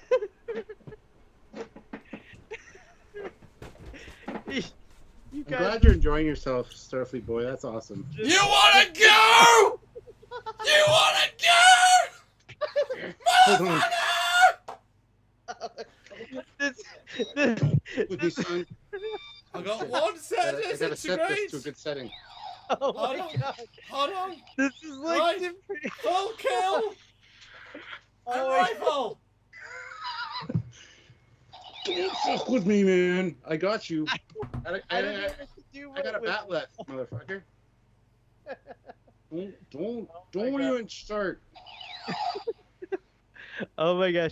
You guys, that's the Star Trek 3 phaser. I love it. Oh my gosh. It's amazing, right? Oh my gosh. One of my favorite phasers, for sure. You guys, I am like dying right now. I'm dying right now. I'm just like in. I know. It's like, you guys have back in killed the me. holster. W. See, I got all the stuff out for you, Starfleet Boy, because you donated. I got all the fancy toys out for you, just for you. Can I say that this back is in the like holster. my present? Like, thank you so much. Like, so good. Oh my god. So I have all the things on right now. Oh my. Oh my god. And I will say, there's something very unique about wearing a full hero replica uniform with like everything attached. Like, to experience it as it was is quite an unusual thing. He's got better uniforms than I do, I gotta say. This is like, I don't even know what to say. I feel like I'm comatose right now. This is like your OnlyFans like private session. This is my OnlyFans private session. It's so true. You nailed it, Captain Foley. Oh my god. Well, hold on. It gets better. Oh shit. Da da da da da da da da. Hey, is that shirt on still? Da da da da.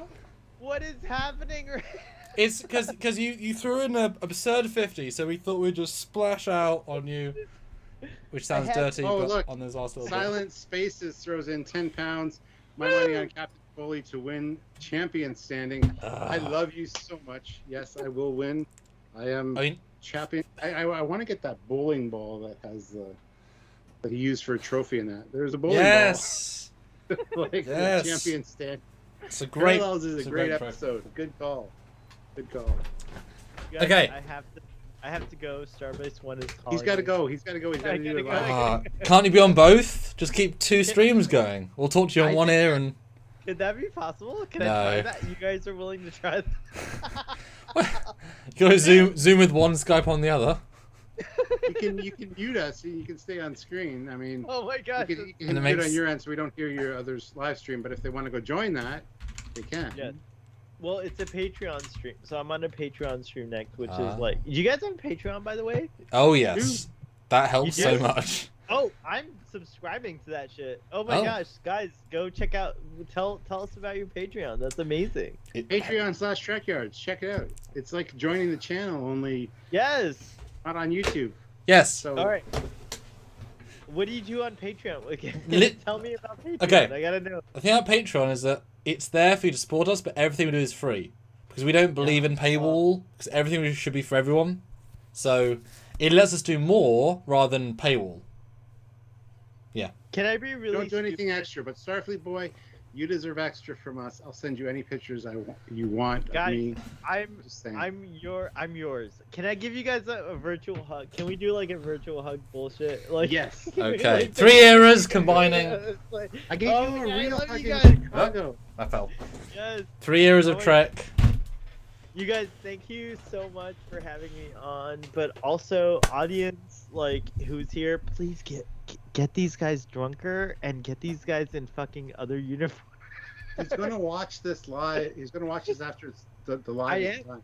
100%, 100%. Yeah, for sure. Yes. So, thank you so much for having me on, guys. Thanks for joining us. We appreciate it.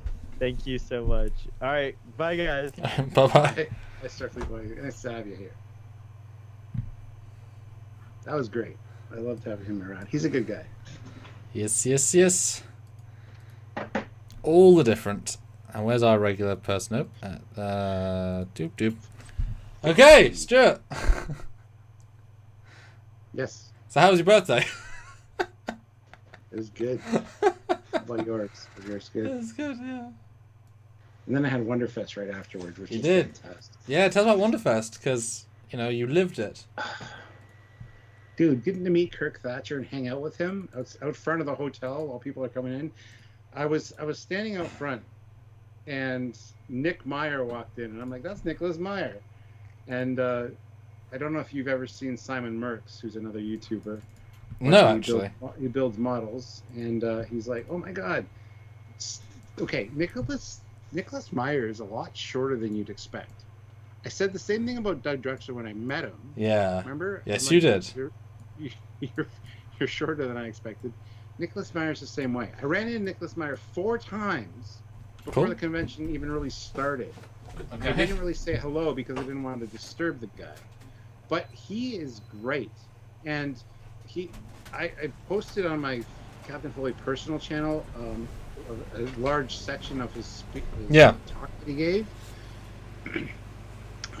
I could listen to him for hours. Plus, he's a Sherlock Holmes fan. So when somebody, during the Q&A session, when somebody asked a Sherlock Holmes question, he's like, finally, thank God. He's more of a Sherlock Holmes fan than a Star Trek fan, because he wasn't a Star Trek fan when he started. Well, Con. Stuart, he just works in outer space. Doesn't live in outer True. space. That's literally true. Yep. So I could listen to him for hours, and I had like 3 conversations with him after that, where we talked about Sherlock Holmes and Jeremy Brett and just some of the Sherlock Holmes stuff, and it was fantastic. I got like 3 of his books signed by him, plus the Star Trek II script, also signed by Nicholas Meyer, which was fantastic. His autograph is atrocious, by the way. But anyway, regardless, it's signed by him. I should have brought my Star Trek 6 script as well, but I forgot because I'm an idiot. Did you manage to get anything signed for me by the end? No. Oh. He didn't have any Star Trek stuff for sale. I would have had to buy you a Star Trek book or something, which is a shame. I had bought two of his Holmes books, though, that he signed. But I'm a Holmes fan, so I'm sorry. There's no Star Trek stuff that I could have signed for you.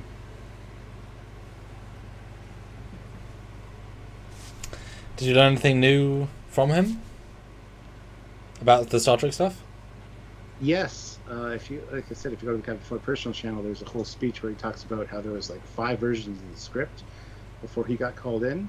He's like, can I look at one of them? And Herb Bennett's like, no, because they're all different.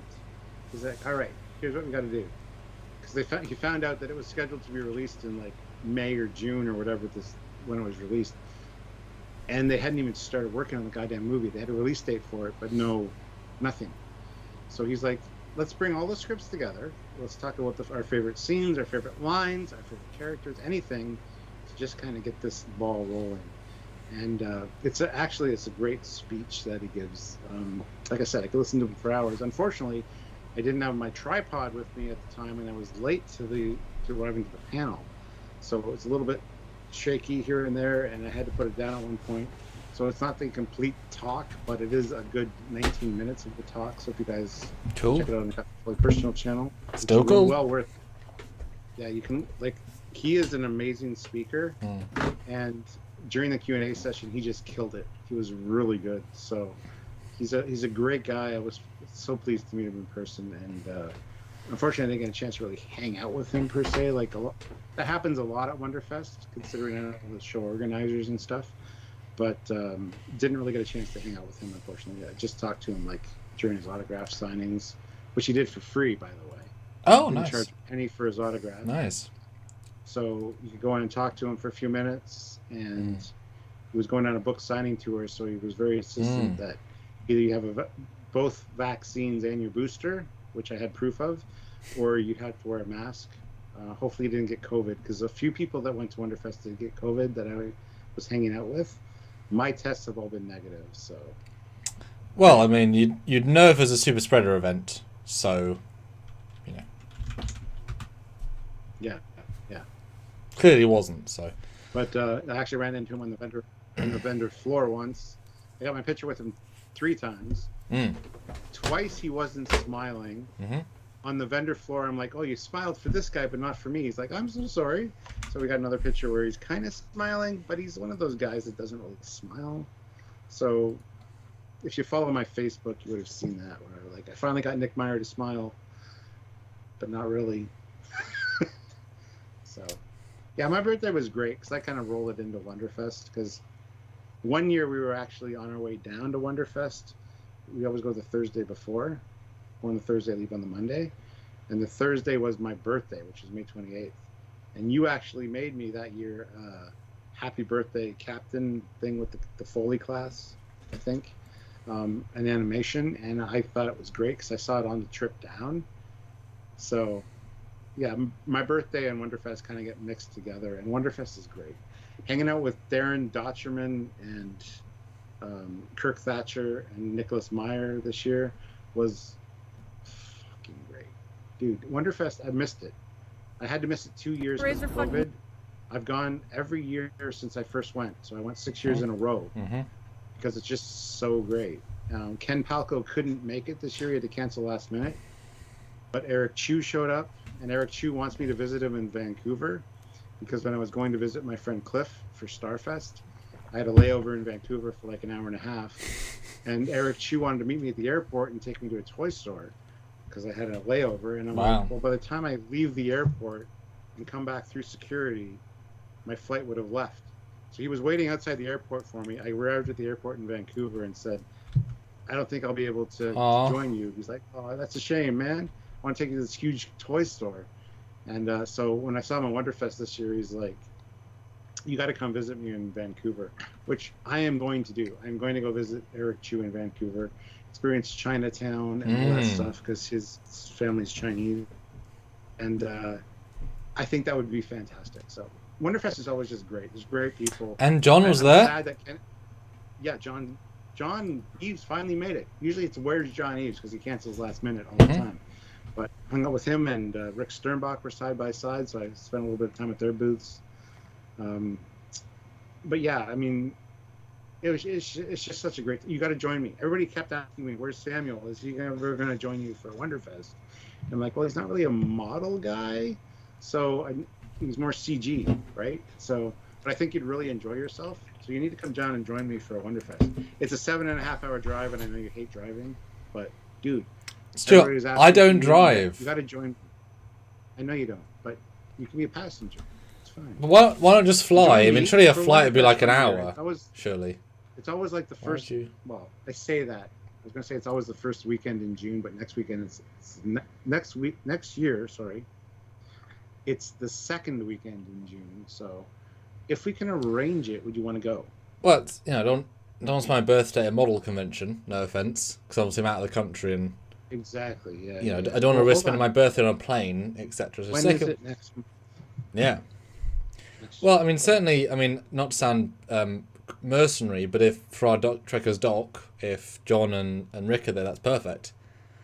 I think it's either the 10th and 11th of June, 2023, which means you could have your birthday and still fly down on the 9th or something. Oh, wait a minute, no, we leave on the 8th. Yeah. We always leave on the Thursday.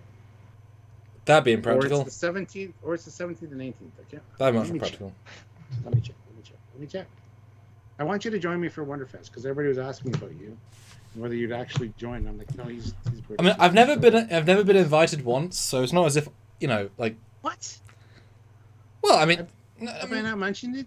It's always around your birthday, so it's. Yeah, I mean, there's never been a you should come too. That's nothing against you, obviously. It's just never been a you should come too. Well, I'm inviting you. Cool, because it's always been your thing. So it's always been Stuart's epic. He's the king of the castle convention. Yeah, for sure. I don't think you'd necessarily want to do exactly what I do the whole time we're there, but. Well, no. I can take my equilibrium pistols on the plane home. take a full on 9mm through security. That'd go great. Let's see when it is next year. Hold on. And guys, we have a super chat in a while. We need another $50 to be our sort of Drunkyards yay. So let's see if we can get a few more 10s. I think I'll say we'll go from the 26 minutes. Round out the hour. So I'd love to know $50, guys.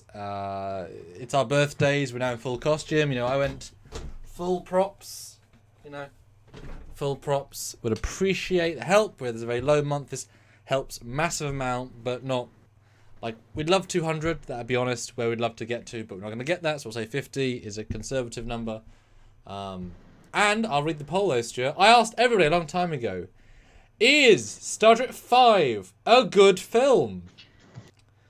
The winning is. Oh, you can't hear me. No.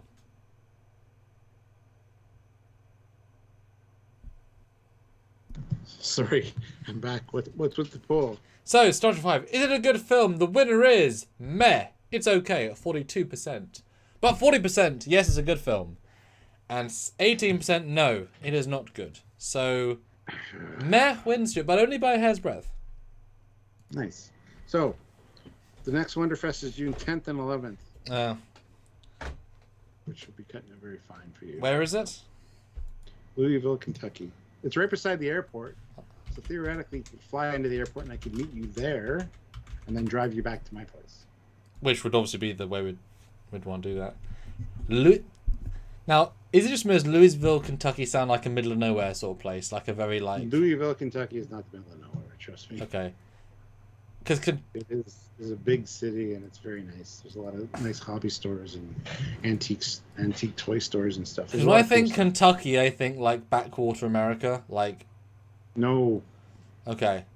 Watch The Kingsman 2. Golden Circle. Oh, I've seen that. Yeah. The Statesmen are from Kentucky.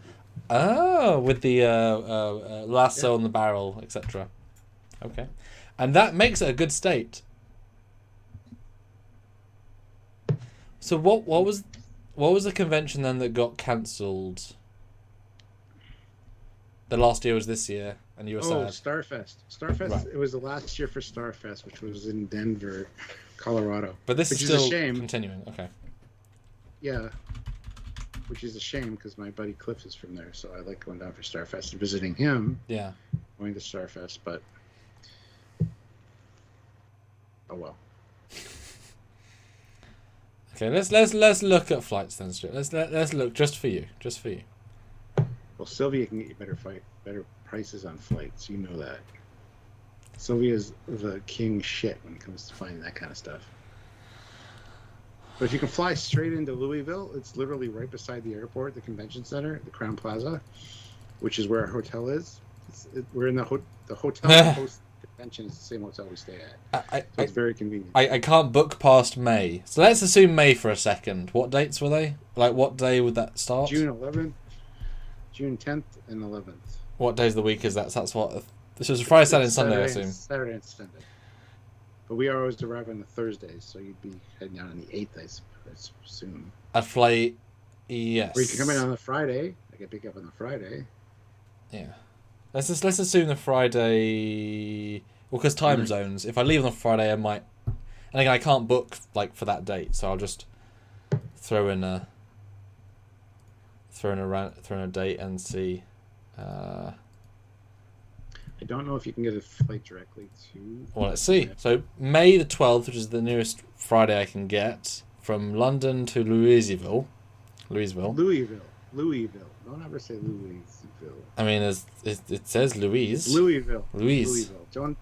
Nope, it's not Louise. It's not a girl's name. It's Louis. I didn't say it was a girl's name. Just saying that's weird. Interview with a Vampire. Louis. I haven't seen that. What the fuck is wrong with you? What the fuck's wrong with you? Vampire. Yeah, man.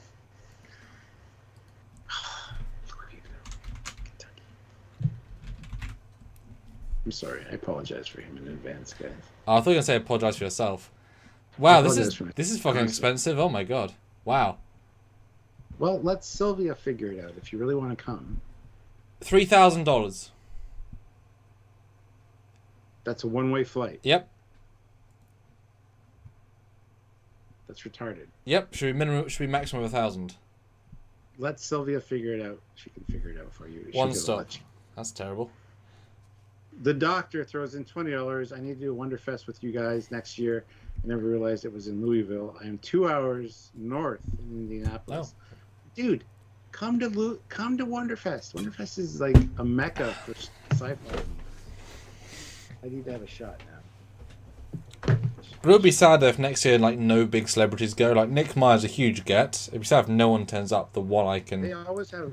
Kirk Thatcher will be there. John Eves will be there. Rick Sternbach. Well, no. John Eves is never there. He's always said to be there. He's never there. True, it's true. But he's scheduled every year.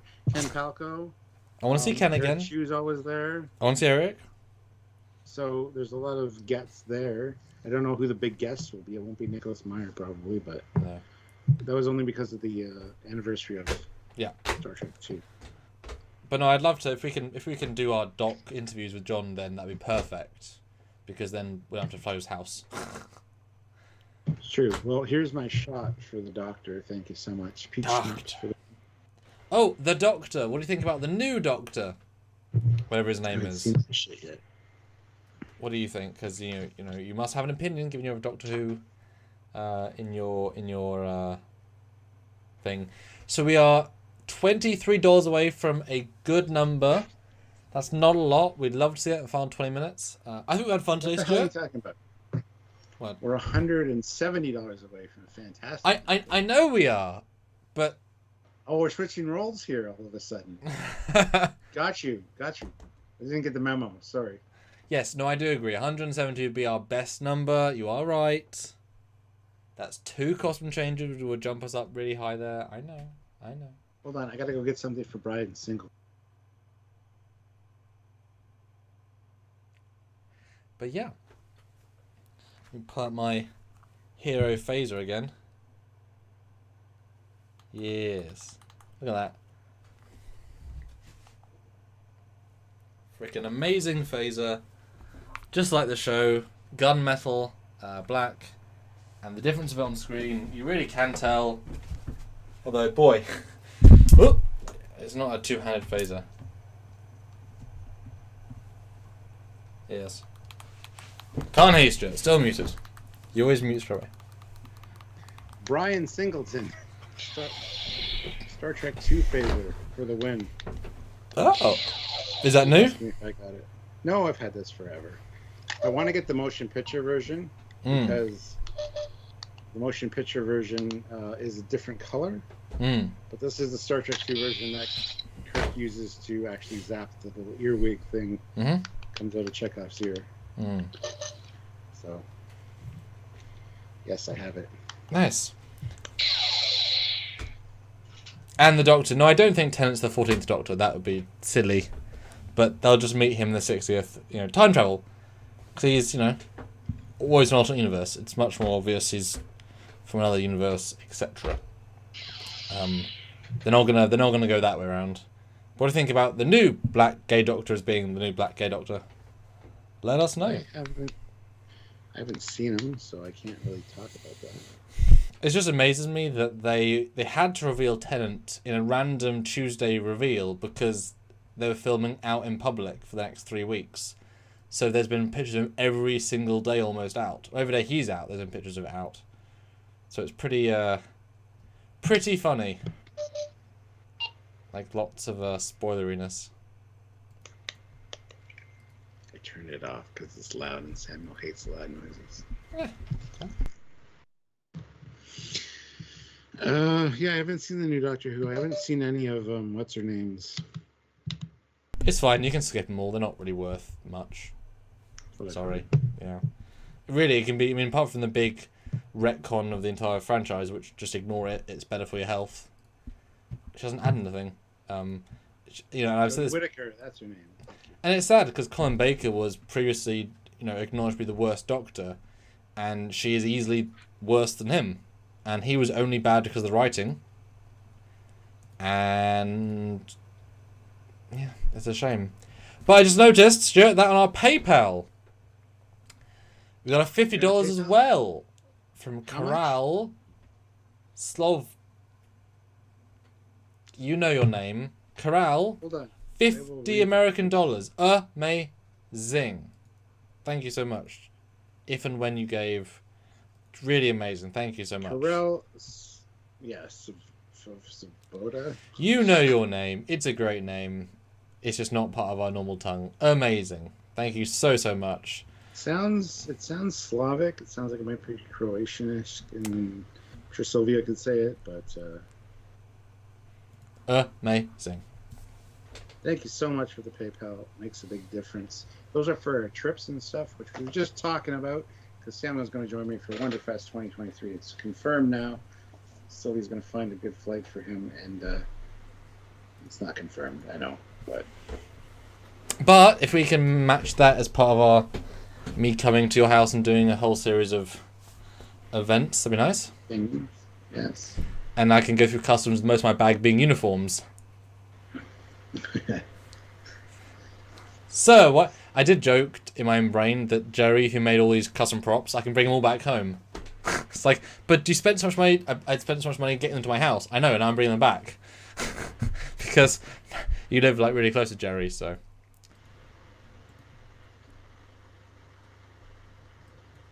yes. Ooh, Doc McGillicuddy sent some photos to the Trekyards page of Colin's birthday stuff. There's his Optimus. There's his NX-01. You were 15 when Night Thought was on TV. Goodness. Thank you, Doc. Yeah. And again, happy birthday to Colin as well. Yes. Thank you for watching. From many hours ago, a long time away. Okay, Stuart, I'm going to show you via Facebook what I've been working on, and then give you unhelpful clues. But I don't want you to reveal what it is. But I'm going to send you a still. And you tell me without telling me if you know what it is, and then text in the Facebook chat to me if you think you know what I'm doing. Okay? Sure. So this is a tease test for a thing I'm doing. Special reveal to you. Send on Facebook. It's a picture. Can you tell what I'm doing? No. That doesn't even look like you. What Okay. The hell? Put the hell down, guy. Okay. Should I show everybody? No. This is. What do you think I'm doing? I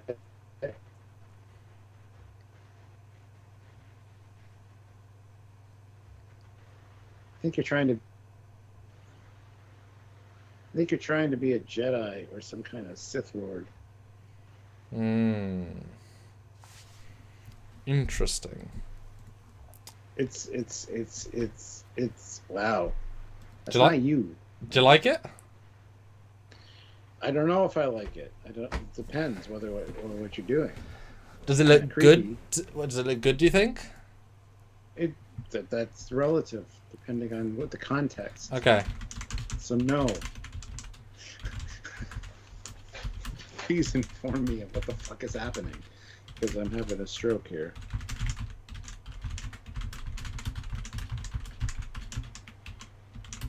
Ooh, okay. Not really buying it, honestly. So no. But Let me send you a reference. Let me send you a reference picture because obviously side by side you'll be like. General Grievous, member for 10 months of the rank of captain. Thank you so much for your service, Captain, sir. Amazing. Russell T. Davis brought Doctor Who back from Oblivion. Before I have full confidence he can do it again, he just has to fix Chib's Ryan Johnson era. You say that, but also I don't think his stories are particularly great. A lot of them. He has too much running as part of his motif. But is Stephen Moffat better? Well, when he's better, he's much better. When he's worse, he's no worse. But I had no problem with Stephen Moffat stuff. But I'm not a huge Doctor Who fan, so. well, he also had more seasons. I mean, Moffat had better stories, 100%, but he also had worse stories. But he also had more stories. So. But also worse stories. It doesn't really clarify things. Well, no, I think in average he was better, but because the other guy had so few, I would class lots of Rusties as being okay at best. Whereas to take a look, though, at the pictures I just sent, those are some reference shots, and if you look in comparison, you can see how actually close it is. Once you actually see what like in terms of what it's pulling from. I mean, you gotta adjust your hairstyle.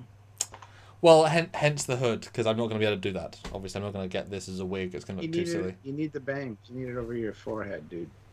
Right. But he could be older and have different hair. No. It doesn't look like him. It looks like some random dude. It's like some random dude that's going to bug me on the underground. But does it look like a fake face, though? Yes. Well, no, it doesn't look like a fake face. It looks like a real face. It's creepy as fuck. I don't know what to say, dude. It does not look like what you think it looks like. This is what the test looked like with the low resolution model, which is 96 pixels. But it looks more like him, though, I think, because the way it's got less algorithmic joy.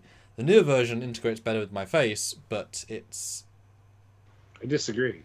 100%. Oh, okay. The first one looks better. Okay. But it doesn't look like who you think it looks like. Well, it's not who I think it is. What it does it is who it looks like, Stuart. It's just the subtlety of putting it all together. Okay. But it's cool though. It's a full CGI, not real. It's cool. It's cool, but it's creepy as hell. Of course it is. I just want to point that out. So yeah, that's what I was going to show Starfleet Boy. What talking about, but yes. What's that? So yeah, that's what I was going to show Starfleet Boy. Yeah, I'm testing to film in that universe. The recent show on Disney got me excited, got me inspired, and I thought, wouldn't it be great to bring back this character? Turns out our faces are more aligned than you'd think, which is useful. I disagree, 100%. But you do you, man. Do what you gotta do.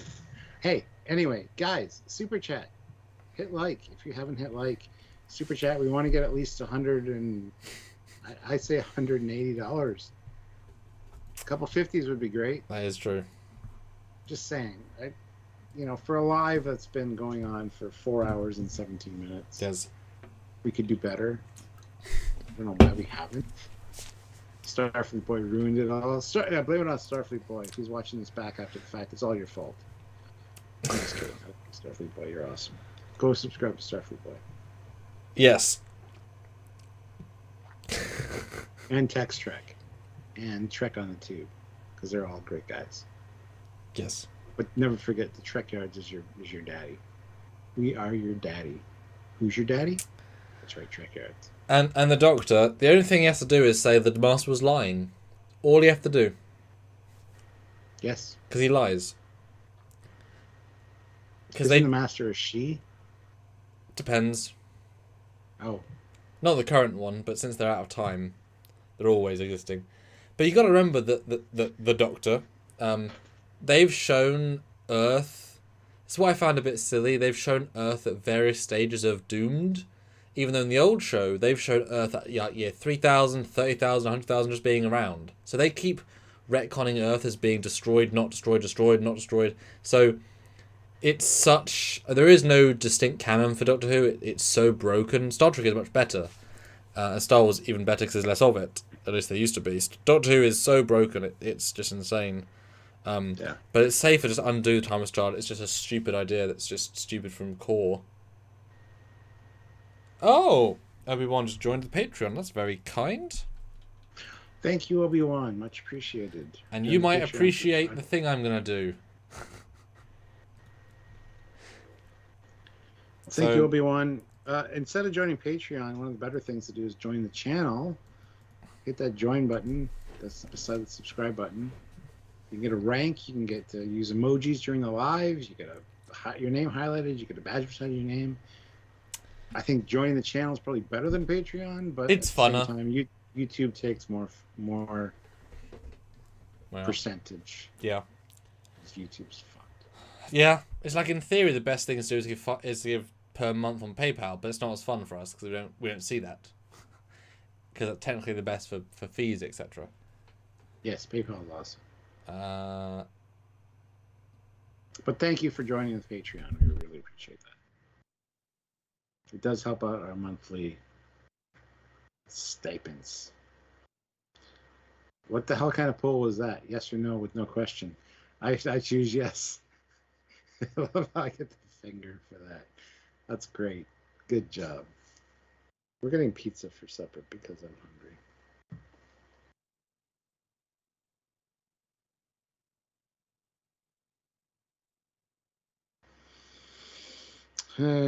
Just talking to Sylvia here real quick because she wants to order pizza, and I do too. I want pizza in my tummy, pizza in my belly.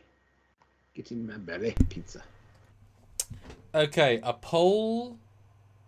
A poll. Are you more excited to see David Tennant back as the Doctor or Jodie's regeneration? Well, that's a fucking obvious answer. That's going to be like 100%. Our first 100% poll. There it is. 3 votes, 100%. Hell yeah. Somebody's going to fuck it up. I guarantee. Because we can't have a 100% poll on anything because no matter what, somebody's just an asshole. Well, we'll see. We'll see. I said it better be 100% poll, otherwise I'm going to kill somebody. She's not that bad, Stuart. She's not that bad. It's pretty bad. I haven't seen any of her, but I've heard bad things. But then again, when I hear bad things about movies and stuff, I generally really like those movies. So. Yeah, what do you think of the new Prey trailer? The new Predator prequel? Haven't seen it yet. Okay. I was whelmed. Look, somebody fucked it up. It's not 100%. It's going back up though. It went down to 90. It's back up 93. So. But still, somebody fucked it up just because I said so. Oh yeah, just because you said it. Yeah, Prey looked odd. I mean, I like the premise of it more than the trailer, because the premise is so possibly fun. The idea of what about Predator back in the prehistoric times is a fun idea, but then you realize, well, they can't fight it. So what do? I'm excited for Predator anything. I love the art design. Wait a minute. So Whoa, much. is this the one with the Indian woman that they're hunting? Sure. The Native American. I don't know if it's America. I thought it was Europe, but sure. I don't know. Some prehistoric people. I don't know if it's in Native American. Gotcha. I mean, it's a great new idea for it, but you can't go that in depth. But I just love the art design so much of the Predator, so I'm happy to see anything. Yeah, I love Predator as well. I'm a Predator fan. Got one up here that you guys can't see. But Sylvia's more of an Alien fan, so it's kind of like Xenomorphs and Predator around the house. And Predator are the superior... Sorry. Well, aliens are more like one-shot iconic. Like, if you have a good shot of a Xenomorph, that'll win. But a Predator video or a Predator, like, doing something looks cooler. Because they have a lot more flexibility in what they can do. Yeah, aliens are more animalistic. Predators are more hunters. You know what I mean? Like, Predator... Yes, Stuart, that's the idea. I know. But I'm saying... There's no intelligence with the aliens. They're just aliens for the sake of being aliens. Predators are better. That's why I'm a Predator guy. Mm-hmm. Not saying Captain Foley is a Predator, because that sounds really awful. Just want to clarify. But, yeah. Here we are. But I so wanted to enjoy the last Predator film. It had so many good ideas, but it just let itself down. And Which one? The Predator? The Predator? Yes, not Predators. The most recent one. I love one. the way that ended with the Predator suit. The anti-Predator suit. Yeah. Yeah. Like, and that was written by the same guy that wrote Predator, you'd think. I mean, it must just be producers and interference, because they... Shane Black, yeah. So many of these things are like, but that's a bad idea. That's not going to work. Fans aren't going to respond well to that. It's shocking how some of these ideas go through. Or how can you have this much bad pace in the third half? Or why would you clear entire cast in the last act? But a lot of that's because deleted scenes or reshoots or stuff that just breaks the framework. And it's just like, because in the olden days, 70s, 80s, 90s, you didn't reshoot. You just sort of shot it and you filmed the script all the time.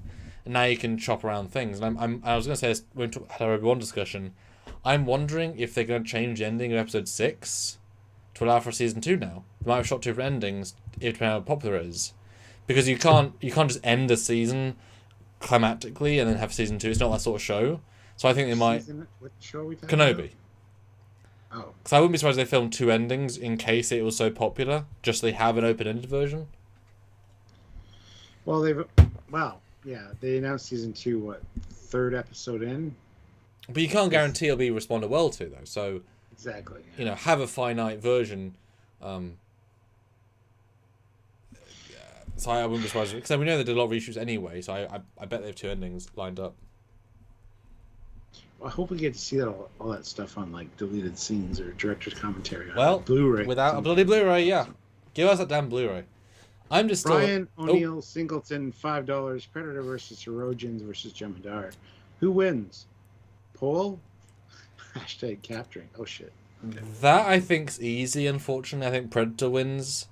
Herodian's great, but they can't jump far. They haven't got all the tech. Jem'Hadar can cloak, but Predator can see through cloak. So Predator is by far the strongest out of those 3. That's kind of the point. They're OP on purpose. It's a good versus though. I would love to see a Predator versus Herodian versus Jem'Hadar. Be bloody. Be vicious. But no, I'm still shocked that Kenobi had no flashbacks to episode 5. It seems like a waste opportunity. Well, we got 1 episode to go, so...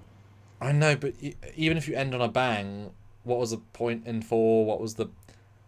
everyone was raving about this last episode because it had the stuff we all wanted from the start. The flashbacks, the showing us that if you can get them back together again, and they agreed and they filmed, you show that stuff throughout. You show flashbacks. Like I said earlier, you could retcon episode 2 to make more sense. You can make it less creepy. You can add a new scene, de-aged him between episodes 1 and 2, where he's saying, where he has a chat to Padme, who's, you know, like, you could retcon and improve. And I've said this for a long time. I'd love to see Hayden with just better dialogue. You know, written by not George Lucas. Like, give him a really good 5 minutes of hardcore acting as Anakin. DH him so it feels about appropriate. Like, let's see him do good. That was your chance to do it. I'm shocked. I mean, Battle was great, but it was like a 5 minutes inside 50. Yeah. You know, and if that's the and Starfleet Boy said earlier, that's the thing they were training for days or weeks. It's like, oh.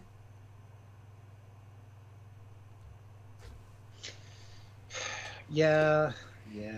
Because I can imagine, you know, Hayden was saying, you know, 50 isn't the age to do hardcore lightsaber combat, but if that's so much harder, that I can imagine him thinking is hardcore lightsaber combat, whereas in the olden days that'd be easy. So it's relative, you know, that felt hard to him compared to the olden days.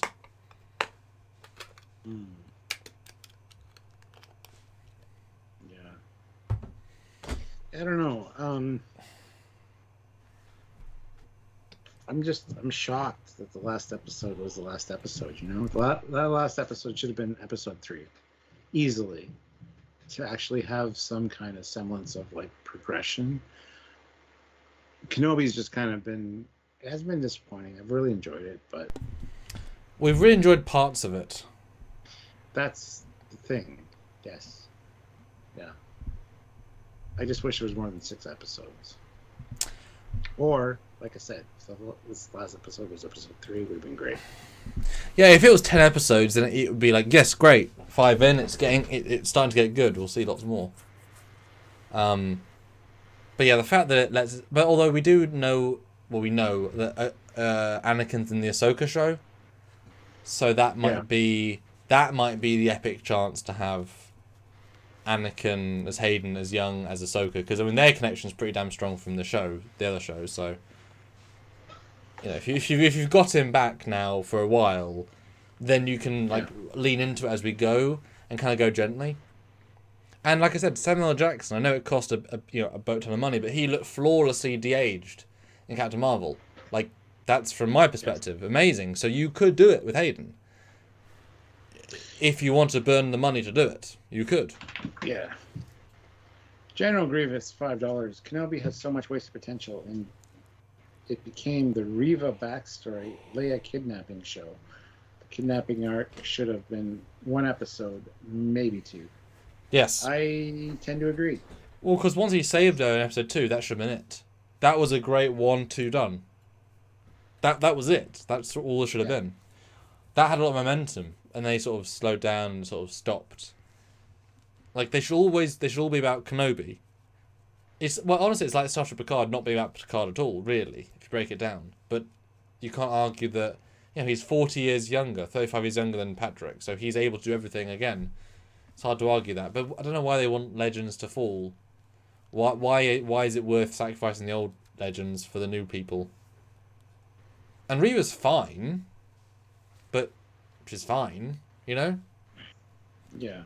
Not great, but she's fine.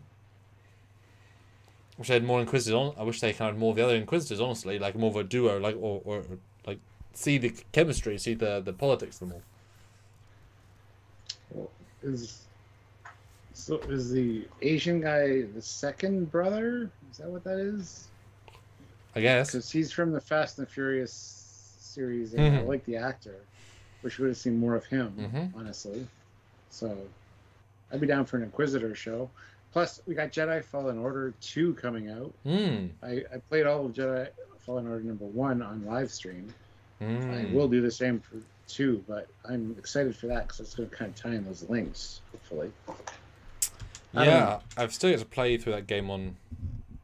I keep waiting for it on sale on Steam as a really cheap value. It'll be soon because the second one's coming out, so I'm sure they'll release it. Yeah.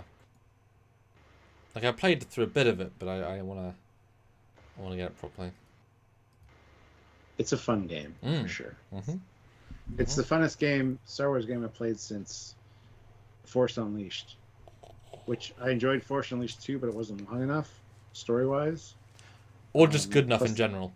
The DLCs kind of made up for that, because it was like an Endor's Alternate universe stuff, yeah. Yeah. That was genius. But yeah, it's a shame that shit's kind of been retconned now, or I mean, are trumped out. I mean, are they confident enough to bring Starkiller in? That would be an amazing thing to do. Can you imagine? Starkiller is kind of great, actually, when you think about it. The story they weaved in those games was fantastic. The first one. Well, yes, but the second one is take it or leave it. Second one was let's make some money. That's what it was. Yeah, well, it was, but the problem is it was obviously super mega rushed. Yes. The first one was a great idea, greatly executed. The second one is let's do it again in half the time. It's like, yes, okay, half the story. But he got killed. But he didn't, because he cloned. Well, yes, he got killed. And review is $5. Kenobi has turned into a book of assorted bounty hunters, guest starring Boba Fett Part 2. They need to have a separate Inquisitor show, not take away from this one. Separate bounty hunters? I haven't seen many bounty hunters in Kenobi. So I disagree with that somewhat. Apparently, Kenobi show copied 2 scenes from the Force Unleashed games, and some people think they saw Star Killer's lightsaber. And the chest of lightsabers, I guess. Yeah, I can't say I knew who they were, but certainly the pulling the ship was similar. Yeah, I hate how Disney's kind of selectively cherry picking EU, the expanded universe, yet totally like throwing it out the window at the same time. It's kind of an odd choice, but yeah, one thing that's, I think, one thing I've been quite amazed about, and I think it was that Darth Vader sounds like young Darth Vader. I was shocked how good James Earl sounded, and then Red Letter Media pointed out that he's actually an AI construct similar to Mark Hamill.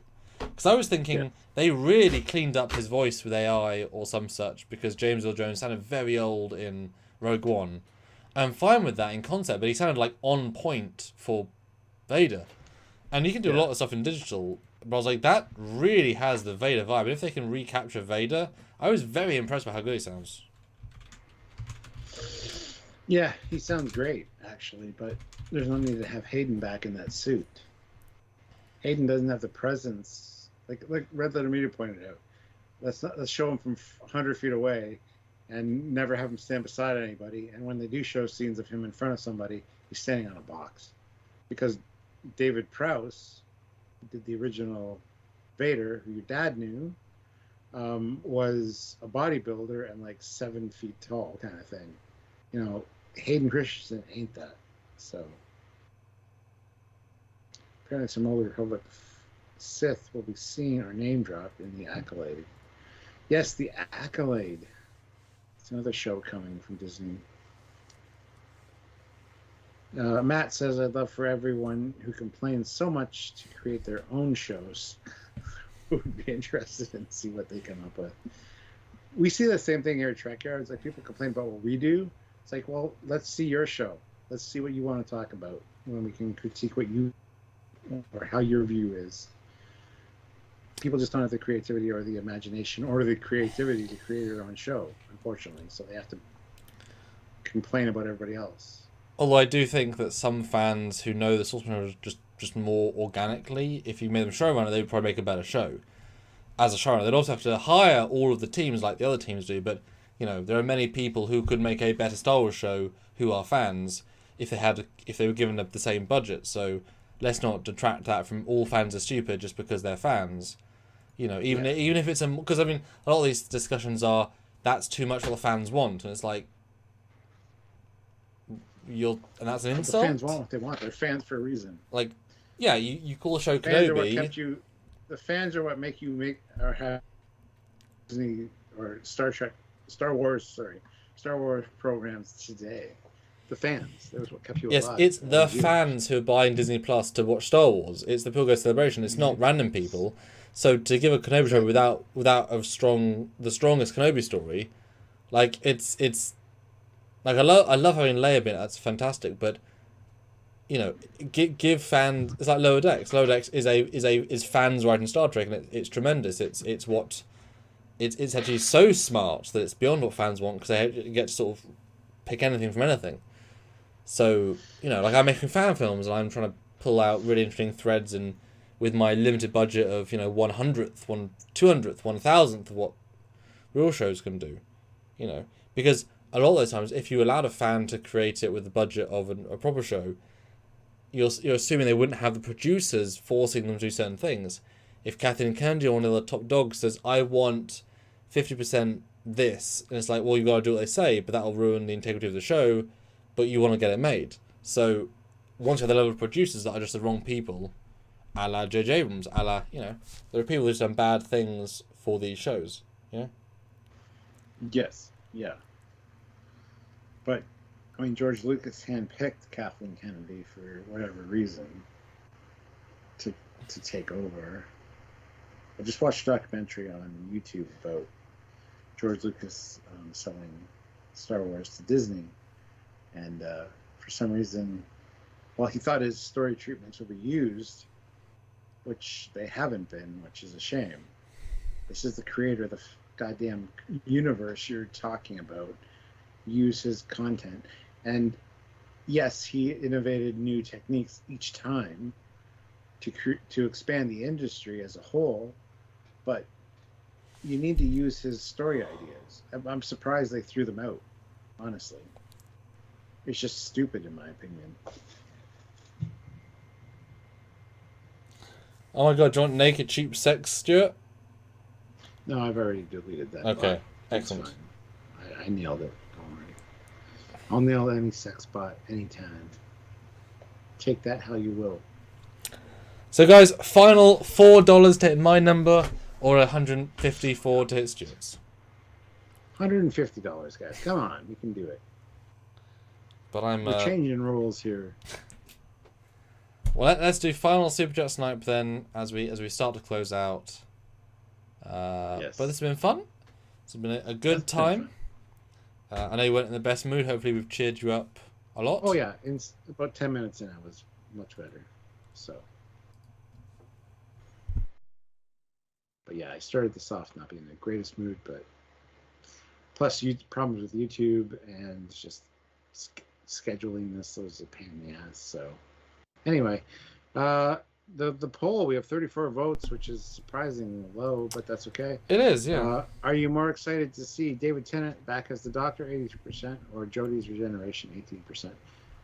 I never got into David Tennant's Doctor Who. I never really watched any of it, but I need to check it out. Apparently he's the favorite, so I really like Matt Smith personally. But I'm surprised it's not 90% or higher on that poll. People just being assholes. They're just clicking because they want us to not have 100%, which is fine. Although in fairness, seeing her regeneration leads into who is the next Doctor. And now we've got Tennant being the confusing face. If it's back to Tennant, then Tennant gets 3 regenerations to his face, which is insane. So I was like, oh, thanks, everyone. Appreciate it. But yeah, guys, final $4. It's not a lot. End us out. $5. Oh, he's running out. So I'm getting pretty tired. Almost 5 hours. I'm getting because you've still got. It's only at 5:15 for you. Yeah, it is 5:15. Yes. So you've got a whole day left. Well, we're gonna get pizza. We're gonna watch something on something. I don't know what. But spend time with Sylvia and have a good weekend. Tomorrow's Father's Day, so hopefully the kids will come over, get to hang out with them, have a barbecue, something like that. So happy Father's Day to everybody. Yes. Those that have fathers, those that are fathers. And if you're a mother, then you still deserve a good Father's Day, because even fathers can be mothers, if you know what I'm saying. And Phil Arobe 80 puts in $10. Ah. So much. Boom. That's great. And 2 new members during this live, which is awesome as well. That is. Yeah. It adds up, guys. So I'm gonna finish my wine. I think I got a little bit of a glass here. Oh my god. Yeah. It didn't go down as smooth as I thought it would. Yeah. General Grievous, $2. A certain general is missing from Kenobi flashbacks.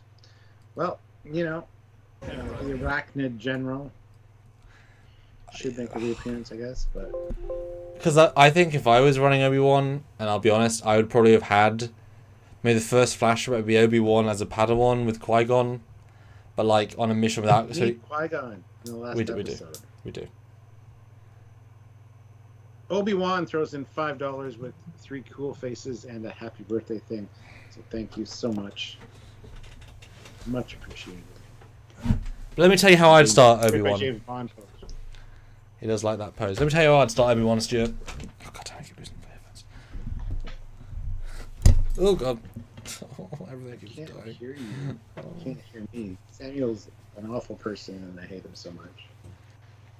Oh, now he can hear me. So Samuel's a great person and I love him so much. Okay, I can hear you now. So, I would start off with a shot of Obi-Wan in the Jedi Temple in Episode 1. Him looking super young, doing sort of basic training, either with Qui-Gon or with Yoda, probably Yoda, as like a 20-year-old him. And it's going great. And he gets assigned to his master, Qui-Gon Jinn, and they take him to his master, and he's a robe. The robe turns. It's Anakin as his Episode 3 self. He starts his lightsaber. He starts walking towards young Obi-Wan. We see Jedi just die around him. He comes in, slashes. Obi-Wan wakes up. He's his old self in the cave. And it's like, you know, he keeps dreaming about his best years because all he has left. But all of them are now marred by what he failed to do, which is save Anakin, because he's now thinking, you know, I let him down, that caused everyone else to be let down.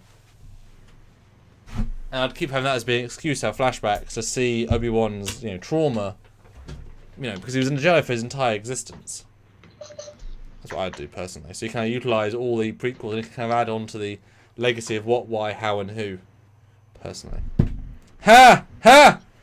General Grievous, Kenobi snipes me again. That is true! We've got a showdown. We have a showdown. General Grievous versus Obi-Wan. That is It's more exciting than Kenobi.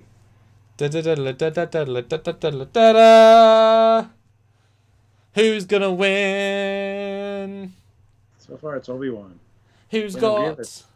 Gotta step up your game, my friend. Who's got a bigger blaster? Need to snipe in with like $130. And just say like that's a crude weapon. Dear me. Dear me. That's pretty funny. Whoa. That's loud. But yes, thanks guys for all the fun. We'll probably see you on Monday for a discussion, because there's a sidebox discussion to be had. And then excited for this last. I'm sure we might do a review of Obi-Wan this week, or you know, in the next schedule of things. Maybe even do a Orville after the next episode. Do the first 4. So do 1, so 4 is played to talk about. Maybe. Yeah, probably. How many episodes is there in season 3? Is there 10? I assume 10. How many people? General Grievous sniped in with $1. Damn, General Grievous. Yes. How many people were there on the Orville reaction? Oh, I don't remember. Okay. Super chats weren't great. Conversation ended after just under the hour mark.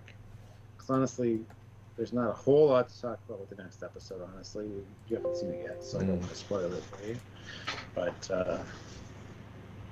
yeah, I don't remember the total number of people that were there. I'm guessing 60. Yeah. It's not the best of the 3, that's for sure. All right. Bite me, Kenobi. Just kidding. Oh, General Grievous. Anyway, guys, I think we'll call it quits there. So 145 likes. Could have done better during a live like this, but that's okay. Hit like if you're watching this after the fact, and don't forget a super thanks if you're able to, or super chat now before we end. But we're ending in a second, so it's fine. So until next time, he is Commander Talkings. He is the amazing Captain Foley, and General Gurus does win this time. The rematch of the 3rd century, Gurus wins. Yes, and special thank you to Starfleet Boy for joining us. That was great to have him on board. Can't wait to be on his channel. And yes. him Trek. And It'll be fun. And I hope everyone's enjoying his mock time drunk. Because that was our present to them. I could have been drunker though. This was full during the start of this. So was this. Anyway. He's Captain Foley. Until next time. I am. Yes. So we'll see you guys later. Have a good day.